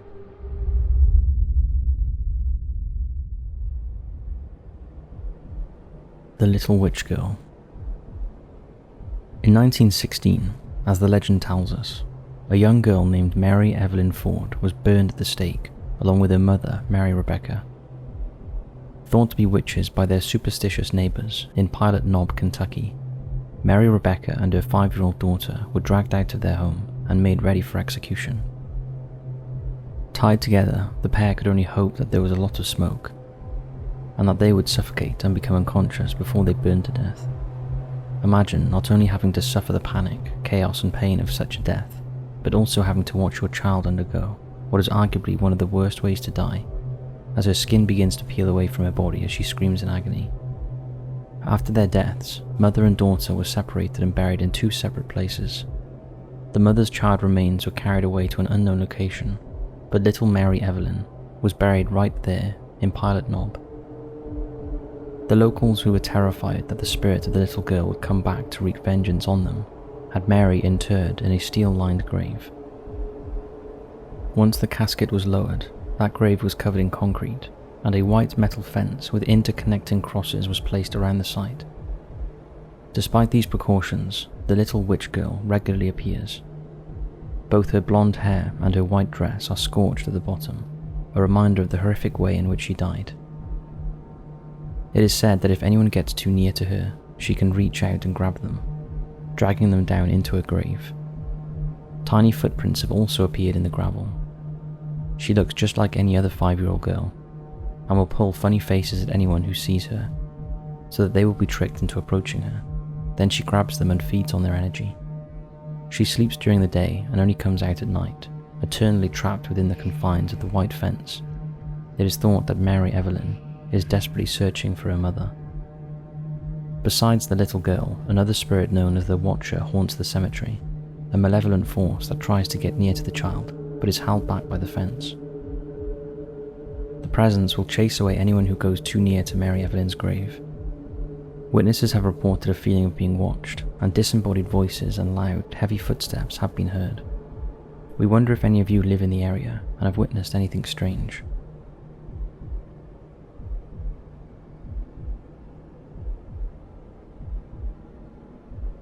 Child's Play. This video begins with a ghost hunter wandering around outside of an abandoned house.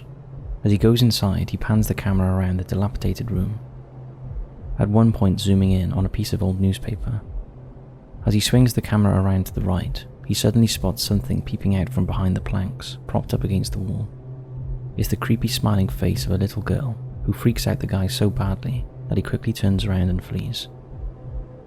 Let's face it, there are hundreds if not thousands of recorded sightings of the ghosts of little children, and the only thing scarier than a ghost is the ghost of a child. Who can forget the black-eyed children with their pale skin and jet black soulless eyes as they wander around, emanating a sense of malevolence and dread? What do you think's going on in this video?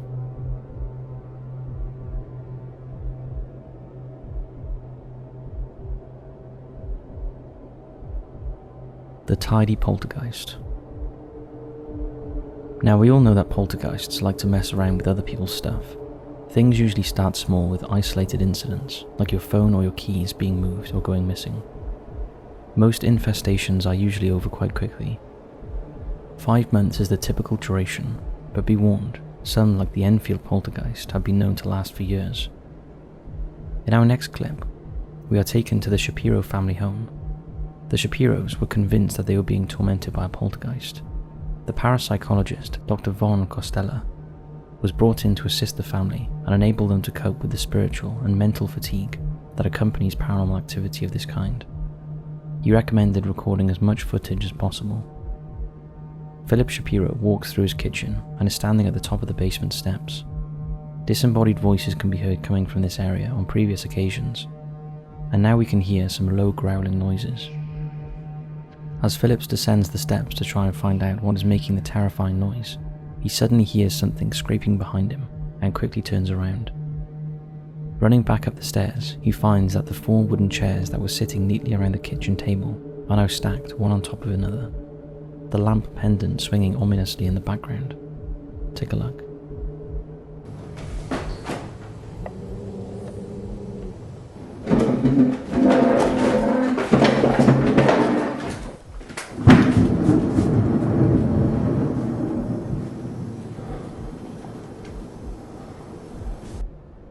As it's not humanly possible to stack chairs like this in such a short space of time, what could have done this? Could it have been the poltergeist? What even exactly is a poltergeist? Could they be an energy of unknown origin that is connected to a particular location or maybe a person? Or is it some sort of spirit of the dead or a supernatural entity? Either way, they're creepy, and so is this video. What do you make of it?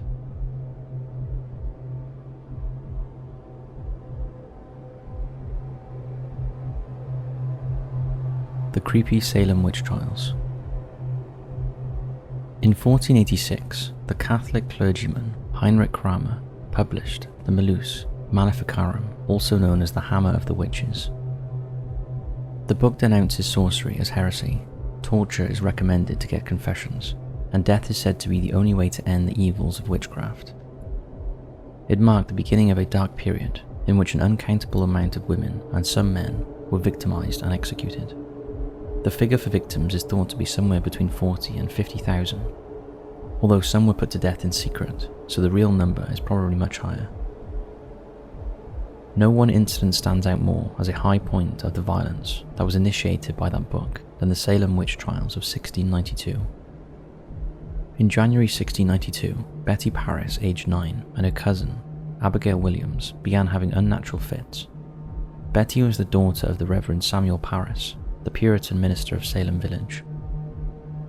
The girls twitched and threw things around the house.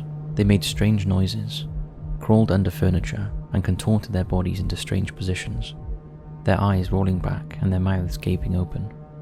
They said that they were being pricked by pins, bitten and pinched by some unseen force. When examined by a doctor, no physical reason for the symptoms could be found. Then bizarrely, other young girls in the village began to display the same behaviors. When Reverend Parris asked the girls, "Who torments you?" they called out the names of 3 women, Sarah Goody, Sarah Osborne, and Tituba, an enslaved Native American woman owned by the Reverend Parris. All 3 women were questioned. Goody and Osborne claimed innocence, but Tituba admitted that she was the devil's servant after being beaten by her owner. She said a tall man with white hair had visited her. He was dressed in all black and demanded that she, Goody, and Osborne all sign their names in a large book. Other women from the surrounding areas were also accused of witchcraft, and Tituba bore witness against them too. She talked about making witch cake using dog urine, as well as using sticks to ride to different places. Sarah Osborne died in jail. At trial, Sarah Goody was found guilty and sentenced to hanging. Tituba stayed in jail for 13 months, but managed to evade punishment because of her confession. She was released when she was sold on to someone for the cost of her jail fees. In all, more than 200 people were accused of witchcraft. Of the 30 found guilty, 19 people were hanged, 14 women and 5 men, as well as 2 dogs. One of the accused was Sarah Goody's 4-year-old daughter, Dorothy. Under interrogation, Dorothy admitted that she had seen her mother consort with the devil. she became the youngest person to be jailed during the trials. Sarah Goody was pregnant when she was arrested.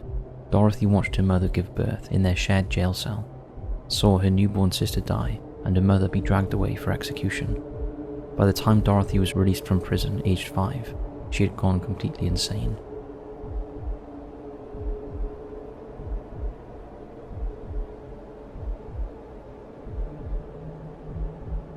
The strange case of Brian Wells.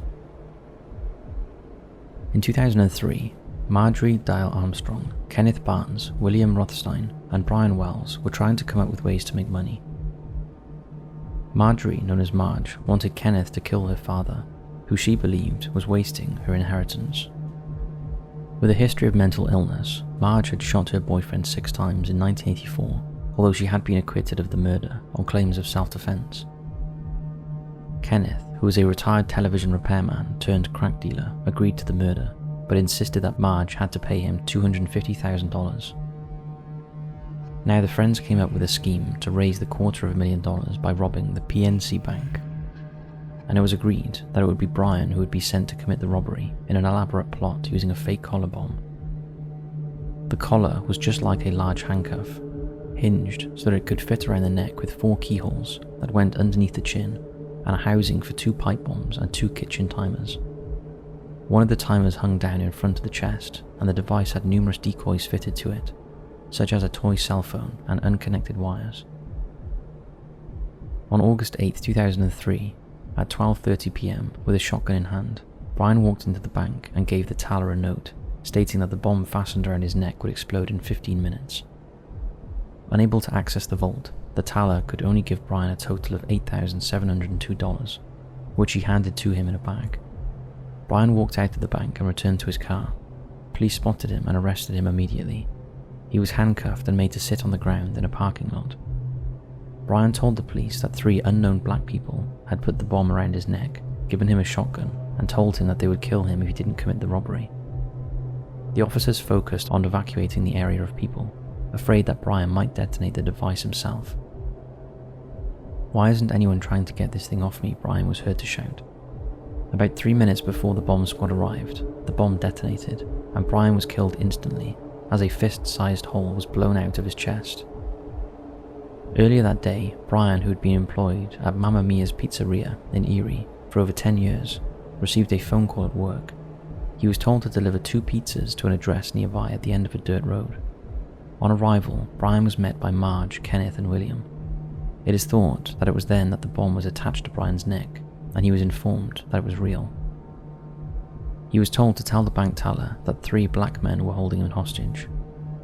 After his death, police found 9 pages of handwritten instructions in Brian's car that detailed a bizarre scavenger hunt in which Brian had to find and collect 4 keys that would open the bomb collar. The tasks were timed, but each key collection would delay detonation and eventually defuse the bomb. The instruction, "Act now, think later or you will die," was written across the bottom of one of the pages with a warning that Brian would be watched at all times, and contact with the police would result in detonation. The police concluded that the hunt for the keys was so elaborate that Brian would never have been able to take the collar off in time. Brian's family and friends believed that he was never involved in the plot to rob the bank and was forced to take part by others. It is thought that he was killed to decrease the number of witnesses to the plot. Other people also confessed to their involvement in the elaborate scheme, and other deaths were linked to the case. Marge was sentenced to life in prison. She died in jail from breast cancer in 2017. Kenneth received a reduced sentence of 22 years because he testified against Marge, and William died from cancer in 2004.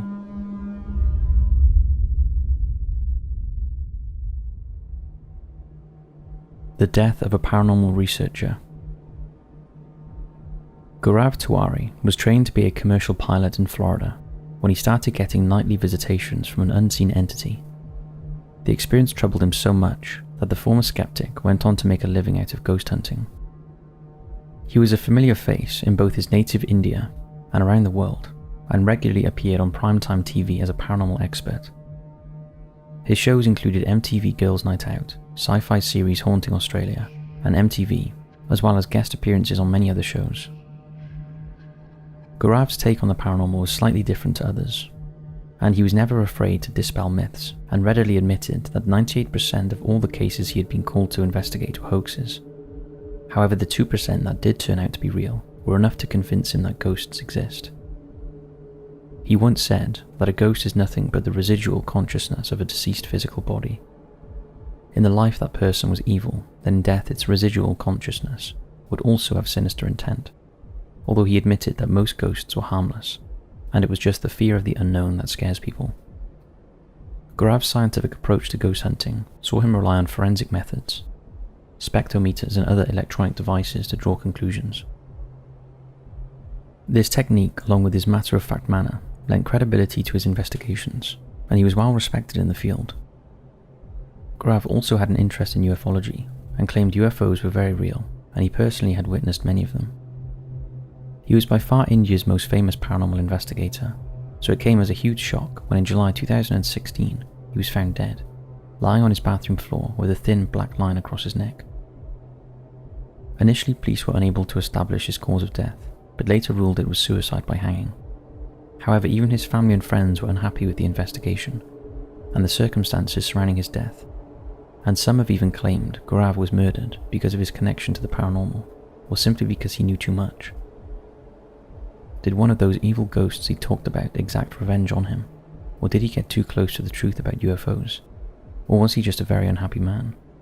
To date, there is no concrete evidence to support this, but that doesn't stop the speculation, and many of the headlines still refer to his death as mysterious. What do you make of this case?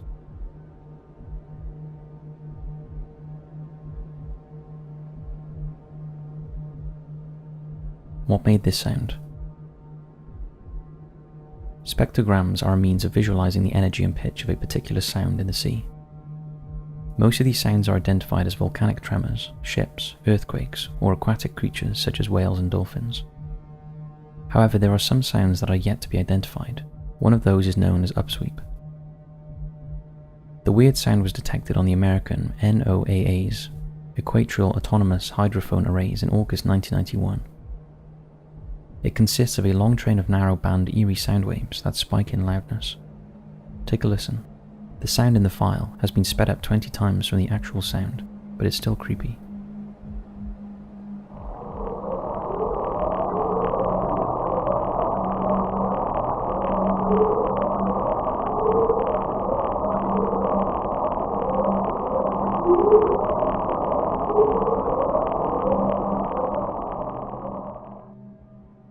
The source level of the eerie sound is high enough that it has been recorded through the Pacific Ocean.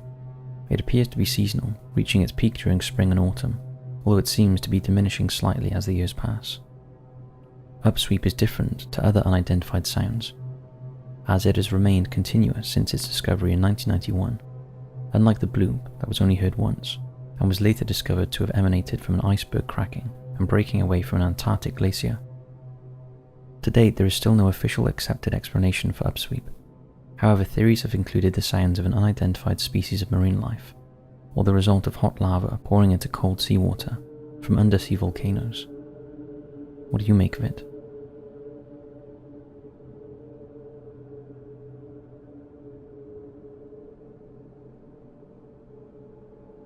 Is the Cecil Hotel the most haunted hotel in the world? It's hard to believe that one building had such a blood-drenched history. Since it was built in 1924, the Cecil Hotel in downtown Los Angeles has seen at least 16 murders, several suicides, and a plethora of freakish accidents. Is this all the result of a curse? Is there an evil attached to the building? Or is it all just a macabre coincidence? Over the years, the hotel has played host to serial killers, including the Hillside Strangler, Kenneth Bianchi, Australian serial killer Jack Unterweger, and the Night Stalker Richard Ramirez, who lived in a room on the top floor of the hotel during his horrific killing spree. One of the many disturbing events happened in 1944, when 19-year-old Dorothy Purcell was staying in the hotel with her lover, Ben Levine. During the night, Dorothy awoke with agonizing stomach pains, and as she walked to the bathroom, she gave birth to a baby boy. She had no idea she was pregnant. In complete shock and thinking her newborn was dead, she threw her very much alive baby out of the window, and it landed on the roof of the building next door.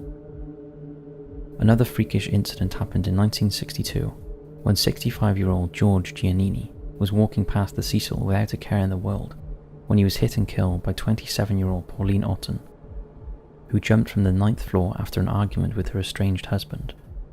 Her fall killed both her and Giannini instantly. A further grisly incident happened in 1947 with the death of Elizabeth Short, better known as the Black Dahlia, who shortly before she was mutilated was a guest at the Cecil Hotel. She was found on a street not far away with her mouth carved from ear to ear and her body cut in two. Her murder has never been solved. In recent years, perhaps one of the most mysterious deaths ever took place at the Cecil Hotel. Many of you will be aware of the story. It happened in 2013 when Canadian college student Elisa Lam was found dead inside a water tank on the roof of the hotel 3 weeks after she had gone missing. Her naked body was discovered after hotel guests had complained of low pressure and a funny taste to their water. A surveillance video of Elisa shortly before her disappearance was released to the public and went viral online.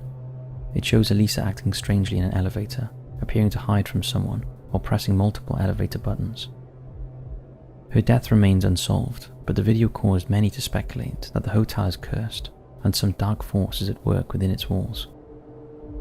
In 2015, the Cecil served as a chilling inspiration for a season of American Horror Story about a hotel that's home to the most unimaginable murder and mayhem. Nowadays the hotel has been remodeled as an affordable housing complex. But would any of you be brave enough to live there? If any of you have stayed there, we'd love to hear if you've experienced anything strange.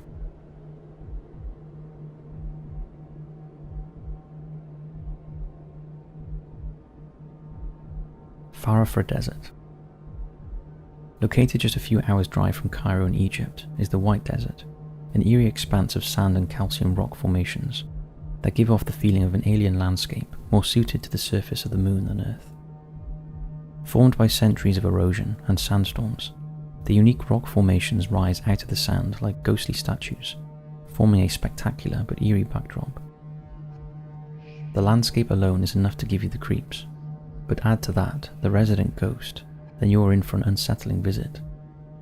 The area is said to be haunted by Akhenaten, a hated pharaoh who abolished the worshipping of the old Egyptian gods and introduced new faiths and beliefs centered around Aten as the sole god of ancient Egypt. After 17 years of rule, Akhenaten died and was initially buried in a tomb at Royal Wadi in Amarna. In the years that followed, Akhenatten's sarcophagus was destroyed, although has since been reconstructed and now resides in the Egyptian Museum in Cairo. When Tutankhamun came to power, Akhenatten's mummy was moved to tomb KV55 in Valley of the Kings, a tomb that was later desecrated. However, long before his resting place was disturbed, a curse has been placed on him by the priests and the religious followers of the old gods, and instead of going to the sacred afterlife, he was doomed to wander the deserts forever as punishment for the abolishment of their god. It is said to this day that his shadowy figure still endlessly roams around the desert of Farafra, floating around the ghostly monoliths, scaring the tourists who often spend the night camping in the desert, and unless you want to join him in his endless search for the afterlife, it is best to stay clear of his tortured shadowy figure.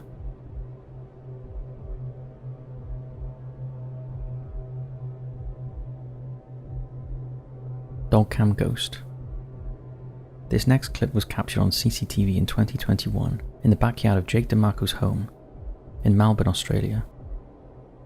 At first glance it looks like two dogs playing around together. That is until you realise the only dog in the backyard is the black dog named Ryder. The yard is a secure fenced area designed to keep Ryder in, and so it would be impossible for any other dogs to enter. So who is the phantom translucent white dog, and where did it come from? Take a look.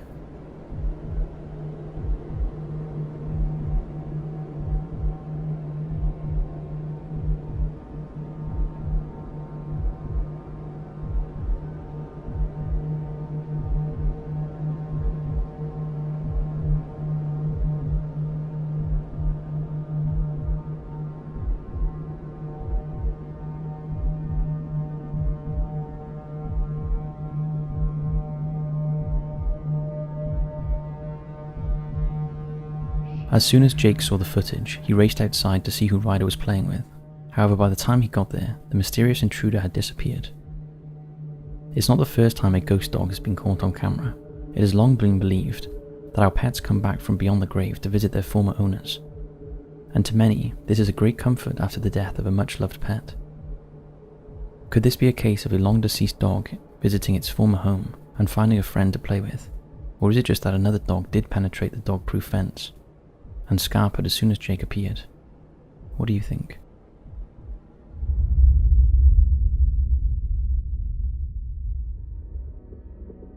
"100 years. Before we delve into the more distressing and nefarious pieces of hidden media, let us first begin with something a little more light-hearted and entertaining. Something which stems from the entertainment industry itself, Hollywood. As crazy as it may seem, an experimental film with promotional connotations has been made and is due to be released 92 years from the date of this upload. The feature, titled 100 Years, with accompanying tagline, "The Movie You Will Never See," is rumoured to be an obscure science fiction film written by and starring American actor John Malkovich, and directed by acclaimed filmmaker Robert Rodriguez, whose portfolio includes the likes of Sin City, Desperado, and the Spy Kids franchise. The mysterious movie has also been produced by the French cognac firm Remy Martin, as a means to promote their new Louis XIII brandy. It is a strange but potentially genius form of advertising, one may say, as it relates to the length of time it takes to create a bottle of said drink. Originally produced and advertised in 2015, the film has a future release date of November 18th, 2115, and has sparked much speculation, gossip, and intrigue. It's no secret that certain art pieces, whether it be the Leonardo da Vinci paintings, to basic Easter eggs contained in popular box office movies, incorporate hidden messages or secrets about history, society, and of Hollywood itself. So with this in mind, the plot, meaning, and justification for its distant release is something that film buffs are discussing online, in the hope that they may find out what all the fuss is about before we die. Another interesting aspect of the film is that it promotes a small, international ensemble cast, including Taiwanese actress Shoya Shang and Chilean actor Marco Zaror.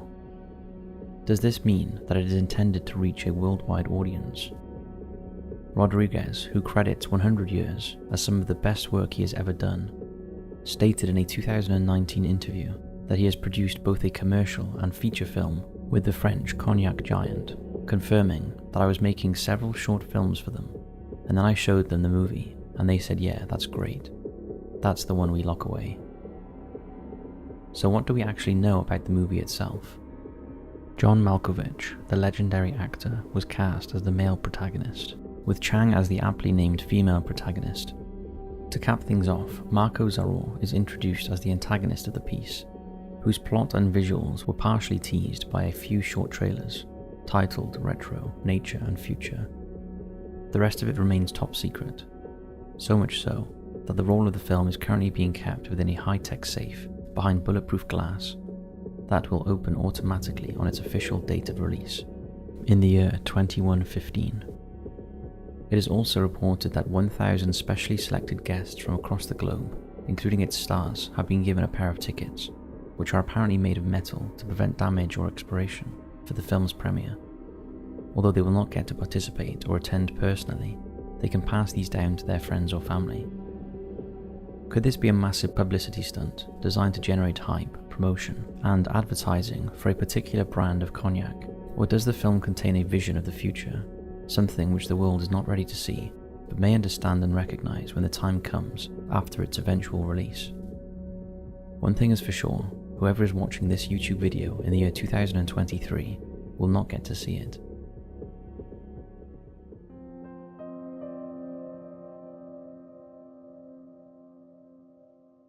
The station nightclub fire. Let's get a little darker and turn our attention to the unfortunate and more troubling piece of lost media that are making the rounds on the internet. The station nightclub fire, which occurred on February 20th, 2003 in West Warwick, Rhode Island, was a terrifying disaster that destroyed the nightclub, killing 100 people and resulting in many seeking closure in the form of an audio recording. The night occurred as any other. The station nightclub was packed due to the announcement that 80s rock band Great White were headlining the venue. An evening that promised a plethora of fun, laughter, and nostalgic music. Around 11 PM, the band took to the stage and began their set, that included a pyrotechnic display. This was the catalyst for the horror that would unfold, as the sparks ignited the foam proofing and eventually engulfed the stage and surrounding areas. After the realization that this was not part of the show, the terrified guests headed for the nearest exit, but unfortunately, despite alternative exits being available to escape, the crowd in their panic became too congested, and 100 people, including Great White's lead guitarist Ty Longley, never made it out alive. Another person to perish that fateful evening was Matthew Pickett, a 33-year-old music lover and collector of retro items, who, according to his fiancée, gave so much of himself even if he had nothing. Having celebrated 7 years of sobriety and having proposed to Wendy, whom he met at an Alcoholics Anonymous meeting, after 3 years of dating, life was good for Matthew, and he was looking forward to their wedding in October that very same year. The reason Matthew Pickett's death is particularly notable is due to the fact that his story was presented in a book, Killer Show, written by attorney and author John Barryleck. In it, the lawyer who represented the family notes that Pickett's body was found with an audio recorder in his pocket, something that his loved ones presented to the FBI for restoration and as part of the evidence in the subsequent lawsuits that followed. Members of the public and inquisitive freelancers have searched high and low to try and obtain and decipher what was on the audio file. However, Barryleck was quick to respond by stating that out of respect, the family wished the file to be kept secret, and when probed, replied, "It's exactly what you think it would sound like. Desperate people burning alive. You don't need to listen to it." One can only imagine the terror and haunting screams for those who, alongside Matthew Pickett, were panicking, searching for a way out, only to become trapped and suffer the most horrific of deaths. During the legal battle, a short clip was presented and released, which refers to the compensation case of Pickett's friend, Joe Christina. An accompanying photograph shows another of the victims, Jeff Rader, 32, taken by Christina at Pickett's urgent request. In the picture, one can see the stage on fire and people flocking to the visible exits. At this point on the audio, Pickett's voice is heard saying, "Joe, take a picture." No one knows for sure how Rader and Pickett met their fate. Christina escaped with severe burns, and those responsible were eventually held to account, including the band's road manager, Daniel Bickley, for the pyrotechnics, and owners of the nightclub, Michael and Jeffrey Derderian. Although many curious people wish to hear the audio file from that night, to unhear such a harrowing loss of life is something that would be more difficult than locating the file itself. The chances of this one being released to the public is very slim.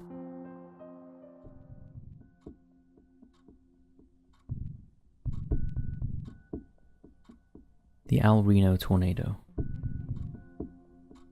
On the 31st of May 2013, the widest tornado ever recorded was identified in Oklahoma, devastating the region and leaving many wondering what was caught on a recorded video that has never been released to the public.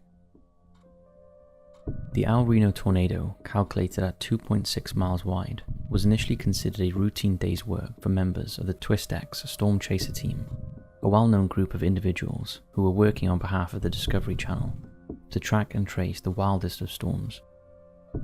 Unfortunately, the trio, which consisted of Tim Samaras, his son Paul, and meteorologist Carl Young, would also become the first storm chasers to die whilst in the middle of a hunt.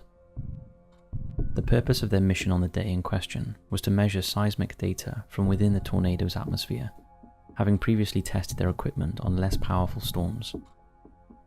The technology, known as turtle drones, were developed to aid the chasers in their accumulation of recorded data, and was the task of lead chaser Tim to deploy one of these drones at the foot of the tornado.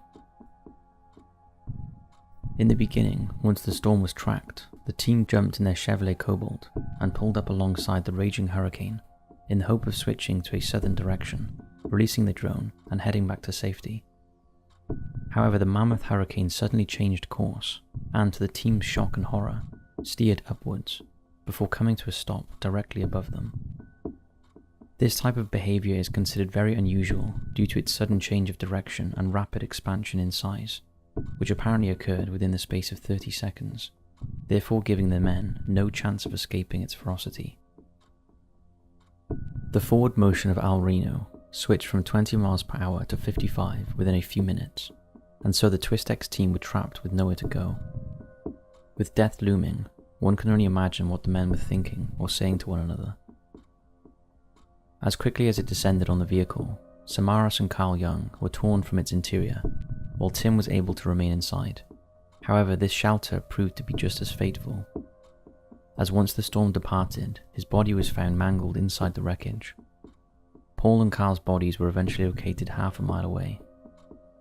In the immediate aftermath of the tornado and subsequent search for the team, concerned locals were able to find certain personal belongings, as well as the men's bodies themselves. One of the findings, which appeared in a nearby creek, was a camera that Carl Jung used to document the chase. A personal friend of the doomed trio, named Gabe Garfield, was one of only a select few allowed to view the footage in its entirety, and gave a public description of its contents. According to Garfield, Carl Jung states clearly that there's no rain around here and that it's eerily calm, as he films the interior and exterior of the vehicle. The mood quickly turns tense as Tim is heard saying, "Actually, I think we're in a bad spot," before the video fades to black. Afterwards, all that is captured is Tim repeatedly screaming through the communication radio that we're going to die. One can only imagine the moment that the men realized where they were in comparison to the tornado, and the horrifying sense of dread that would befall them, knowing that the end was near and that there was no way to avoid it. Though another video was recorded by fellow storm hunter Dan Robinson, whose dashcam footage shows the TwistX team driving behind him as he attempted to photograph the entity himself. The contents of Carl Jung's camera have never been released. Robinson was able to escape and publicly shared his video online. However, it's an edited version, as he refrains from showing most of the car being struck by the tornado, out of respect for the families.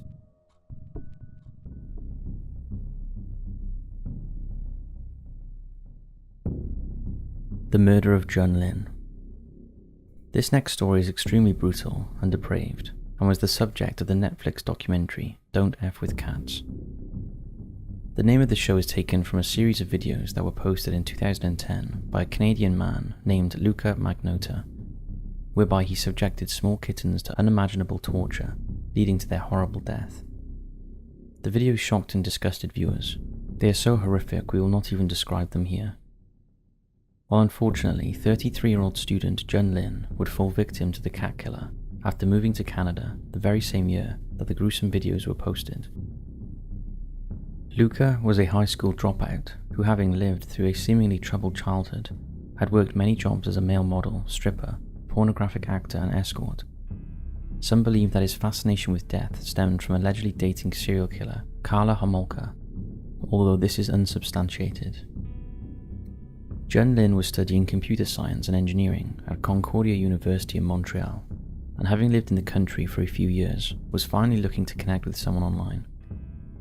In various posts, Jun Lin spoke of his love for cats, as well as his hope that he would find love after coming out as gay, something that his family heavily frowned upon. Magnota, meanwhile, was posting regularly online under various guises to lure men into his sick fantasy. In 2012, the killer put an ad on Craigslist looking for someone to engage in sexual activity. Lin decided to respond after confirming his interest in Luca, and so the pair met up on the 24th of May. CCTV footage shows the men entering the building where Magnota lived, and was due to carry out his disgusting act. Lin would send a text to his ex that very evening, not knowing what was going to happen to him moments later. The next day, a video titled "One Lunatic, One Ice Pick" was posted online. In it, Jun Lin is seen tied up, whilst Magnota stabs him brutally with an ice pick before dismembering his body and performing various sexual acts upon it. A few hours after the video was uploaded, Magnota booked a round-trip ticket for a flight from Montreal to Paris in an attempt to escape. Unbelievably, authorities dismissed the online sleuths and concerned members of the public, stating that they believed the video to be fake, even though security footage captured him disposing of the body in garbage bags and wearing his victim's clothes. Eventually, on the 29th of May in Montreal, a janitor called Mike found a suitcase which had a foul smell emitting from it. Once opened, he found the torso of a man's body inside. Other body parts were sent to political party offices and schools across Canada, all of which belonged to Jun Lin. With the help of the online detectives, whose continuous efforts to connect the dots and track him down, subsequently allowed police to locate Magnota and arrest him at an internet cafe in Berlin on the 4th of June, where he was relaxing and reading stories about himself in the newspaper. Uka Magnota was found guilty of first-degree murder in 2014 and sentenced to life in prison at a maximum security complex in Quebec. The video of Jun Lin's murder was uploaded to a gore site in 2012, and apparently YouTube as well, where it was immediately removed. Today, many say that you can only find the real video on the dark web, and even then, many say it's a fake and the original cannot be found. We'd advise you to not go looking for it.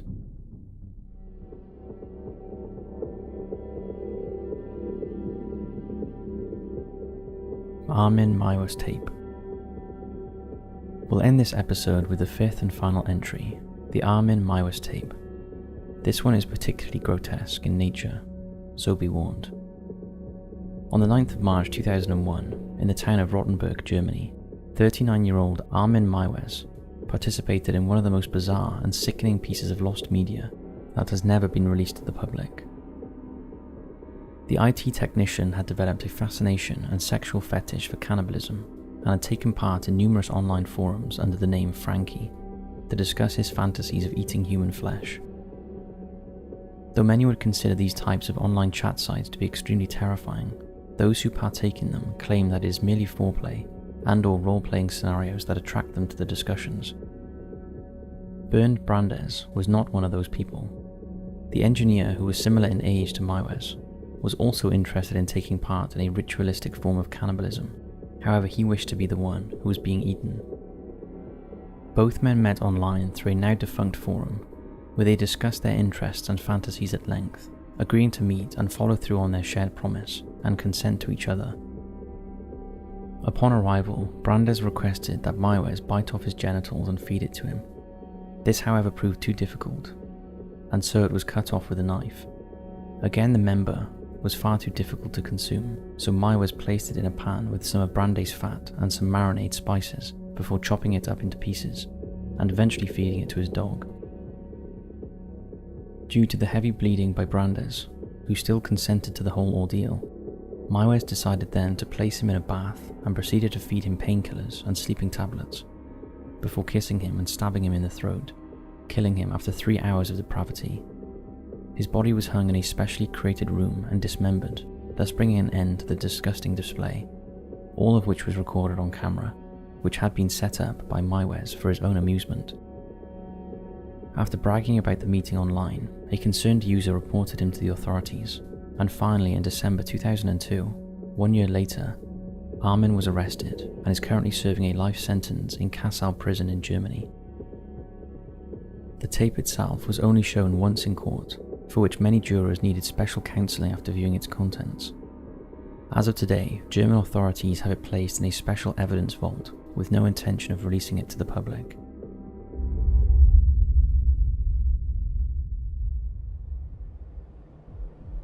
The Ghost Car. We'll begin with a real classic of the early YouTube era, simply titled Ghost Car. The description of the video details how an advert for a car had to be pulled off TV because people were complaining that they could hear a ghostly voice in the background. The short clip involves a luxury sedan travelling through a serene landscape. The viewer, no doubt trying hard to listen for the voices. Then suddenly a grotesque image appears on the screen, accompanied by a loud and terrifying shriek. Take a look at this classic.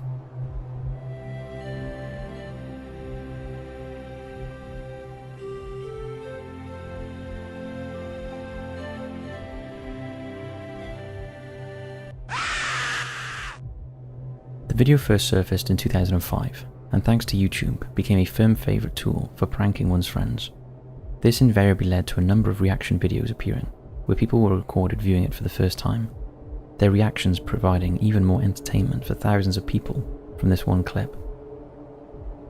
Most people assume that it was always intended as a prank video, However, one part of the video's description is true, and that is that the video was indeed part of an advertising campaign. The clip was commissioned by German caffeine manufacturer Kaffee, and the ghost car video is one of 9 similarly composed ads, each 20 seconds long, that each culminate in some form of jump scare. Each ad would finish with the text in German or English that revealed the purpose of the advert, and how the alarm they created related to the effect its product would have on you if you consumed it. In the case of Ghost Car, the text read, "Ever been so wide awake? Canned caffeine with coffee." Although most YouTube versions often omit this part of the video. Ghost Car was an instant hit when it surfaced, and no doubt aided enormously in generating Kaffee's market identity over rival caffeine products. However, when erroneous reports began to appear on forums, and even in some news publications of people having heart attacks after watching it, and other so-called screamer videos, the first questions regarding censorship began to be raised about the new wave of video hosting platforms that were emerging, the most notable of course being YouTube. While these reports have never been confirmed and have become something of an internet legend in of themselves, they have served to elevate the notoriety of videos such as Ghost Car, with many people having humorous tales of their first time seeing it. Take a look at it again, and try and remember the first time you ever saw it.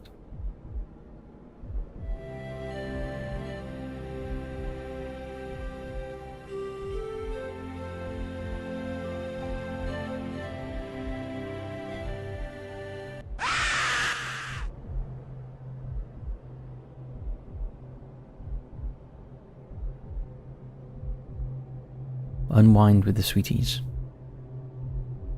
In our previous video we looked at the case of Tara the android, and how with little or no context to what they were looking at, YouTube's audience began piecing together an entire fabricated backstory to this bizarre character.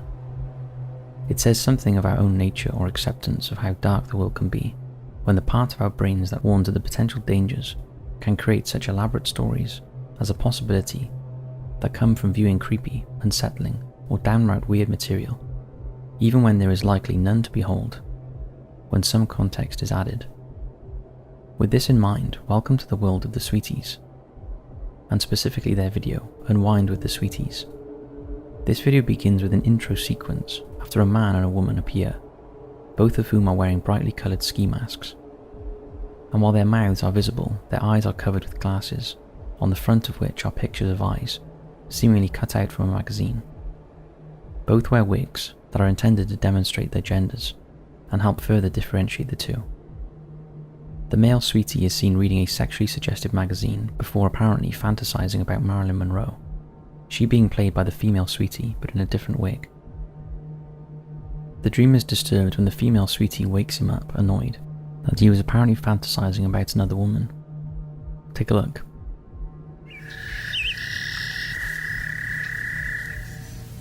Fallen asleep. You know, a girl has to take a nap once in a while.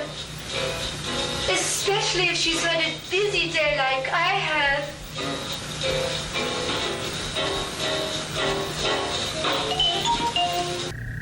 Sweetie? Sweetie? Sweetie! Sweetie? Yeah, sweetie, well, I was just, Many of you may be wondering what you just watched, and you would not be alone.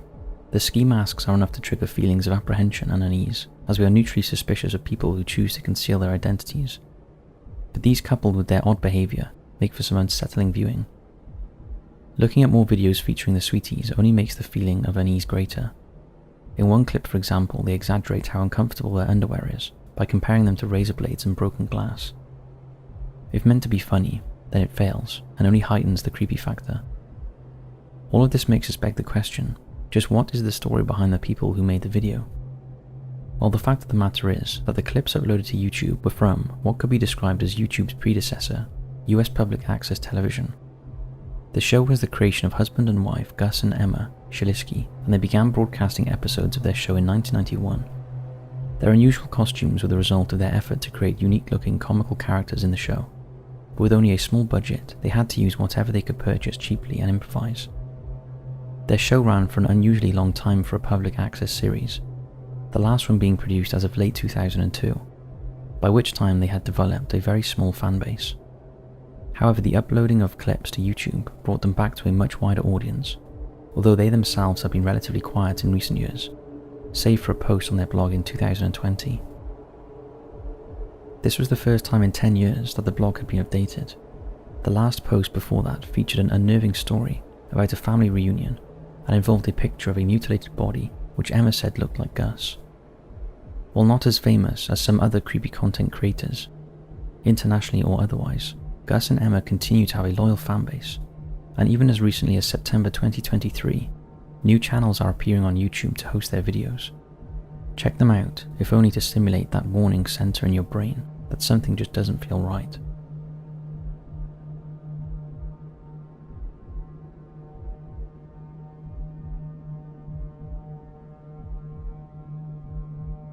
Fallen Angel of Catalonia. Uploaded to YouTube on June 28, 2006, the video entitled Possible Fallen Angel in Catalonia has a timestamp on it, implying that the events depicted in the 1-minute clip happened just over 2 weeks earlier. The footage involves two men moving through a field in Catalonia, Spain, at night using a flashlight and their camera's night vision mode to see. They stumble across a number of large white feathers scattered on the ground before appearing to spot a grotesque humanoid figure curled up in a bush. The emaciated figure seems to have the stumps of torn off wings protruding off its back, and the video implies that this may have been an angel who has had its wings torn off, or at least some cryptid resembling such a being. The figure spots the two men, who then run away in horror. Take a look.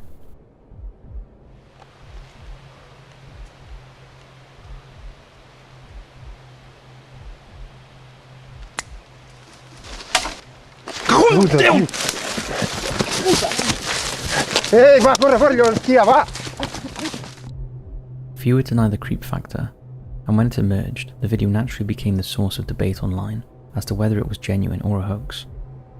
Most people agreed that if it was a hoax, then it was a very well made one. For in just 60 seconds, a mystery was developed, and a climax presented to the viewer. Furthermore, the grainy black and white image of the night vision showed just enough to help carry the story without giving away too much. However, this lack of detail also fueled the argument that the video was genuine. A year after it was released, another video appeared online, claiming to be behind the scenes look at how the video was made, with a man seen getting into a costume to play the fallen angel.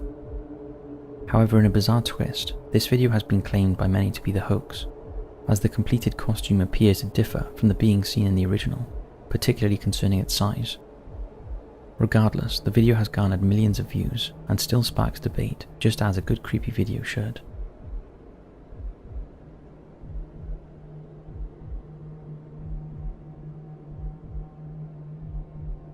Japanese elevator ghost.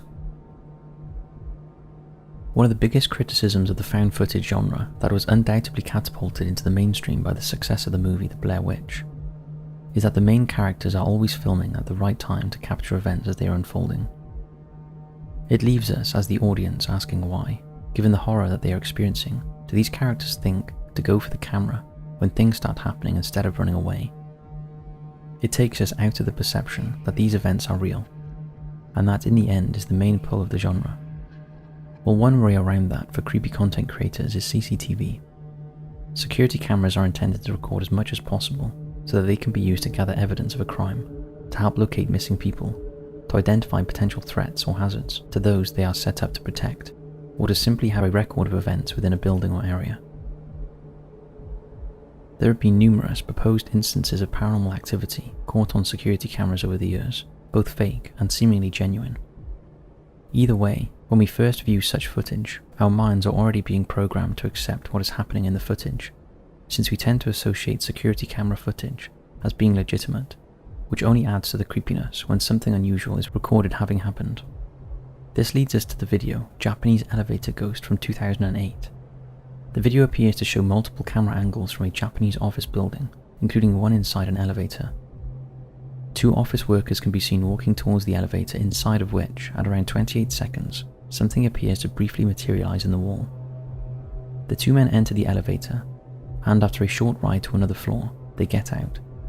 However, a figure, seemingly of a hunched woman, appears behind one of the men, almost as though the two of them were occupying the same space at one point. The figure then follows the men out of the elevator, both men seemingly oblivious to her presence. Take a look.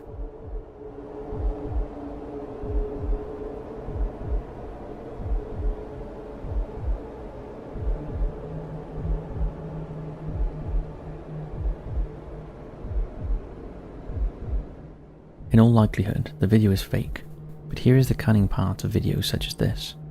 Given that we are all pre-programmed to believe what we see on security camera footage, in all but the most committed skeptic, there is still part of our brains left wondering if the footage is genuine, and for 13 years at the time of uploading this video, it continued to send that cold chill down the back of people's spines, before it no doubt springs up in their memories at some time after seeing it, when they find themselves travelling between floors in a creaky old elevator, making them just take a quick glance over their shoulder, just in case.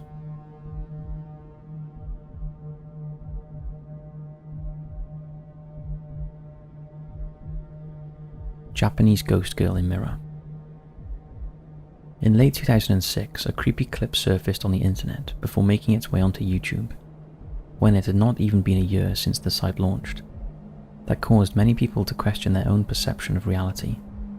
Known under the title of Japanese Ghost Girl in Mirror, the video starts out in a similar manner to the first video we covered in this series at the start of the month, concerning the creepy grudge girl, in that a child is seen being filmed innocently enough in front of a three-sided mirror.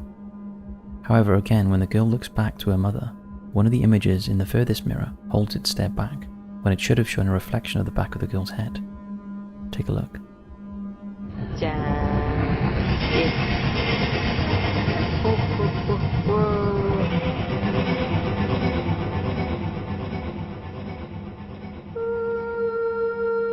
この鏡は母親が知人から譲り受けた古いものだという。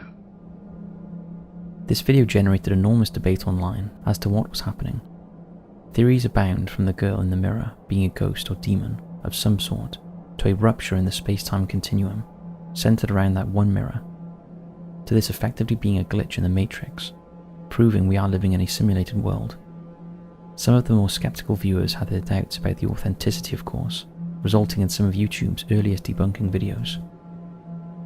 As the clip generated even more debate, more information was uncovered.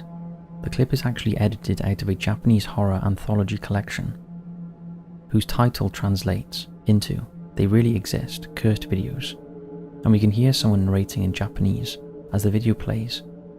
And while it has largely been debunked as a hoax, it still left quite an impression on those who first saw it back in the mid-noughties. As such, it deserves its place at the top of our list, for despite being quite tame when compared to some other videos, it succeeded in being a genuinely creepy video back in the early days of YouTube, intended to both unnerve you and leave you questioning just what it is you're watching. I can say for sure that we used to watch this one a lot, and it genuinely freaked us out.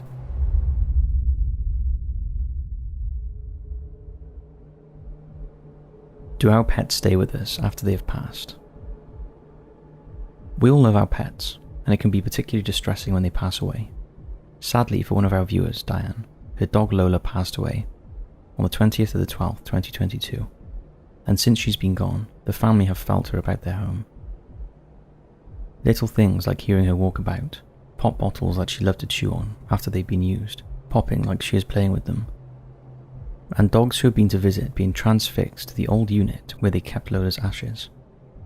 Diane has always found it comforting to have these little signs that she's still with them as they miss her dearly. At the start of October 2023, Diane took some photos of a bottle of rum in a new spooky Halloween themed glass. When she looked back at the pictures, she saw a mist in the background right where Lola's ashes are. It's worth noting that it was a sunny evening, but Diane is sure that it wasn't a glare. Pretty strange, but also comforting. We'd love to know if any of you have experienced something similar when a beloved pet has passed.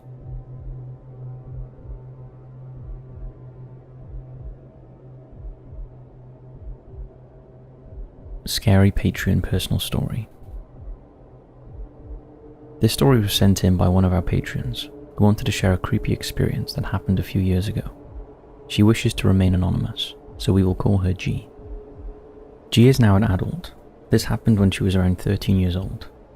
G lives in the Dudley, Tividale area of the Black Country in the UK, and many of the houses there including the one where these events took place, were built in the 1930s. Lots of them were bombed and rebuilt during the Second World War, and quite a few people died there as a result. Underneath the houses is a network of old mine tunnels, which are now either blocked off or form part of the canal system. Lots of workers died in the mines, and there are a lot of local stories about the area being haunted. Strange things started happening when G's aunt moved into a house the next street over from where she was living. A few months after moving in, her aunt was sitting in her living room watching TV. Her 2 sons, aged 5 and 7, were in bed, but she could hear them playing upstairs. However, when she went up to tell them to go back to bed, they were sound asleep. This happened on multiple occasions. So, to see if they were pranking her, one evening the aunt stayed upstairs in her bedroom after putting her sons to bed to see what they were up to. However, nothing happened. That was until she went back downstairs. Then it all started again. Other weird things happened, like the lights randomly being switched on in a room where she remembered turning them off, and a few times when her aunt bathed her youngest son. He would say that he could see people in the room that were not there.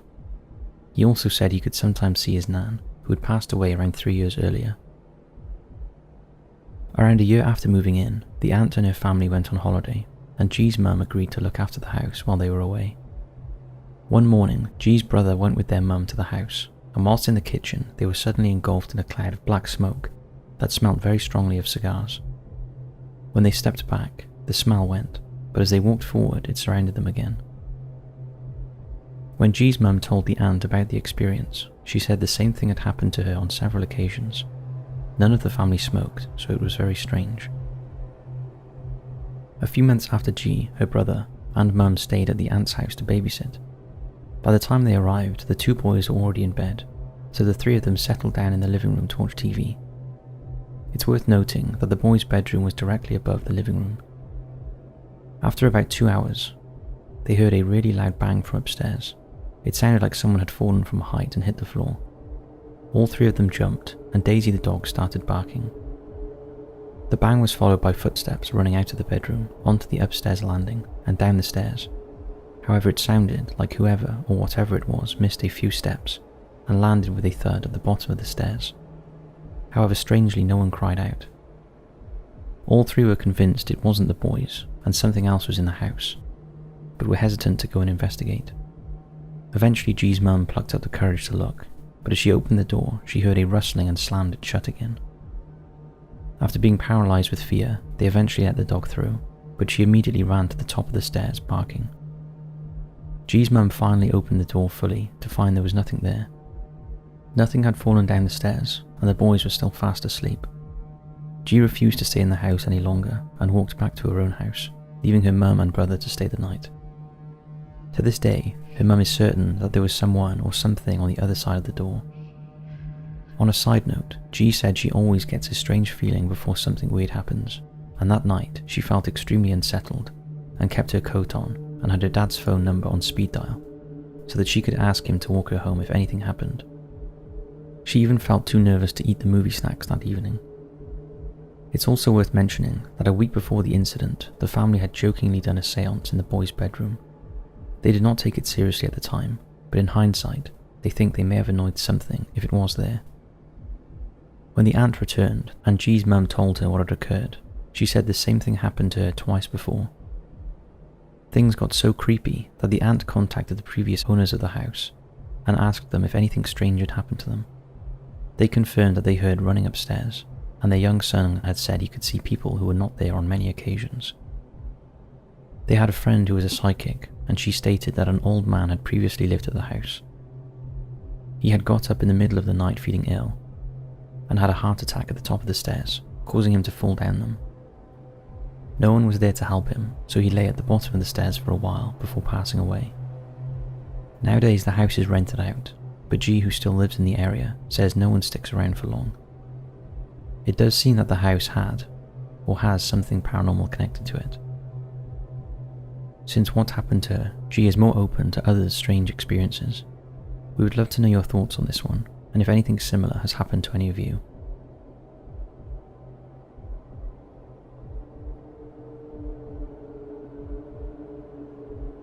Creepy photo.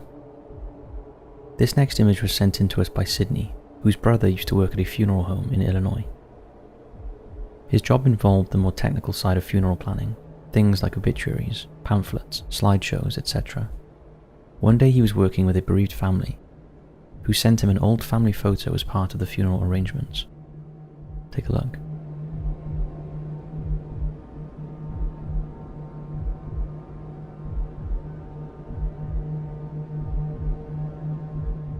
The spectre in the background is not supposed to be there, and no one has any idea who it is. What are your thoughts on this one?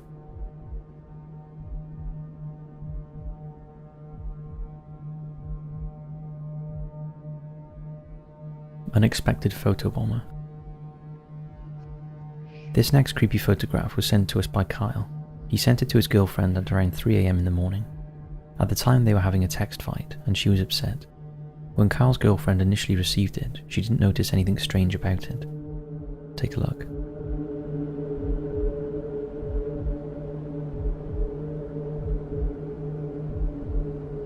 Because she was upset, Kyle didn't say anything until the next day to spare her a sleepless night, but when she realised what was in the image, she was convinced the facial apparition resembled her great-grandmother, who had passed away several years ago. They were very close, and Kyle can't help but think she may have been comforting his girlfriend when she was upset during their fight. What do you think? Is this a case of pareidolia, or a ghost caught on camera?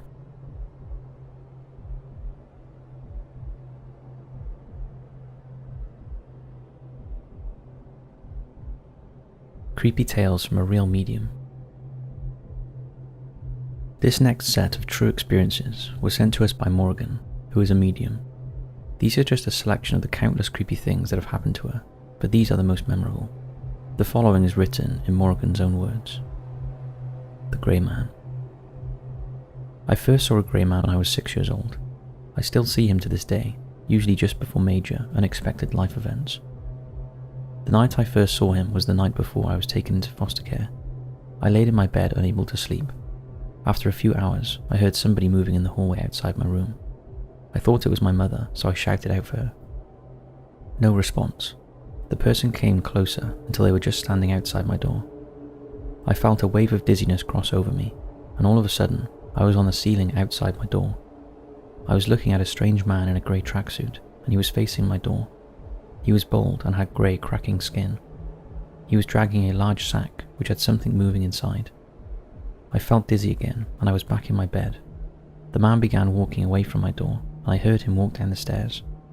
This happens before every major life event for me, and I believe the visions are astral projection. Millie and Ben. The first house I ever lived in was haunted. My father brought the house from someone who was later on discovered to have abused and raped young children in the house. That man is now in prison, thank the gods. When I was younger, I had 2 friends in that house, a girl around 13 years old, and a boy who was 8. They would only ever be in one room, my bedroom, and that girl always sat by the radiator, whereas the boy sat inside my small closet. They both said that they were tied up there. Me and my father discussed this recently, and I found out about the previous residents. The man who is now in prison would chain his children to the radiator and in the closet. They died in that room. My friend's grandpa. A few years ago when I was 14, I was a girl guide. I was on an overnight trip with the rest of my team. Me and my 7 friends were going to be sharing a room, and I'd said I'd bring an Ouija board so he could try it out. A week before the trip, my best friend's grandpa died. She was not sad about this, due to the grandpa being severely abusive and sexually inappropriate. On the first night of the trip at 3 AM, I took out the board, and me and 4 other girls played with it. One of the girls was recently bereaved. We asked if anyone was there, and the planchette moved to yes. We asked who, and it said Peter, the name of the grandpa. Immediately after the board said the name, a glass flew across the room and shattered next to me, cutting my hip and my knee with shrapnel. I still have the scar on my knee to prove this.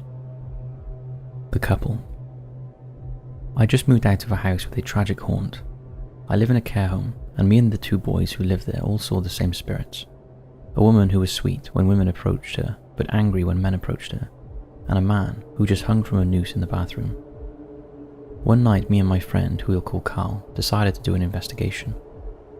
Carl had lived there for a year before I moved in, and had seen these spirits many times. I decided to take pictures in every room of the house and look at them after the investigation.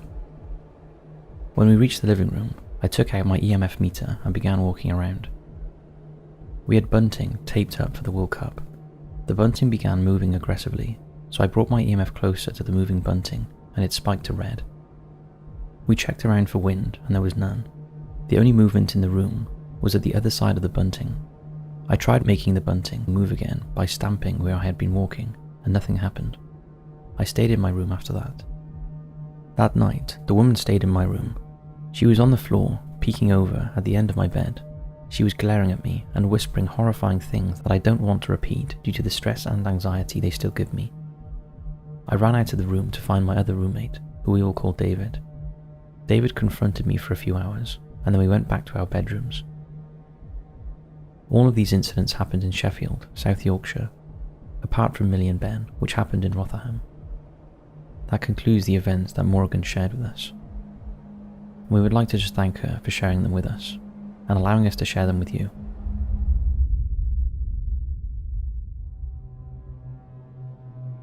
Creepy encounter in the woods. The first video we'll be taking a look at today comes from a viewer named Pete, who early in 2023 found something quite unsettling during an otherwise routine YouTube video. While watching an outdoor-centered YouTube channel called TA Outdoors, the viewer watched as the video's host stumbled upon a place in the woods that could be best compared to a location straight from the Blair Witch Project. The host, known for his bushcraft and survival skill displays in remote, isolated areas of the world, found a series of skulls on sticks propped up amongst the trees. It was as if an ancient ritual had taken place on these grounds years ago and had been left to decay in the middle of an abandoned forest. The host was quick to point out he only selected locations far from civilization or any known human contact. Whatever or whomever left those skull staffs, they had done so decades, if not centuries before he discovered them. It should also be said that the host of the survival videos wasn't unsurprised by the eerie enigmas littered throughout the woods. He hadn't ever seen something of the sort, and canvassing vast woodlands is his hobby. The hardened adventurer was quick to admit the creepy nature of the skulls, and admitted he was unsettled after more and more Blair Witch artifacts were popping up. So what could explain the existence of these primitive, morbid revelations? It's possible the location of these skulls is the former stomping grounds of a cult. The appearance of the corpses, fastened to sticks, gives off ritual vibes, as if part of a sacred site where animal sacrifices or worse were made. Others believe the death-ridden land the host stumbled upon is filled with signs of witchcraft. There's always the potential for ancient witches to have used the woods for their sorcery. Could these artifacts be the remnants of a coven? And if so, could this coven still be active? It's hard to say for sure what exactly these discoveries are evidence of, as the specific location of our survivalist's trek is never clarified. While it's easy to assume it's somewhere in the UK, considering the host's accent, there is a chance he's camping somewhere else in Europe, or even in the United States. One person in the comments left behind the most realistic explanation for the skulls. They wrote, "Here in the States, several Native American tribes would decorate trees in the middle of their hunting grounds with fresh animal skulls, but it wasn't for anything sinister. It was a form of conservation. When you hunted an animal and hung its head up, you were telling the hunter what animals had been most recently taken from that area, so they knew to hunt something else and not thin out the population. Unfortunately, without precise coordinates, there's no way to prove these theories. The host from the original bushcraft video obviously made it home to tell his tale. However, the next brave soul to venture to that neck of the woods might not be as fortunate."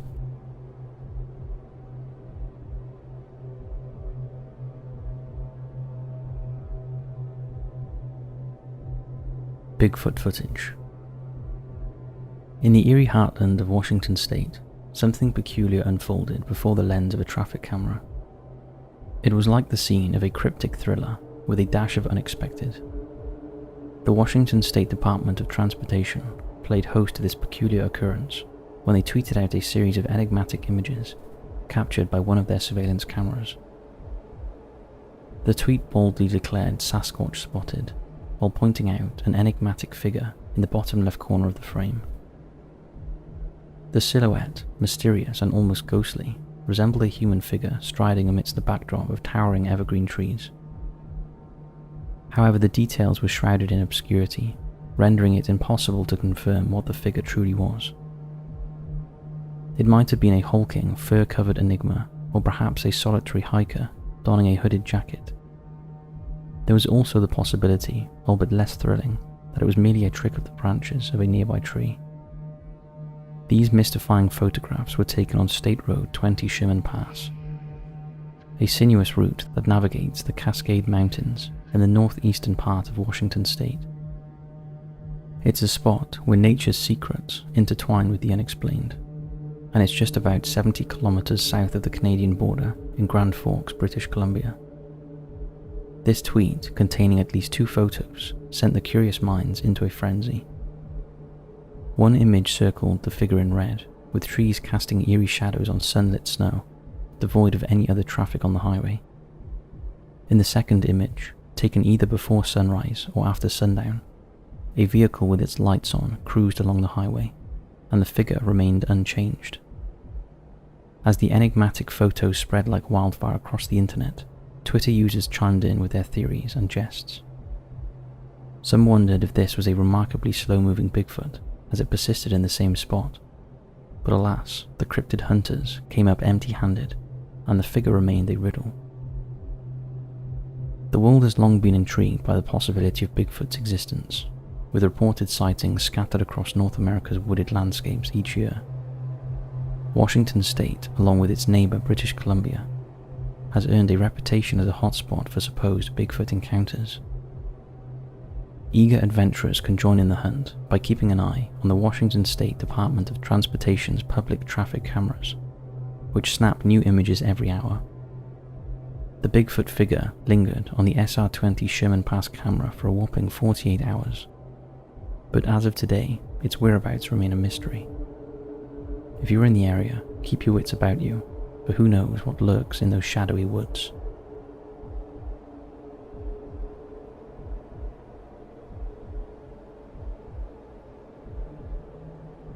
The Phantom Hitchhiker of Black Horse Lake.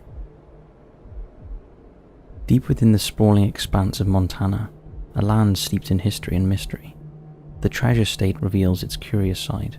Among its cachet of eccentric tales, one that stands out is the enigmatic legend of the Phantom Hitchhiker of Black Horse Lake. This uncanny urban myth has etched its eerie presence in Cascade County, near the city of Great Falls, casting a chilling shadow on this picturesque region. Black Horse Lake, a gem nestled in the heart of Montana, is renowned for its beauty, yet the Phantom Hitchhiker claims the limelight. Our story unfolds on the desolate stretch of Highway 87, winding through Cascade County to the north of Great Falls, leading us to the Black Horse Lake area. This seasonal lake, normally dry, save for the spring and early summer, hosts a unique inhabitant, the most assertive phantom hitchhiker in the United States. The phenomenon of phantom hitchhikers has sprouted up across various states, but the Black Horse Lake apparition distinguishes itself with a lingering presence. Picture this: a solitary traveller embarks on a nocturnal journey along this lonely highway, en route to Fort Benton. In this flat landscape, visibility extends for miles. Suddenly, a passenger in the vehicle glimpses a figure on the roadside. It's a Native American man, donned entirely in denim, his outstretched thumb signalling the universal symbol of hitchhiking. The driver steers closer, intending to lend a helping hand, but in the blink of an eye, the hitchhiker somersaults over the vehicle's hood and across its windshield, as if colliding with an invisible force. Naturally, any rational person's instinct would impel them to halt the vehicle and assess the situation. However, by the time they muster the courage to investigate, the phantom hitchhiker of Black Horse Lake vanishes into thin air, leaving no trace of his presence. The vehicle remains unscathed, devoid of any signs of impact. This could be brushed aside as mere flights of fancy, but it's no mere illusion. Countless witnesses have shared identical tales of this bizarre encounter, where the narrative never falters. Some speculate that the spectre may be the restless soul of a Native American man who met a tragic end, struck down by a vehicle along this very highway many years ago. Yet tangible proof of this long ago incident remains elusive, shrouded in mystery. Have you ever ventured to Black Horse Lake, crossed paths with the phantom hitchhiker, or heard this spectral tale whispered amongst the Montana winds? It remains a curiosity that continues to mystify, lingering in the hidden corners of the Treasure State's intrigue.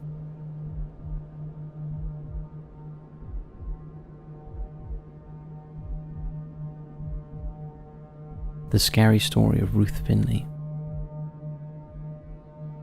In the chilling annals of October's eerie mysteries, the story of Ruth Finley unfurls like a macabre tapestry of torment. Ruth's harrowing tale began in October 1946, when she, just a teenage girl, returned to her Fort Scott, Kansas home, found herself ensnarled in a nightmare. A sinister stranger, his hands like cold claws, lurked behind her screen door, and an icy grip closed around her. In desperation she fought back, thrusting her thumbs into his eyes as he tore at her clothes, and his fury swelled like a tempest. Her memory dimmed as he heated a flat iron on the stove, and her pain seared like fire. The local news recounted the assault, dubbing Ruth a victim of a sex maniac, leaving her haunted by the past. Decades later, in June 1977, amidst personal tragedy, she was once again plunged into a living nightmare. A menacing voice on the telephone demanded money, hinting at the branding attack. This 47-year-old mother of 2 sons, whose husband had recently suffered a health scare, was now targeted by an unseen menace, who knew her past and her place of work. The sinister spectre from the past resurfaced, rekindling Ruth's anguish. In her office at Southwestern Bell Telephone Company, she received a disconcerting envelope containing a clipping about her long-buried trauma. As the anonymous letters continued to plague her, Ruth and her husband Ed sought refuge with the Wichita Police Department in 1978. Their harrowing story unfolded at the same time as Wichita's infamous BTK killer was spreading terror with threatening attacks.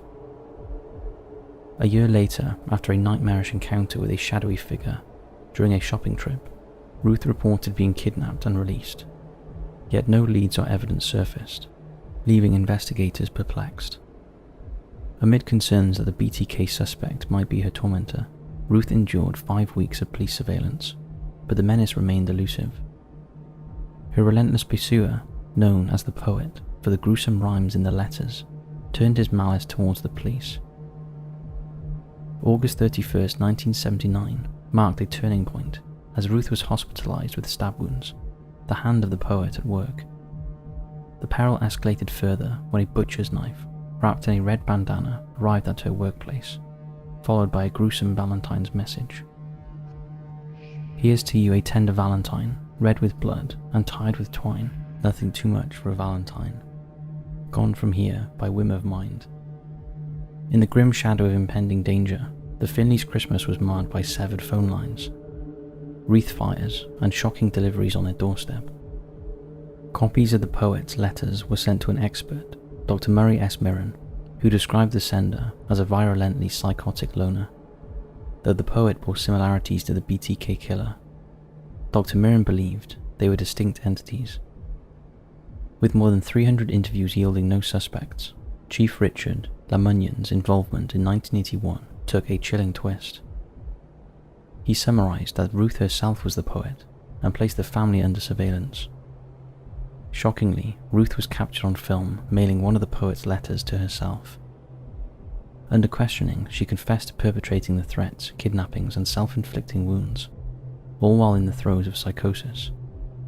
The investigation had cost the police department a fortune, but no charges were filed, as psychiatric examinations deemed her actions non-malicious. As the Wichita Eagle reported, Finley had unknowingly been tormenting herself as a result of psychiatric problems, stemming from a childhood of horrific physical abuse. Ruth embarked on a long journey of therapy with Dr. Andrew Pickens, unearthing the buried traumas that led her to create the Poet. Her family's unwavering support and a desire to help others led Ruth to share her story with a local news program. She passed away on May 30th, 2019 at the age of 89, leaving behind a tale that serves as a haunting reminder of the eerie mysteries that lurk in the darkest corners of true crime history.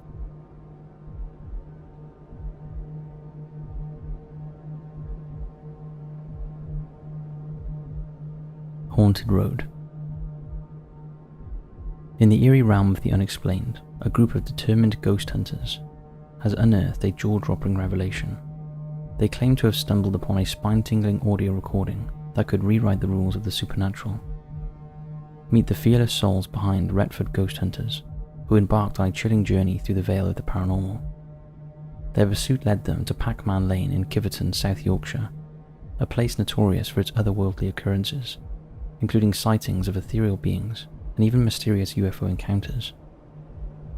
This road seems to be a hub for the inexplainable, where reality and the unknown collide. In an attempt to bridge the gap between the living and the unseen, the ghost hunters embarked on a live-streamed adventure to solicit a ghostly revelation, guided by their intrepid leader, Ron, who's known for his unshakable nerves. They sought to extract a name from the enigmatic spirit world, whispering into the night for answers. And then it happened. As they communed with the other side, their necrophonics microphone, designed to capture spectral whispers, picked up a response that sent shivers down their spine. Amidst the silent darkness, a voice echoed, the voice of an entity, distinctly proclaiming the name of the lane they were parked on, Pac-Man. Take a listen. What's the name of this lane? Oh! Oh my god! Oh my god! God! Oh, you said Pac-Man is... Their car sat motionless, no one inside had moved, yet the inexplainable had just transpired. A ghostly enigma had reached out from the shadows, and the team were left in awe. Viewers of their livestream quickly pointed out an additional layer of paranormal activity. A shadowy figure was said to have materialized, gliding across the car, defying the laws of the natural world. At first, skepticism reigned, but upon a second viewing, the evidence was undeniable. The shadow, characteristic of a spectre, rose from beneath the car, hesitating for a mere heartbeat before proceeding to move across the vehicle. Pac-Man Lane, it appears, has long been a stage for inexplicable occurrences. Back in 2005, members of the Sheffield Forum shared tales of unsettling experiences on the road, describing it as an eerie place that invokes memories of horror films. Some even recounted sightings of a spectral horse, dismissing suggestions that it was a mere illusion. Retford ghost hunters are no strangers to the paranormal limelight. Their previous claims to fame involved capturing a ghostly figure amongst a swirling vortex of vape smoke in an abandoned mill near Stoke-on-Trent. As we delve deeper into the mystery of Pac-Man Lane, it becomes clear that this obscure stretch of road is a realm where the living and the dead potentially merge, where shadowy figures and ethereal voices lurk just beyond our comprehension.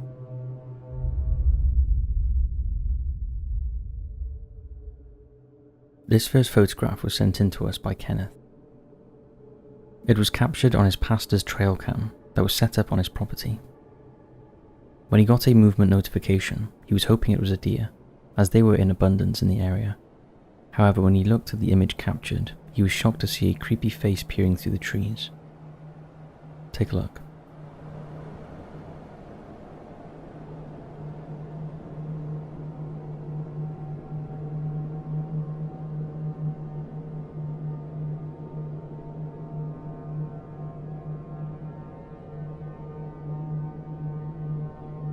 The pastor went to the location where the trail camera was, but couldn't see the creepy figure, and there were no visible footprints. What is strange is that since the image was captured, the deer that used to regularly roam the area have stayed away. The face creeped out the pastor so much that he now refuses to hunt in that location, and told his children never to go near the site. As a side note, there is an old cemetery on the property, so could the mystery figure lurking in the trees be one of those restless souls? We'd love to hear your thoughts on this one in the comments below.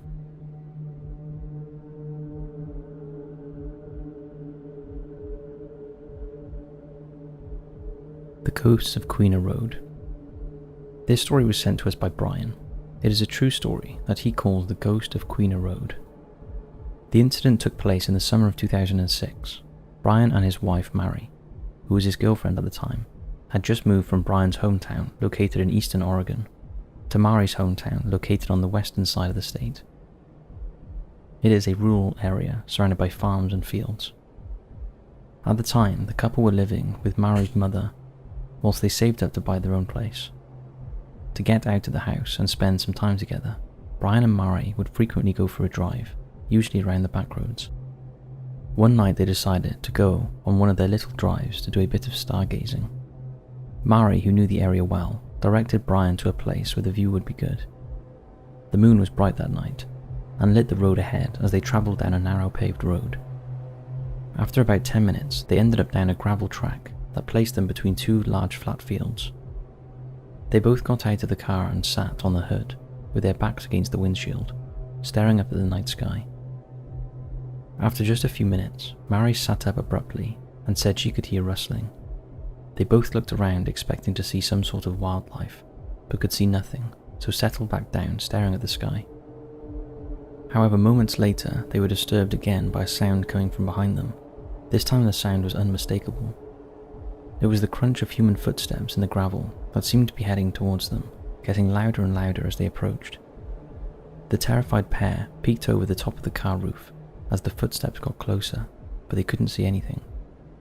It was a bright night and the moon lit the entire gravel track, but they could not see anything physical, just the footsteps that were now close. There was nothing there. The footsteps didn't seem to belong to anything, at least not anything they could see.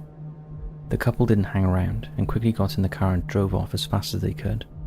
They were both so spooked that they barely said a word all the way home. Brian and his wife tried to come up with a plausible explanation for what had happened, but there was none. And to this day, they have no idea who those footsteps belonged to, and the terror of what they experienced that night.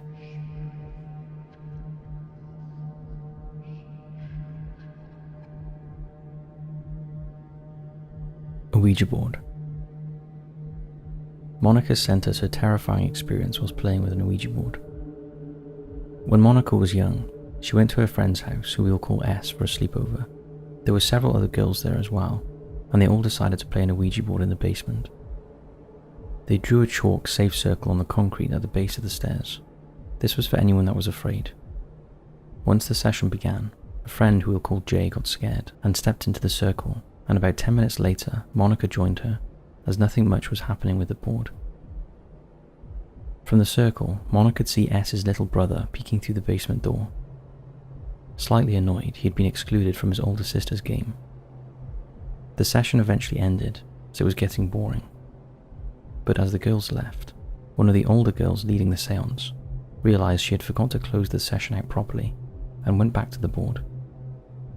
At that moment, S's brother suddenly fell down the entire flight of stairs. He smacked his face on the concrete, lost a tooth, and there was blood everywhere. Blood was around the safe circle Monica and Jay were in, but it hadn't gone in it. The boy's parents came flying down in a panic and asked their son what happened. To everyone's horror, he said that someone had pushed him. He was rushed to the ER and everyone went home. Monica was the last to leave and had spent time in S's bedroom trying to calm her friends down. She was doing a good job until suddenly a box of heavy marbles fell off the closet shelf, absolutely terrifying everyone again. The moral of the story is that treat the Ouija boards with respect, because you never know what you're going to awaken.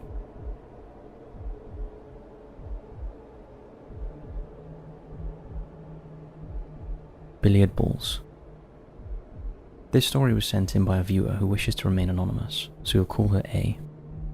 The incident took place over 20 years ago. It was summertime, and A was visiting her dad. He worked during the day, so she was home alone quite a lot. Although the next door neighbour had 2 kids around the same age as A, and they would sometimes come around to hang out. One day, only one of the kids came around. We'll call him M. A little backstory about M. He and his family used to live in the house A's dad now lived in, and apparently they believed it was haunted. M told A of some of the things that happened when he lived there, such as doors slamming or rattling after they'd been shut tight. and seeing shadows or movement when there was no one there. In the backyard, there were a few bits of broken stone with numbers etched on them that apparently were gravestones, and the house next door still had gravestones standing from the 1800s. However, the strange thing is, there was no official record of the area ever being a cemetery. The day in question was very hot, so A and M stayed indoors. The basement was a recreational area with a large billiard table in the centre, so they decided to play with the billiard balls to see how many they could roll into the pockets. They didn't trust using the cues, in case they accidentally scratched the table. A had stripes and M had spots. At the time, A was using the 13 ball, as it is her lucky number. As they were playing, M noticed a small cart in the corner of the room had shifted. Initially they shrugged it off and thought it was a trick of the eye, then it suddenly spun around and fell over. They were both freaked out and bolted up the steps. In their haste, they forgot to switch off the basement light, and because the light switch was at the bottom of the stairs, the pair had a little argument about who was going to turn it off. In the end, A told M to wait at the top of the stairs, and she would go and turn it off. This is when things got weird. When A went back into the basement, she noticed that only 3 balls were left on the billiard table, all in the centre in a straight line. The balls were numbered 7, 10 and 13. When the pair had bolted, there was practically a full table of balls. A also heard footsteps right behind the table, but there was no one there. She ran as fast as she could out to the basement and bolted the door shut. Then as she turned around, the phone rang. It was her father in a state of shock. He said he had just almost been killed by a forklift truck when its brakes malfunctioned and headed straight for him. However, at the last minute, an unseen force shoved him out of the way. His colleagues who had witnessed the near miss also saw the invisible force push him across the floor, saving his life. Because he was so upset, A didn't mention the basement incident until he got home. He then went down in the basement to check there wasn't an intruder. However, he found the light off, the balls put away, and the cover on the billiard table. The only sign A and M had been down there was that the tool cart was still lying on the floor. The day this happened, and the day A's father was saved, was July 10th, and he believes, in the basement that day, someone was trying to warn A, and that the lucky number 13 ball saved his life. A points out that the whole incident was true, and if she hadn't lived it, she wouldn't have believed it. The question is, do you believe it?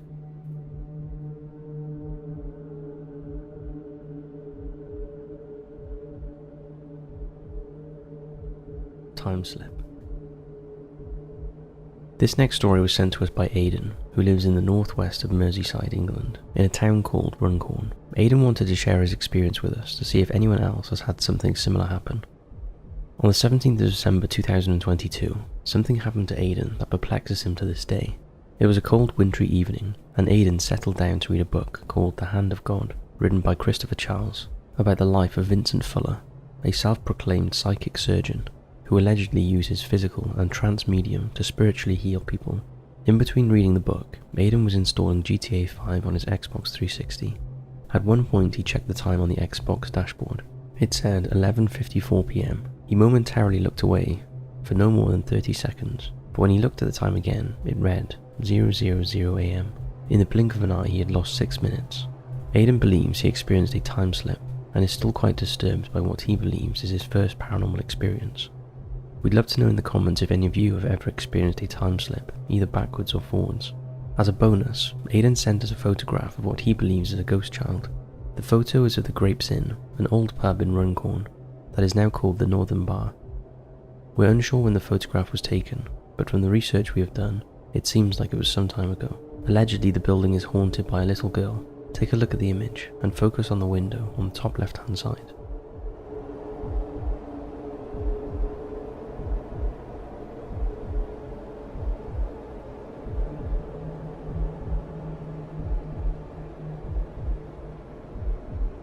Is that the child who reportedly haunts the old pub? Unfortunately, we could find little historical information about the building, apart from how the place used to look compared to how it looks today. We'd love to know the history of the place, and whether it is indeed haunted. So that's it for this creepy video. Thanks for watching,